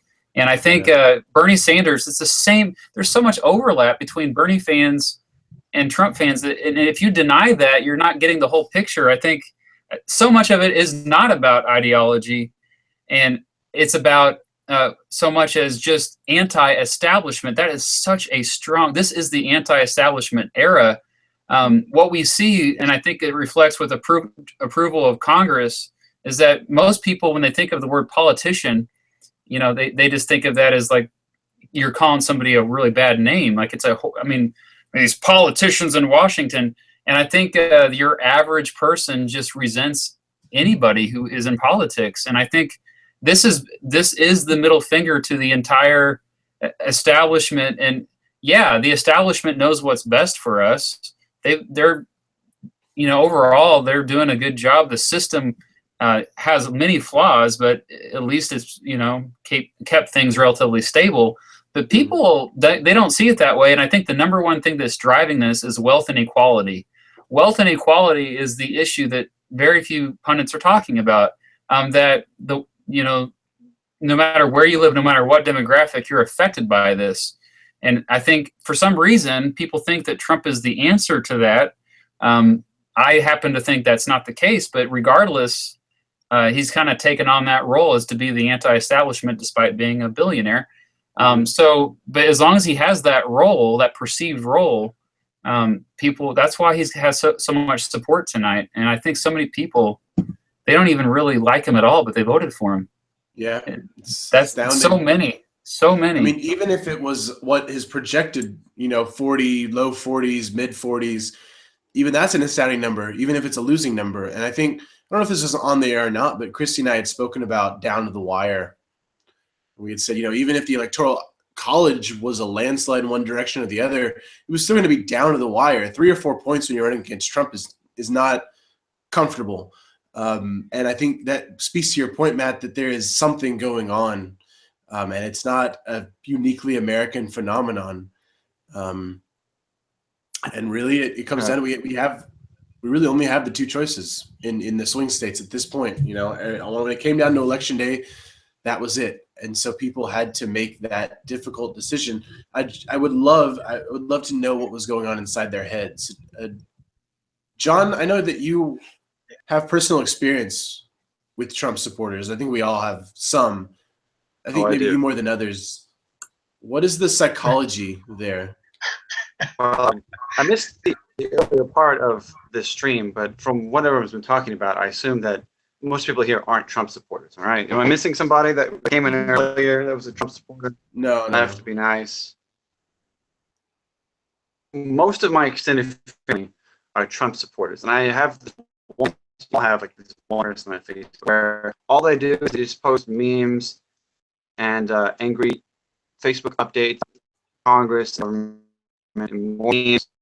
It's real good. Really weak. But I know that. Hey, John. Yeah, we're having some problems with your feed, John. So I don't know, maybe start again, or I don't know if you can just do the audio, not do the visual, just to open up some bandwidth. Yeah, maybe he's on 3G or something. Sorry, Shannon, what did you just message us? 8%. Guys. Not really. No. Oh, yeah. This is kind of like an off-the-topic thought. That's why I was messaging it.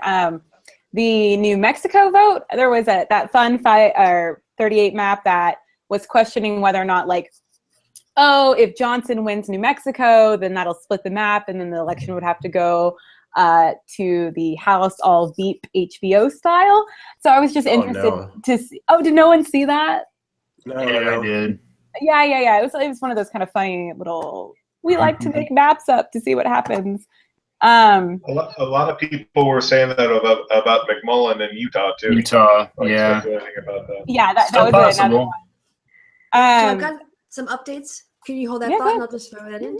We don't have that much more information, but we do have from Montana, Trump was the declared projected winner. In New Mexico, Clinton is the projected winner. And the following states are either too close or too early to call. Sorry, I'm just seeing that Trump has gotten Missouri. I don't know if I mentioned that, but you can throw Missouri on there in the predicted Trump column. Nevada and Iowa and Utah are currently too early or close to call. So continue on with your thought. Sorry for the interruption. Sorry, I always try to mute my microphone.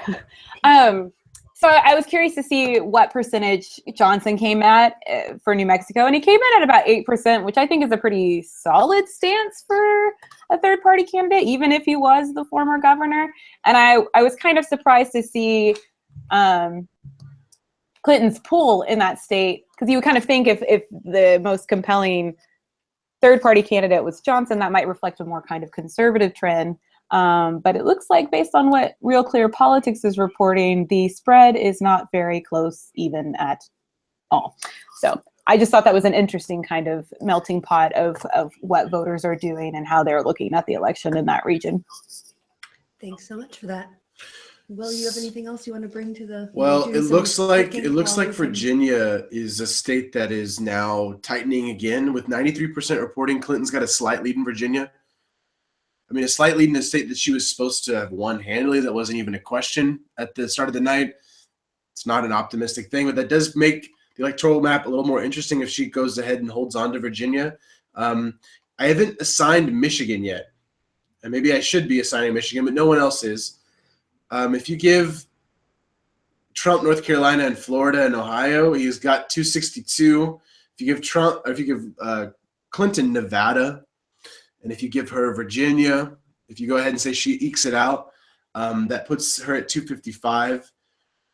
We can give Trump Maine or take away Maine. I think 3 of the 4 were going for Clinton.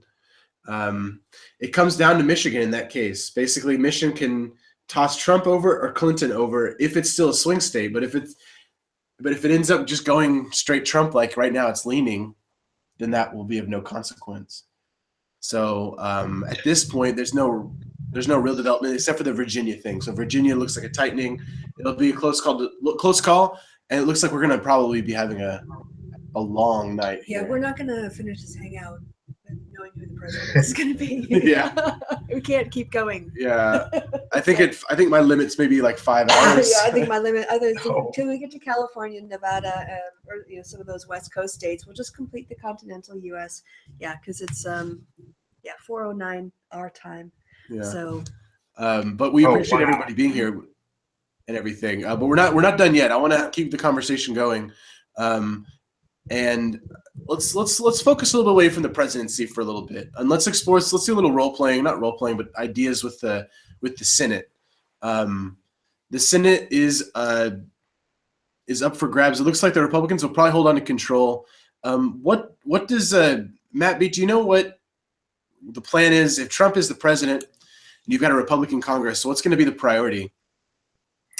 I think Supreme Court justice nomination. I mean, and with the Senate on your side, I think that's going to be probably the first priority. So many conservatives, especially evangelicals, again lumping people together in one group, but I think this is based on my experience with my own family members. They're voting on social issues, particularly abortion, and I think that's just the highest priority. Like, think about Mike Pence. I mean, that's there. A lot of them are voting for Mike Pence, really, or they're voting for specifically a conservative Supreme Court justice. And then after that, though, it's not so clear. I mean, what do we know? I mean, if we have a president who has lied about 75% of everything, we really don't know what's going to happen, do we? I think that's why people are scared the most. They haven't got the truth for so long. Well, I guess Hillary Clinton will have to flee the country to avoid political prosecution. Yeah. Impeachment. Matthew, did you have something you wanted to add? I had a few points I wanted to add, if you don't mind me going a couple steps back. You had asked earlier why we hate Trump. One of the things for me is that having several friends who have been through disasters in their life that left them with PTSD, the issue that I've heard from them is Trump, when he is on the radio or on TV, gives them the same feeling that their abusers have given them. So that is not a psychological diagnosis, but just from my armchair diagnosis, this is the absolute picture of narcissistic personality disorder. The fact that he has no issues lying, Yet people who support him say Hillary's a liar, which is, wow, pot calling kettle. So that's my reason for hating Trump, is just that he embodies just all the things that are bad about human beings. For the second point was, why are people voting for Trump? And again, I grew up in a small town. I mean, I live in Maryland now, but I used to grow up in Pennsylvania. I was out near that area where Steve is, and having gone back there recently, it's just, they don't see the world the way we in the urban areas see it. They see Hillary as continuation of the problems. They see their way of life falling apart. And the Democratic vote, it doesn't matter who it would have been. Maybe Bernie could have changed that, but for anyone else, it would have been more of the same, where they're seeing Trump as, here's someone who can give us something new, something different. It doesn't matter that he has all this other baggage. He's something new, he's something different. So that's what I see as far as Trump. I've been chatting with some of our viewers in the chat room, and they're talking about, I was asking, why are so many people from not in the US are interested in this thing? And one of the comments I got was, it's more of the same. You know, after the world has dealt with Brexit, whatever happens here tonight will just be more of the same in that same pattern. And then we're finally, upstaging the British once again. Oh yeah, we're upstaging the British a lot. And finally, my biggest problem with Trump is not necessarily Trump, because I think he's such an idiot, he'll be ineffectual. And he's proven his idiocy in his own dealings with his own companies, because he keeps bankrupting them. He keeps refusing to pay the people who work for him. We can see that he's not going to get anything done. My fear is Pence, because this is a man who wants to turn the country back to a theocracy. And I'm scared shitless about that. I'm scared shitless about the fact that Trump's going to basically leave him in charge, even though Trump's got his finger on the red button. Pence is going to be running this place, and all the social advantages we have managed to gain in these last several years, we've managed to gain so much advantage for social freedom, and he's going to turn back the clock, and I am scared shitless. I really wonder what's going to happen with Mike Pence there. You know, he didn't get much attention. If Mike Pence is the vice president of the United States, things are going to be different. One scary thing I heard, and I don't believe this because I don't believe in my apologies, Joseph. One scary thing I heard, and I don't believe this because I don't believe in conspiracy theories, is that Trump is the Manchurian candidate in order to get Pence in there. So I'll leave that grenade out there and let you guys talk about that. Well, Joseph, I wouldn't say I'm a strict evangelical voter, although I am pro-life. Very fiercely pro-life, and that was a big issue for me in this election. I will say that much. That's probably the reason why I couldn't get behind Gary Johnson. I will say another issue that we haven't really touched on are unintended policies, or as much as everybody in the room is missing Obama. Unintended consequences of policies enacted under his administration. Obamacare has been a albatross for Democrats in midterm elections leading up to this point. It has raised premiums. There are a lot of things about the law that have that are not working like it was originally intended to. It's raising premiums. It's according to a couple different studies, keeping wages down, contributing to low wages. It's not making insurance any more competitive. Co-ops are not. There are many counties across the country that still have one insurance company that can buy health insurance from. Unintended consequences from his foreign policy that's created a humanitarian disaster. In Syria, and a huge refugee crisis around the world. Immigration policies that have despite promises from politicians over 30 years from the left and right to to fix our immigration system. To stop the flow of illegal immigrants from south of the border. We keep bringing in more. So some of those issues. I also think that our economy is a little bit overinflated. I think whoever becomes president, if Trump wins tonight, then you guys can take I think you guys can take a little bit of solace in that most people are expecting a recession in the next couple of years. So whoever's president is probably going to have a lot to deal with. But as for the psychology of a Trump voter, I think I've explained a little bit. I could go in a little bit more detail. This is a book on the rise of the modern right in Texas. There's a newspaper article from the 1970s. I've already said a lot. I think it would be relevant to read to you guys. But if you want to give the floor to somebody else, I would completely understand. We can come back to it. Do you have the passage already prepared?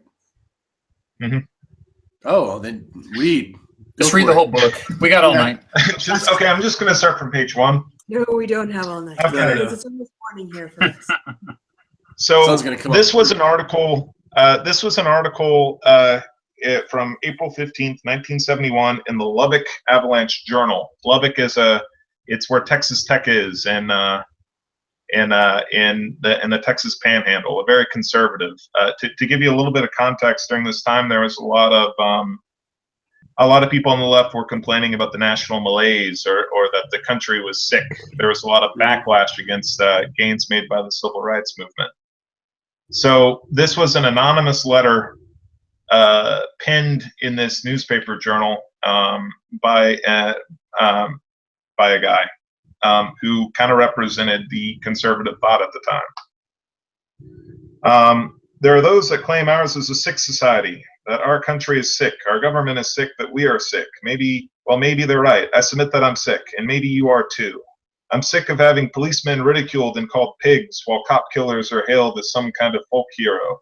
I'm sick of being told that religion is the opiate of the people, but marijuana should be legalized. I am sick of commentators and columnists canonizing anarchists, revolutionaries, criminal rapists, but condemning law enforcement when such criminals are brought to justice. I'm sick of being told that pornography is the right of a free press, but freedom of the press does not include being able to read the Bible on school grounds.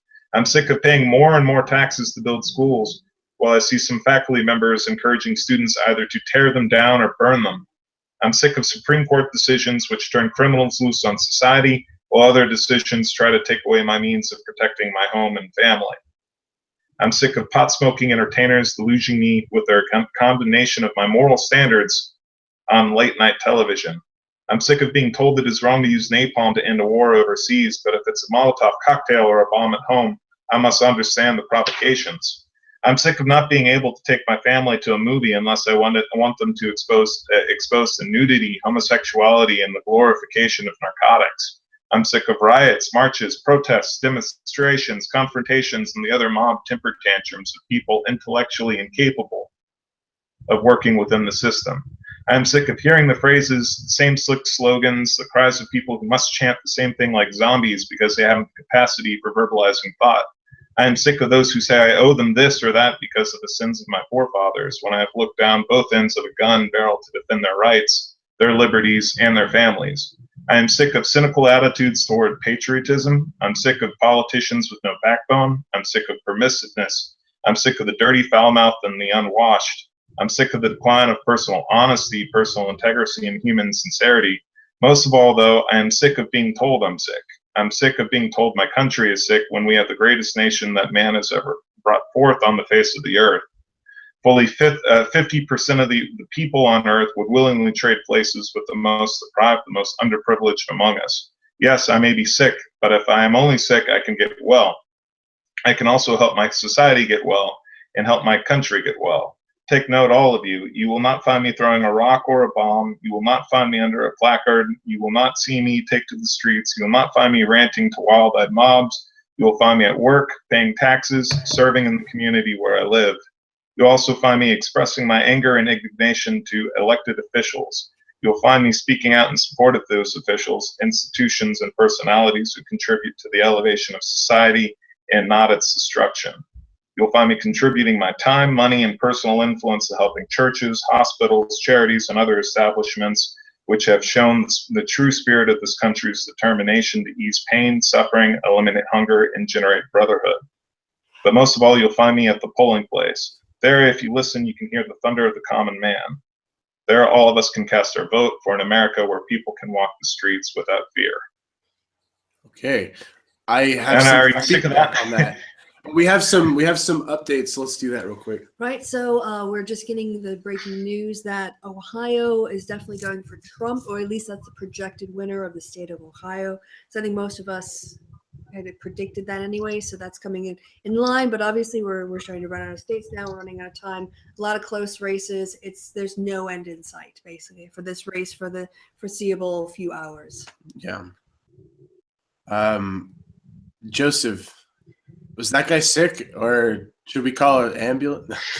I guess the ultimate message there at the end is that there are things I don't like, and I will be heard in the ballot box. That I won't.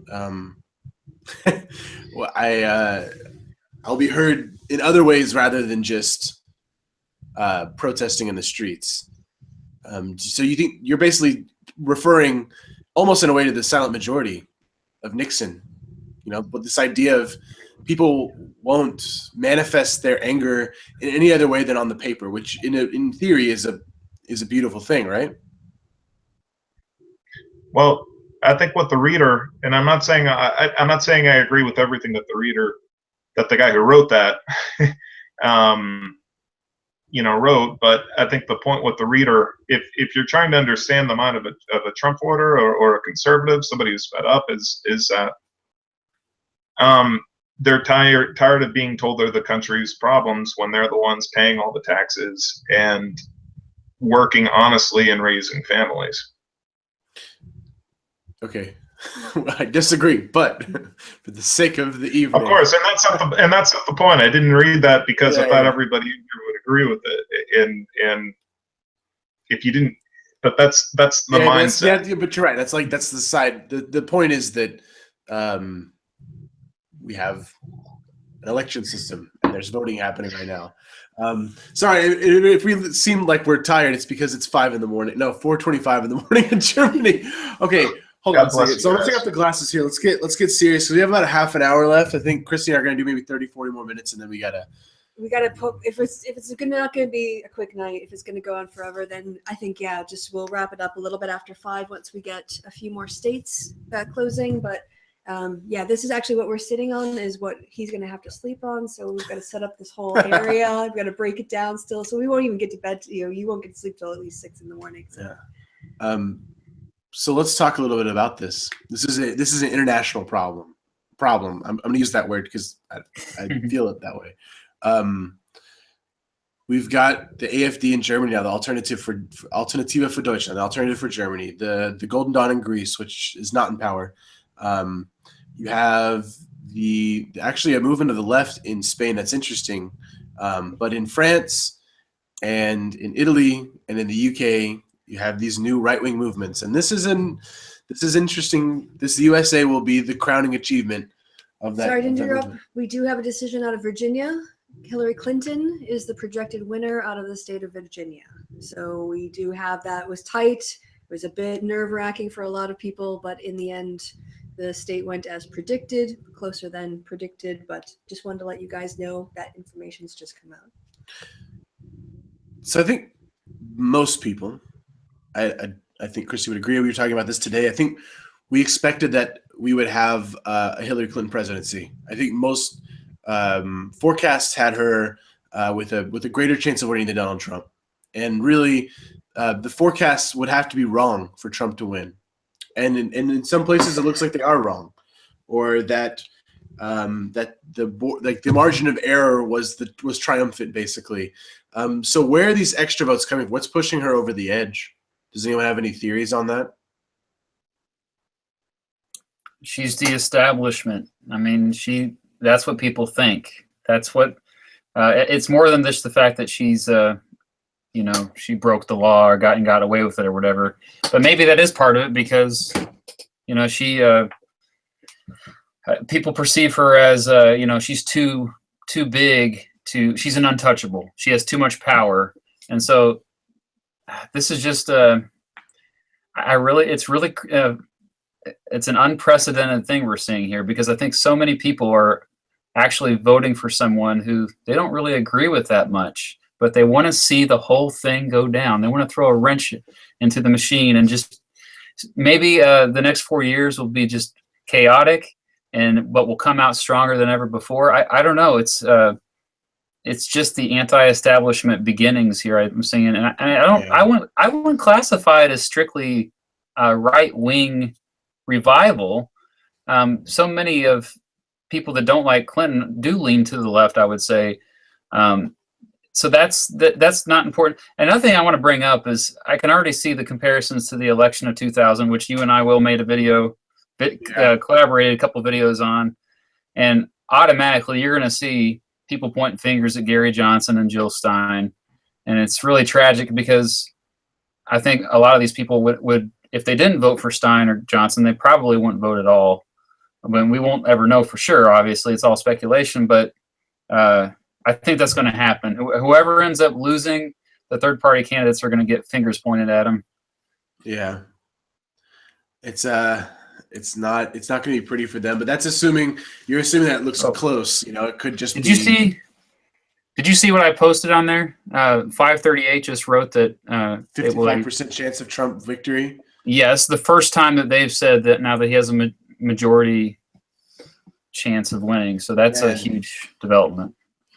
I wonder when the night is over and tomorrow when we're looking at the data, will this be a surge of will this be a surge of white working class voters? I know we said we don't want to categorize people, but what will the numbers tell us? Will it tell us that people weren't coming to the polls, or that certain groups of people were coming to the polls? Was it the lack of Hispanic, of African American votes? It sounds like Hispanic votes were going out there in heavy numbers, which is why this is interesting in places like Florida to see that Trump seems to be winning. It looks like, what's Kornacki doing now? Oh, they're doing the same thing on MSNBC. Okay, they're playing with the electoral map. Yeah, how many ways you can get to, and we're doing the same thing. And they haven't left Nevada empty for a while. So that's interesting. Anyway, oh God, I lost my train of thought. What was I saying, you guys? Sorry, it's late. We were talking about looking at the data and if we're a turnout issue, or were Democrats cannibalizing votes that were just early votes as opposed to election day votes. Shanna, you've had more contact, I assume, with progressives and with other Democrats. And what are their feelings about Clinton? Like, do you think we'll have an enthusiasm gap problem tomorrow morning, or do you think we'll have an enthusiasm like on the other side? Just the Trump voters were just so excited that they turned out when the Clinton voters did not. I think enthusiasm is probably the wrong word to use to classify any part of this election. I think what Matt was getting at is very important, that the kind of anti-establishment narrative that has been so prevalent in probably the last 15 months is not unique to conservatives or people on the right side of the spectrum. That's very evident with the massive amounts of support that Bernie Sanders had.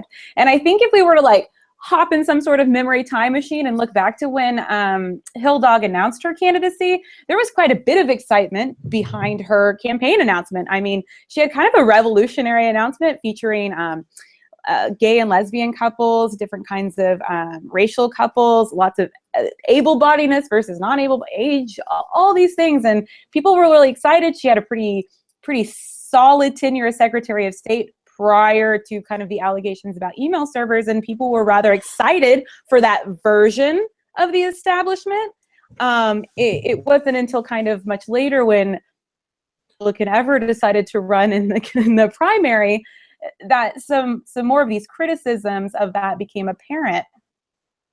And so I think once that narrative started to take off and the Republican Party started to kind of divide into the we're not the establishment versus we're kind of the establishment versus we really are the establishment, this fracturing became much more highlighted. And I am not one ever to shift blame to the media as being the end all for why things are problematic. However, I do think that the broadcast and popular media have the ability to do tons and tons of framing, and it is very interesting to frame non-establishment ideas and ideologies as a way for marketing, as a way for advertising, as a way for revenue generating. And so I think that once that becomes the dominant narrative, it feeds each other as well. So like people watch it, so they think other people have this kind of idea as well, to where when you finish the primaries, you have Hillary and you have somebody like Trump, to where people are really at a bind. And I think that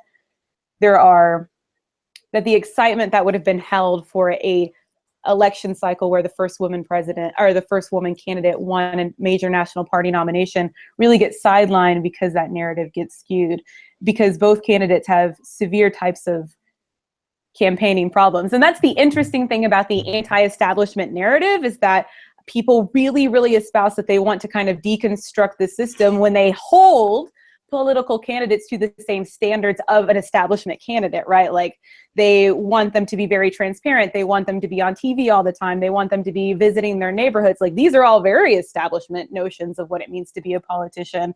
So I think that kind of duality is interesting as well. But functionally, it probably does set us on a pathway to where what we think of as candidate performance and candidate rhetoric shifts slightly to kind of capture more of those. In terms of voter turnout, I think we were just kind of like gravitating towards the voting blocks. There was a really interesting piece from, don't remember who it was, and I feel bad for that because I like to give credit where credit is due, but really, really poor engagement of Hispanic voters. When you see a lot of polling data, lots of like Hispanic in terms of the race or ethnic bloc is listed as NA for two reasons. One, Hispanic doesn't often capture the kinds of groups that we think we're capturing. And two, polling data doesn't often provide multiple linguistics in terms of trying to actually engage those voter demographics. So I think it's kind of hard to pin that block down on what they're doing. I know in Texas, and particularly in Houston where I'm from, there was a fairly large Hispanic contingency that was pro-Trump in terms of business employment. Mm-hmm. What's interesting, thank you, Shane, for all of that. I want to pinpoint one little thing, though, is this notion of the establishment. And we were looking at exit polling, and 54% of the public was actually approving of President Obama at the point of being polled. So they went in, and at this point, it looks like 49% of them voted for Trump. But that means that a certain percentage of those people were also satisfied with the job Obama was doing, if that's the case. So that leads me to believe that there's something special about Hillary that makes her even more establishment. That's like I said. It's not like everyone is all excited about Trump. I think they're more excited about bringing the whole thing down. Yeah, Colorado just got called for Hillary. It looks like. Yeah, Clinton's got Colorado, so I don't know who wrote that. Was that Matt? Can you tell us what you just typed to the group about? Well, I mean, Trump is leading in both Michigan and Wisconsin right now, and those states were not supposed to go to Trump. And this guy on 538, what was his name? Let me look it up again. Harry Enton. He wrote that Trump leads in both Michigan and Wisconsin. If those leads hold, I don't really see a path for a Clinton to win. If, however, Clinton wins those two states, she'll be on track to win. If she loses one of them, she still has a path that includes Arizona, because the Arizona is actually tighter than they originally thought. Yeah, I noticed that earlier. If she does win either Michigan or Wisconsin, though, Trump is the favorite. So, fascinating. A lot of surprises tonight. Oh my gosh, it's so fascinating, and it honestly, let's just say Hillary Clinton pulls it out right now, which there's no saying that she will, but let's just say she does. This will still defy the basics of what it means to run a campaign in the United States of America. The fundamentals of the GOTV, get out the vote effort, identifying your voters, going out there and motivating them to the polls. This calls a lot of that into question. Or at least it is it could be the anomalous case, Mm-hmm. Trump could be that special person, and Clinton could be that special person, unspecial person, whatever. but it will definitely challenge a lot. And this has been 2016 has been a year of laughing at political scientists. I think in the primaries it happened. Nate Silver had to apologize, I think, because of some of the polling information. Yeah, well, the problem with Nate Silver is Yeah. that he wasn't data led. He just kept thinking, oh, people will make a different decision than what the data is telling me. Yeah. And eventually the data will catch up with me, but that's not what the data. When he's relying too much on history too, which as a history teacher, I'm like, I respected that, but yeah, you can't always look at history. Oh man. Andrew Jackson. People have talked about Trump as Andrew Jackson at times.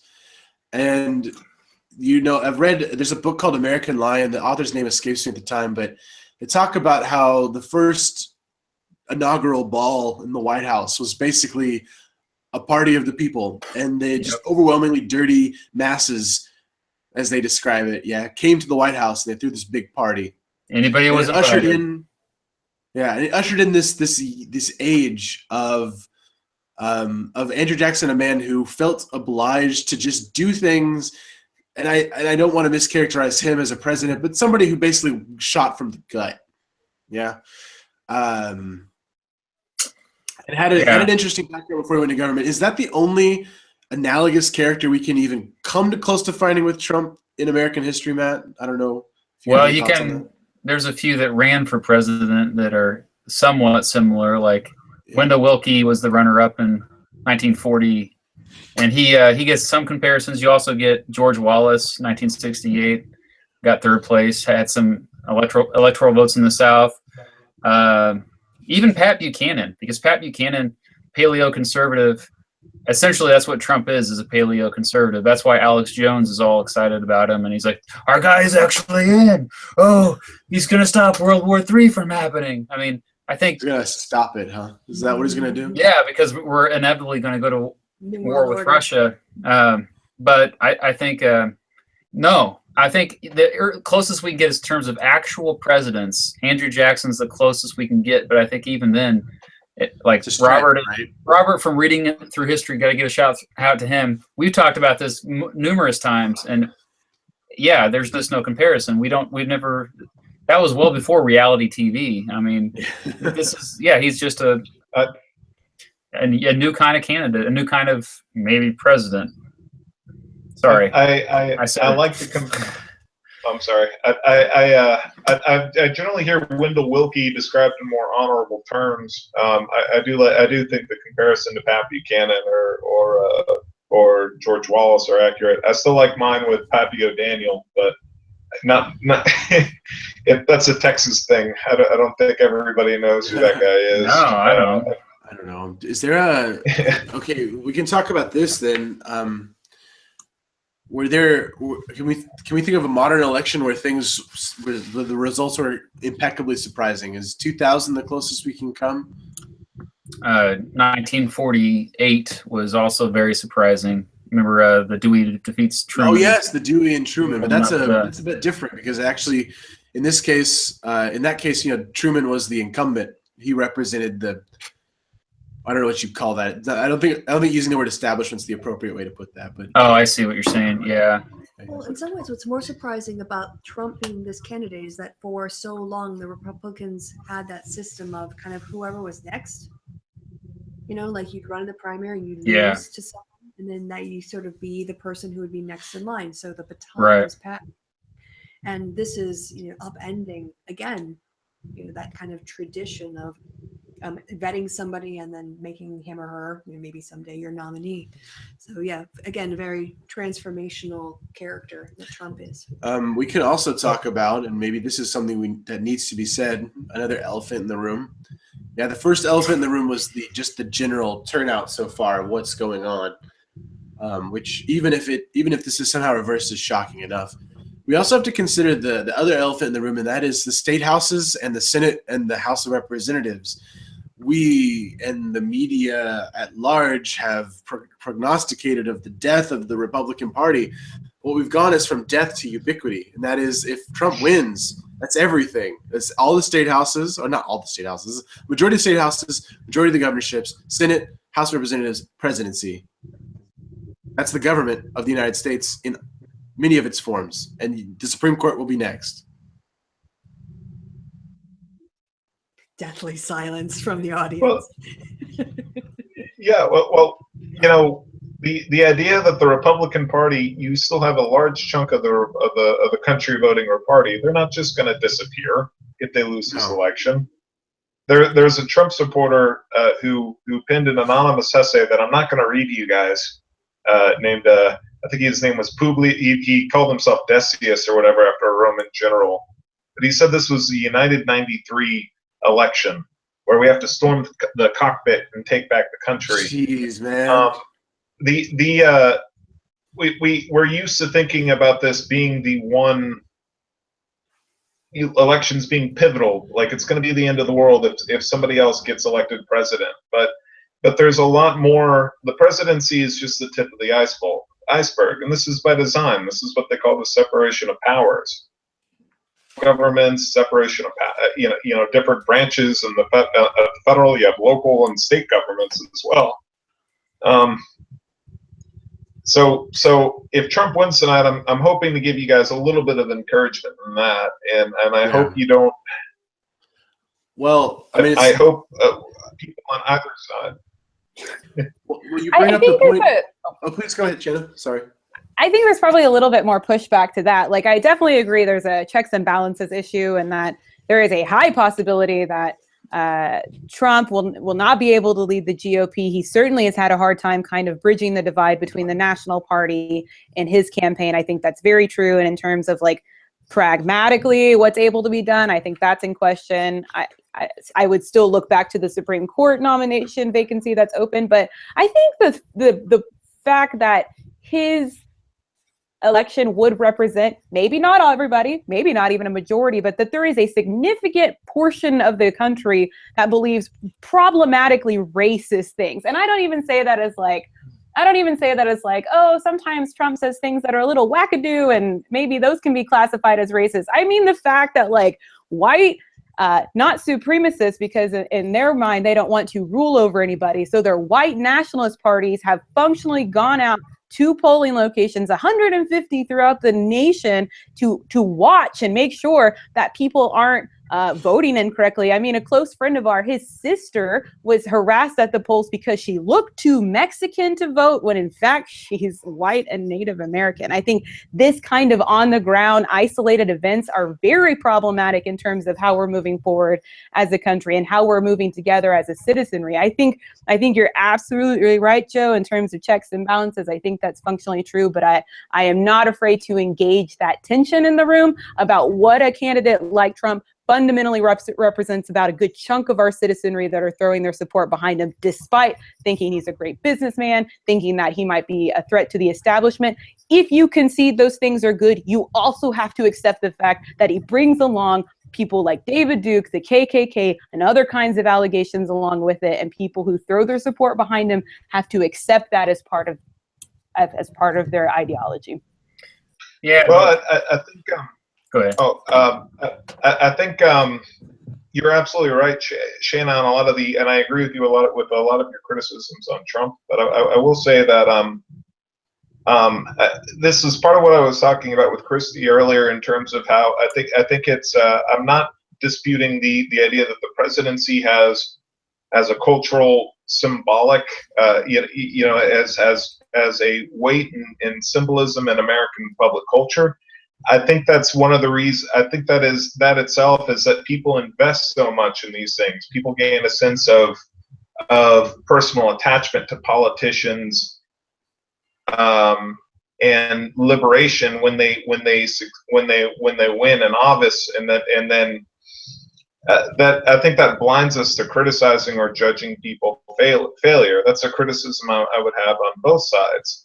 I would not deny that there's a significant portion of the country that is racist, but I would also like to point out that there's a significant portion of the country that is completely oblivious to the horrors committed under communist regimes around the world, and thinks socialism would be a great idea for the country.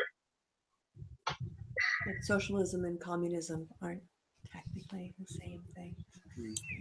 I mean, you can't say it's not at all. communism and then say it's socialism and say that they're the same thing. maybe if you're talking about democratic socialism or social democracy or what the concept is. But yeah, I think it was in the context that people are uninformed. So if they're uninformed, Right. they might be conflating those two things. Ah, right. Thank you. I want to a point that Shanna made, like about the KKK and David Duke, people like that.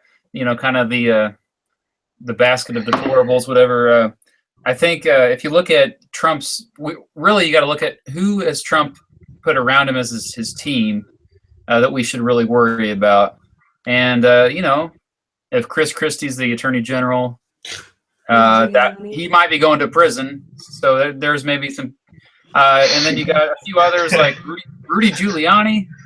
I mean, so yeah, I'm more concerned about that. Those people being on his team, but I think the other thing to consider that we mentioned separation of powers, checks and balances.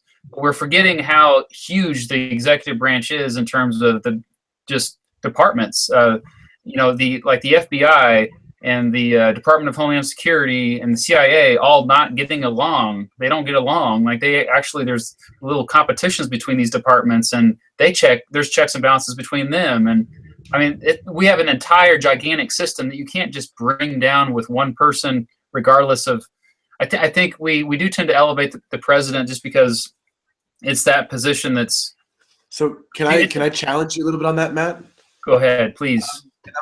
It's late. You'll have to forgive me for being a little clumsy with the way I'm going to challenge you on this. But, you know, there's lots of name calling and insults and rhetoric that goes back and forth in campaigns. Crooked Hillary, right? And then it comes back, you insulted a Gold Star family. You're unfit to serve. And then comes back, you're corrupt. You're the worst. It goes back and forth. But every now and again, these silly little talking points these poll testers come up with is pretty damn accurate. And the one that always stuck out to me as ringing ungodly true was if you can be provoked by a tweet, then you shouldn't have the nuclear codes. And I'm just thinking about that today, right now in this moment, and I think that is sounding so ominous right now. It sounded like a joke. People laughed, and now I'm not laughing. I'm not laughing, man. Honestly, I don't know if I don't think he's going to have the nuclear codes if he's president. I honestly don't think. I know that sounds crazy to say, but like, I think the generals are going to know who they're working with here, and they're going to. I'm hoping I have faith in our generals. Basically, is what I'm saying. I'm saying if they need to resist the commander in chief, then they need to resist him. I mean, they need to obey the Constitution. Are we having this conversation right now? We are having. Is this a real conversation? We are. I'm so okay. We still Is have Donald Trump almost president? I mean, yeah, exactly. We have 10 states that are close, but you know, we saw Virginia break for Clinton, even though it was close. So let's not get too far ahead of ourselves. Yeah. I know Michigan and Wisconsin are the issue here. That's what's got me bewildered. Do you have it in front of you? What is Wisconsin doing right now? We've been just pontificating. We haven't actually been. Yeah, there's not been a lot in the way of updates. I'm just kind of waiting to get some of the other poll closings at the top of the hour, which is only 10 minutes away, and then it'll be 5 in the morning here. I assume anybody who hasn't stopped yet probably will forgive me for opening this up and looking. I will tell you that Michigan is tightening. 47% reporting that I have. Trump's up 48% to Clinton 46%. And then I see 49-46 for Michigan. Is that how much reporting? I have 39% reporting. Okay, so I have more updated. Not to brag, but I have more. Nuclear politics is behind this. And then for Wisconsin, it's tightening a little bit. It's not looking good for. Yeah. It's 57% reporting and 49% Trump, 46% Clinton. Yeah. Well, then my question, like in Wisconsin, because that's my backyard, was I would want to know if the WOW counties in, like Waukesha, Outagamie, Ozaki, and something else. There's another W county that make up basically the suburb of Milwaukee. That's the biggest, most conservative Republican area. And then I'd want to know if Milwaukee County is in and if Dane County is in. So if there's, for whatever reason, delays in the urban centers, and whereas like the rural, again, you get smaller numbers, it's faster, you just churn it out, you turn in your numbers. So I'd want to know where those numbers are coming from in Wisconsin. Excellent I'm point. not doubting them, but yeah, just. Looks like Michigan, the difference is about 40,000 votes at 48% reporting. 270 to win is down. It's crashed. So that shows everybody's panicking and playing with the Electoral College. That's what I wanted to do right now. I think I forgot what I wanted to say, but this is crazy shocking. I think to me personally, I'm shocked. Like Kristi and I were talking about this today. We were walking in Cologne, and I think Kristi basically said something to the extent of like, do you really think Trump still has a chance? And she wasn't saying it like in a negative, like in a condescending way, but just as a real heartfelt question. And I think my answer was something to the extent of like, not really, but my gut just can't allow me to give up that possibility. And right now I'm really happy that I didn't give that up, because if I had pushed that possibility out of my mind, I think I'd be a lot more crushed. I feel not happy, if I'm giving like personal feeling, if this is therapy now. But I just realized something. Most of you didn't live through 2000. Most of you sort of were. I was asleep. I had to go to bed for school the next day. Okay. Well, okay. That was my first vote ever. Was 2000. I was a neoconservative. I apologize. Oh yeah. Well, George W. Bush used to not be a neoconservative. That election, he campaigned not being a neoconservative. He was a compassionate conservative. Compassionate, yeah. Who with a humble foreign policy. Yes. Don't police the world. Yeah, we're not there to teach people how to build their own governments. Sorry, moment of dead air. No dead air. Yeah. So for me, I'm not reaching any panic loads yet. I just want to see how it plays out, because also I know that there are times when you have to do a recount. And can I bring up a point? And can I share my screen too? Is that possible? Yes. Do you know how to do that? Yeah, please. Yes, I will try to do this. Okay. And then I'm going to show you this map here. You guys see it? Yes. Okay, this is the states with laws against faithless electors map. And I read an article the other day about faithless electors, how they could actually have an impact on this election and just go ahead and vote for Clinton instead of Trump or something, or the other way around, against their entire state, and actually have an impact. And all the gray, there's no laws against that, so I think they could without facing any kind of pushback or something. And so, and that includes my home state of Kansas. What's crazy is that there's like 90% of Republicans who didn't, like, at the state levels, that didn't come out and support Trump, I believe. They just kind of like didn't say anything. They're like, a few actually spoke out against him, but generally most Republicans at the state level across the country are just not too happy about Trump, or at least indifferent maybe. And so that's another dynamic I could throw out there. I'm going to stop sharing now. Yeah, I'm surprised by that. That was actually really interesting that you brought that up. That was really good. I'm surprised by that. I always kind of thought Oklahoma was a more nihilistic state than that. Just. So Matthew, you know what? Oh, sorry. When you're done, I just wanted to pick up something Matthew wrote in the comments. So. Okay, I do want to say, one thing I do have a little bit of hope in. I think it's disgraceful how many evangelical leaders have sacrificed their principles or beliefs in behind Trump, who's a very. I don't think he even ever picked up a Bible, before this election. That's kind of the thing about faith in politics. How do you determine authenticity in faith is something that all politicians kind of want, but they, that they try to exude, but it's not often that. I do have a little bit of hope. There is at least a Liberty University students protesting against their Jerry Falwell Jr.'s endorsement over there. I think there is a little bit of hope there among younger conservatives and evangelicals. Maybe not. I don't know. Go ahead with your point, Kristi. Well, Sorry to cut you off. I'm going to interrupt, and I'm going to give it to Shanna, who's just scooped us and our sources here. So did you want to give the reporting that you've just gotten in? So it looks like North Carolina is coming in for Trump at 88% reporting, with 50% going towards Trump. That, according to Real Clear Politics, has Trump at 213 electoral votes, while NBC has him at 168. So a bit of a disparity there between two sources. But yeah, they have North Carolina called. Right, because remember, the news networks have these exit poll firms, and Real Clear Politics isn't part of that, so they might have their own independent polling.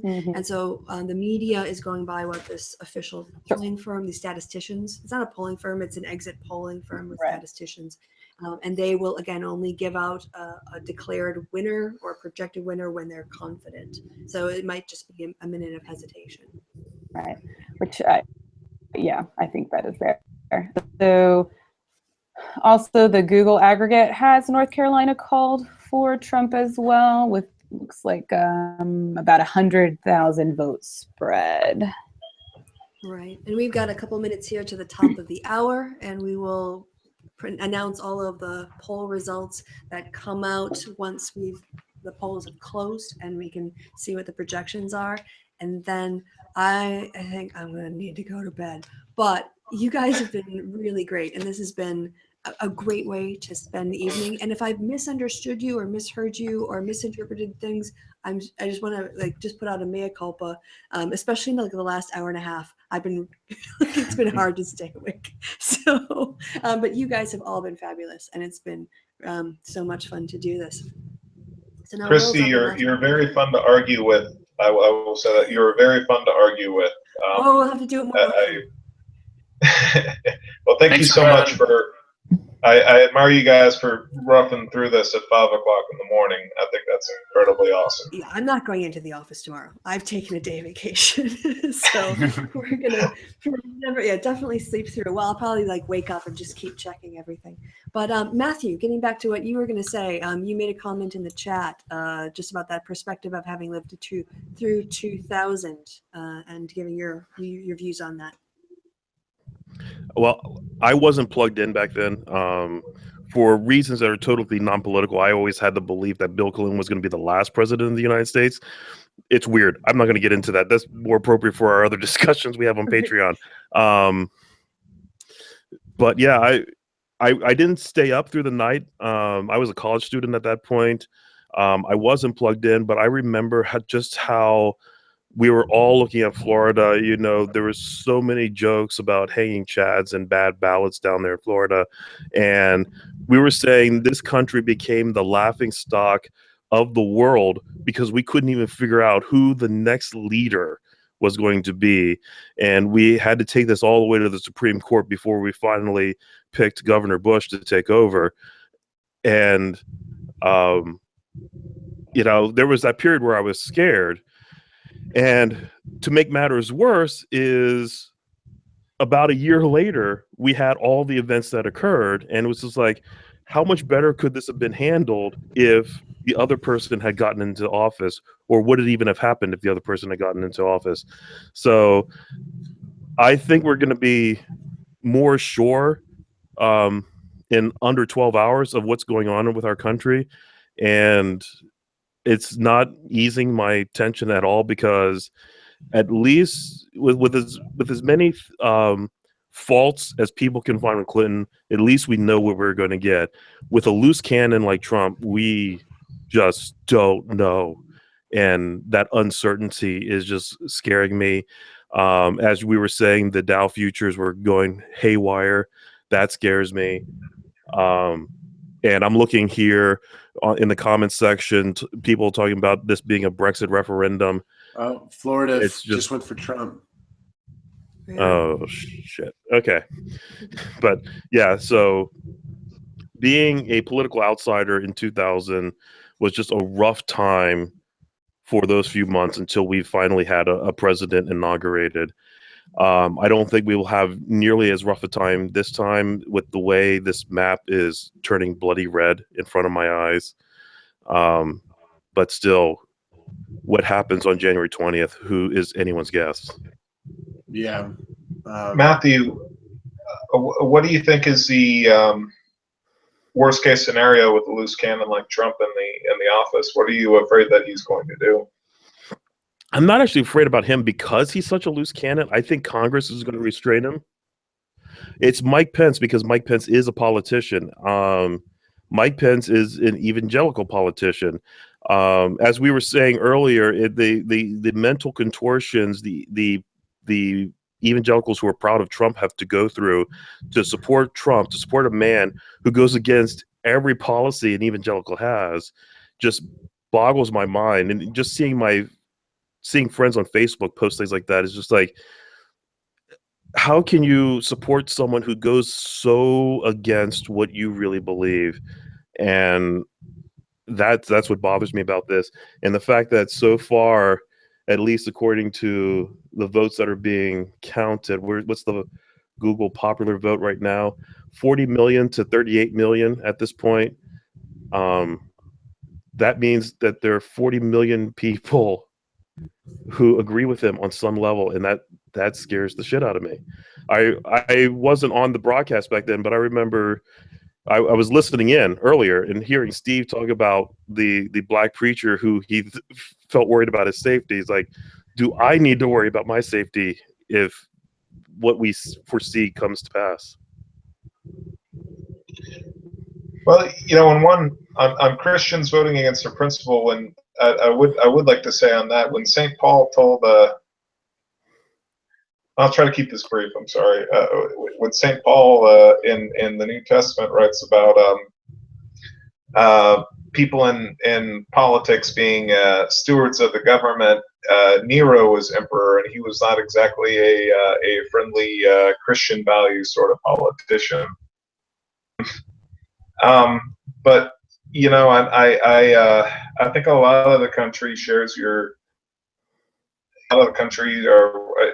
shares your concerns, as even if they don't understand your perspective about the uncertainty and the chaos that could come from a Trump presidency. I would take it. Yes. Would you say, well, actually, before I ask you this question, Kristi, Yeah, we had some the polls closed on the West Coast, and we have some results. Most of them are pretty clear-cut. So California has Clinton as a projected winner. Hawaii has Clinton as a projected winner. Washington, Clinton, the projected winner. Oregon, the projected winner. Washington. Now I did, because I'm tired, kind of like go somewhere for a minute, and I think so. I'm pretty sure all of these are right, but if I made any mistakes, it's because of overtiredness. And Idaho went to Trump. Another indicator, perhaps, of not the greatest trends in Wisconsin is that they have called Ron Johnson as the winner, the Republican candidate in Wisconsin, over Russ Feingold. What does one-party control of the government mean? Oh, Matt's gonna. One-party control? Yeah. I Okay. think wait, Texas just would one second. probably be. Hey, Matt, thank you for staying here as long as you did. We're gonna probably log off in about 10 minutes as well, but we really appreciate you being here, man. Thank you, Thank you guys. very much for having me. Oh yeah. Oh, I meant the other Matthew, Matt. Matthew. This Matt, yeah. Okay. Thank you, guys. Thanks, Kristi, for hosting this, and we'll see you guys. Yeah. On the other side. See you on the other Matt, side of you're it. awesome. I'm going to go to your channel and watch all your videos. Oh, thank you. All right. Yeah, it's Mr. Beat's Social Studies channel for our 51 viewers that are watching and curious. They've just MSNBC is just Take care, called Trump. The North Carolina for goes to Trump. Well. Here we go. Sorry, Matthew. We're not trying to kick you off. I swear that was. Sorry, I misheard you. I'm reading stuff over here that. That's okay. You're very professional. You're like, cool. I guess I'm going now. It's like- No. I thought you were just laying the 10-minute warning out. Yeah. Well, my question before we paused, and this may be a good final thought, is if we have let's examine the two scenarios, and that'll be a good way to stop. Yeah. So let's imagine that Clinton pulls out a 270 electoral vote win, which seems to be the less likely scenario right now. That would be by a very narrow margin if it were to happen, and presumably the country would not be in a good place. So maybe we could all just say, where do we think the country would be if Clinton wins? Like what will be the immediate aftermath in terms of how the country's feeling? Does that make sense? Shannon, can you start? Oh, sorry. I'm sorry. There was a slight lag. Can you say that again, Will? I'm sorry. Sure. No, it's no problem. I just thought we'd examine the two scenarios. And one scenario is that Clinton pulls it out. Yeah, that's option one. That could happen tonight. So I'm wondering, how do you feel like the country in the immediate aftermath will feel? What could happen in that scenario? Well, I think one of the interesting intersections for this election particularly is the kind of a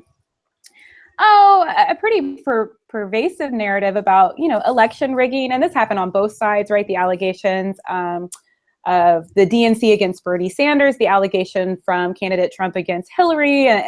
This happens kind of everywhere. So traditionally, the concession speech for the candidate who loses is like, everybody, we should be so happy about democracy. Look, the system worked, the people were heard. And that doesn't look like a rhetorical device that's available to any of the people who are running for office. And I find that lack of persuasion appeal to be problematic, because I'm not sure what's going to be the bringing together point. If the importance of concession speeches is to peacefully transition power and to signal to the country that, look, we did a lot of fracturing, we have a lot of differences, and we have a lot of opinions, but functionally democracy is what holds us together.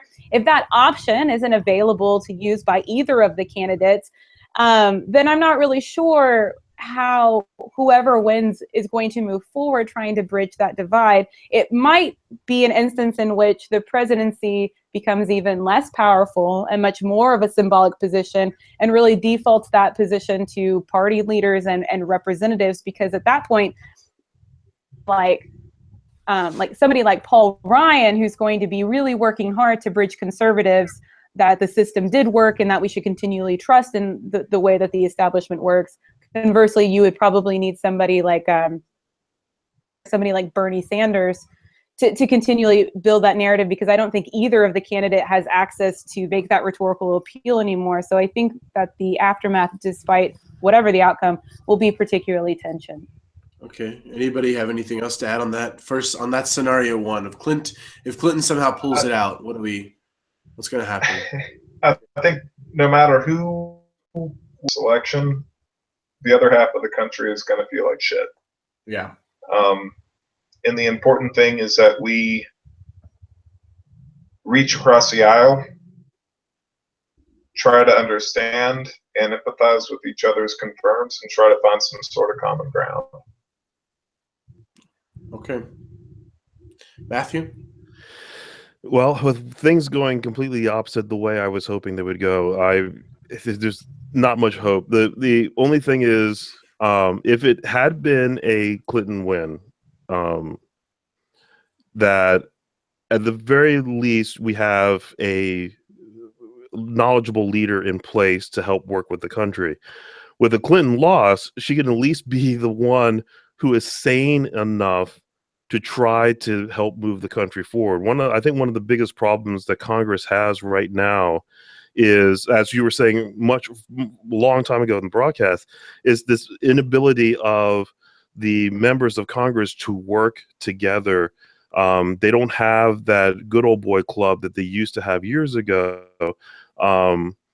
That's something I've personally noticed over the years, because I've worked with a nonprofit group that has worked with congressmen in an arts capacity, and it's gotten to the point where it's impossible for us to even talk to them, because there was a time when travel wasn't as cheap as it is, and that on Friday night the only thing congressmen and women had to do was to go out and drink together. That is not the case anymore. They all go home Thursday night. There's never that bonding time of, hey, we can agree to disagree, but we're still going to get stuff done for the sake of the country. That has basically evaporated in the course of definitely in the last 10 years. Maybe the path had started a lot earlier than that. So at least with a Clinton loss, you have someone who's sane, who can give soothing words to heal the wounds that the last 2 years have inflicted on this country. We still have a problem where almost literally half the country is going to hate the other half. And that is going to be, it's going to take years for us to get over this. It's going to take whatever happens in 2020 maybe for us to get over this. We'll have to see what governors get elected in the next 2 years. And we're going to have to decide on what, as a united group, because now all of us in this room are not of the same political persuasion, and yet we are all unified against who may be the next president. We're gonna have to come up with a unified front. How we're gonna do that? Perhaps. Well, it's always easier to defeat an enemy than it is to govern Yeah. peace. Yeah. Well, It's and interesting, even as like- a sorry. Yeah, Go ahead, Shanna. Oh, even as a kind of liberal left progressive, even if the election was being more like excited towards a Clinton presidency, for the last like 8 months and even more than that, I'm under no guise that even if she did win, I don't think she equally has the tools available to bridge the tension that I was speaking of. Like I think this kind of anxiety that we're kind of like touching on and kind of brushing up against each other exists regardless of the candidate who wins. Sans like, I don't know, like Jill Stein pulling like, like some sort of crazy win, right? And so I think that more than just like, oh, we really need to reach across the aisle. I think it's a lot more than kind of this principled notion of what our democracy means, because it seems that in one regards, our two-party system is broken, and the fact that there's not a two-party system, right? Like there's like a 15-party system that's all encapsulated in a red versus blue, spy versus spy kind of scenario. And so immediately the system fails in capturing those things. But furthermore, because of the sort of very interesting article about this, and I'm inclined to believe this argument that our push for transparency and our push for accountability from our representatives prohibit their ability to do things like, I can't remember who said it, but like the good old boys club. Like they don't have the ability to do backdoor deals. They don't have the ability to trade votes. They don't have the ability to do this. So in some regards, they are constantly campaigning for their position based on the partisan politics that their constituents want. And as a result, I think we have to do more than just reach across the aisle. I think we have to reevaluate what it means to be a participatory democracy, and if like the first past the post system that got us here is a preferable system for how we elect our candidates in the first place. Much more ground level than I think what we're talking about. Mm-hmm. Kristi, do you have any final thoughts as we wrap up our discussion this evening? I'm reminded of a phrase from baseball about, this is why you play them. This is why you have elections. This is why you play the game, because you don't know how it's going to turn out. And I will probably fall asleep and not know for several hours now what the result is going to be. And it might be, like Matthew said, 12 hours. It might be longer if there are recounts. So, I'm going to wait until there's an actual decision before I react. But I think that, obviously one outcome I find a lot scarier, because again, if it is the case that the American people enough of the American people decided to take a man who wanted to just burn it all down, that's what they're going to get, because just the idea of the last 18 months of seeing Trump in the news every day for the next 4 years, but with the White House Twitter account now, so yeah, I think I'm going to wait until I know the result to make any comments, because you can see it on Will's face and my voice and my eyes. I'm tired. Yeah, it's this politics is fascinating. So, and that's basically a very long evasion. Yeah. Politics is fascinating, and it's also very depressing. Yes. Yeah. The Chinese curse, isn't that the little parable of may you live in interesting times? Maybe one day they'll make a documentary about this, and they'll put a clip of us all looking shell-shocked at 5 a.m, and they'll say, "Look at those fools! They had no idea that Trump was going to be the king of all men in less than 4 years." I was just thinking back to 2009 time when I remember when it was just early in the Obama presidency, and I had some of my more conservative friends be like, well, America decided it wanted a rock star. It got a rock star. I don't know if that's good for the country, though. Thankfully, the last 8 years have proven very good for this country. I wasn't so worried in 2008. In fact, I can't remember who Obama ran against in 2008, to be honest. McCain, yes. And so in 2 months, McCain will have proven he can live through an 8-year presidency. That's the only thing he has to do. He has to live to January 20th, and then he can prove that he would have made it through.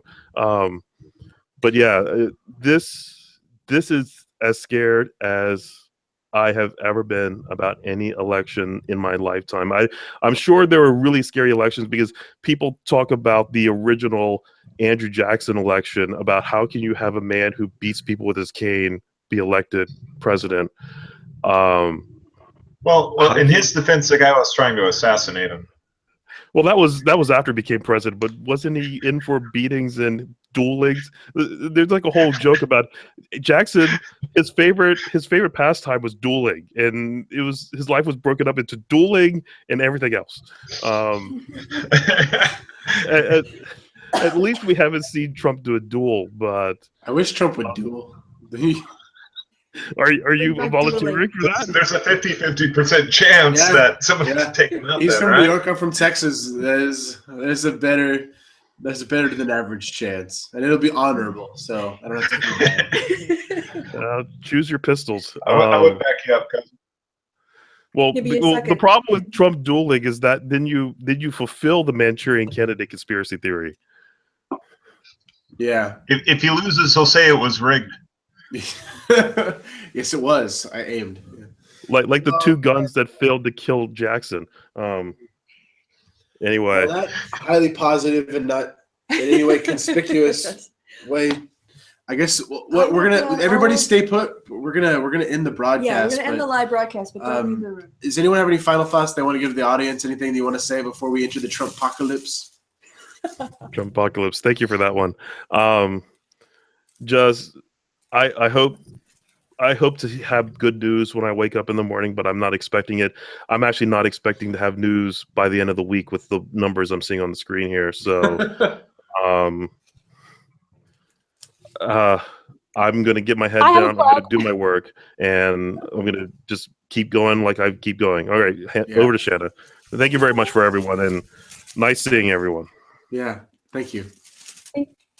So my plug is if you live in the States and you particularly despise this election and you think that the 2-party system is garbage, do not spend the next 2 to 4 years thinking about how sad it is. Really, really, really work on abolishing first past the post voting systems in your state. It's in every state. It is a statewide law. It's super easy to overturn because no one pays attention to it. And that is the way you get things like third-party representatives. And that's the way you start breaking up crappy 2-party systems and really seeing the kinds of changes people want. Because I think if I were to give credit to both sides of the spectrum, I think that most people want some sort of dramatic shift. And granted, the ideological split between what those shifts are very steep and very vast. But if there was any kind of overlap between what those 2 things mean, it's that the 2-party system really freaking fails us. And the only way to undermine that isn't every 4 years voting for Johnson or Stein. It's to literally spend the 4 years in between undermining the election system and putting in a new one. And that's my say for everybody.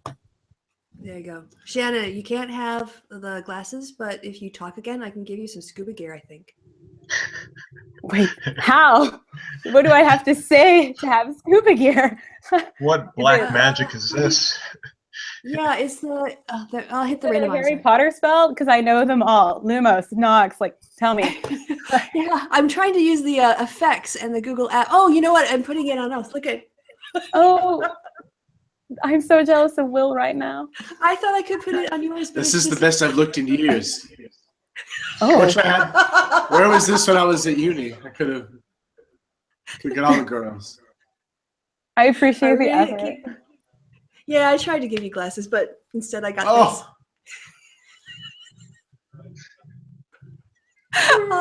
Make it stop. Make it stop. All right, sorry. We had one more person to talk to. Joseph, any final thoughts on the evening? Politics are the golden calf of our age. We keep worshiping at its altar and expect to answer our prayers, but it doesn't always. But it fails, and it doesn't always give us the answers we want. And I know plenty of good people who are Trump supporters. I know plenty of good people who are not Trump supporters. I know plenty of good people who are hard right-wing conservatives. I know plenty of good people who are radical left-wing communist socialists, whatever you can have out of that. If you're disappointed in this election because you feel like this is kills any chance of there ever being progress in this country, my advice would be keep working at it, and keep reaching out to other people. There you go. God bless America. Woo! Yay, Jesus. Okay. I guess I'll just end by saying, and I guess I'll just get it on the record, and we'll see if it's hyperbole in 4 years. We'll just have to wait and see. But I kind of had this image as a kid that justice and history kind of moved in the right direction. I think part of that comes from like Dr. King, who said, the bend of justice, the arc of history bends towards justice. And if you study history and you look at it, that's not the case. There are ups and downs in history, and catastrophes and buildups and crashes. The First World War is an example of that, right? Where you've got powerful nations that just destroyed themselves for no reason. And I'm not saying that we're on the precipice of a world war. That's not what I'm getting at. But I'm just saying that progress is fragile, and that the things that we fight for can be lost very quickly. And so I hope that we stand up and we fight for the things that are important to us in the next 4 years, regardless of who's elected. Because this is an interesting night. I don't think this is what we were expecting, which makes it all the more interesting to live and to look, and one day to look back on when this recording is a few years old. So thanks everybody for being here. Thank you to the audience for sticking with us. If you've been here since the beginning, you're awesome. Yeah, that's unbelievable. And we hope you'll check out all the people that worked with us, that came on, all the YouTubers that were here. Thank you to everyone who participated. Soliloquy, Tristan, Matt Beat was here. Kevin Logan, and Steve Shives were also here. Thank you guys for being here. Y'all were awesome. And we'll see you again. We'll do another hangout. Soon. Because we'll have to do like the whole post-election, what happened. Yep. Hangout. Good. All right, guys. So since you're on my channel, I'll have to close with my usual closing. Thank you, everyone, for coming. Thank you guys for watching all the way to the end. I've been Kristi. Everybody in the hangout and the audience has been awesome. And I'll see you soon. Bye-bye.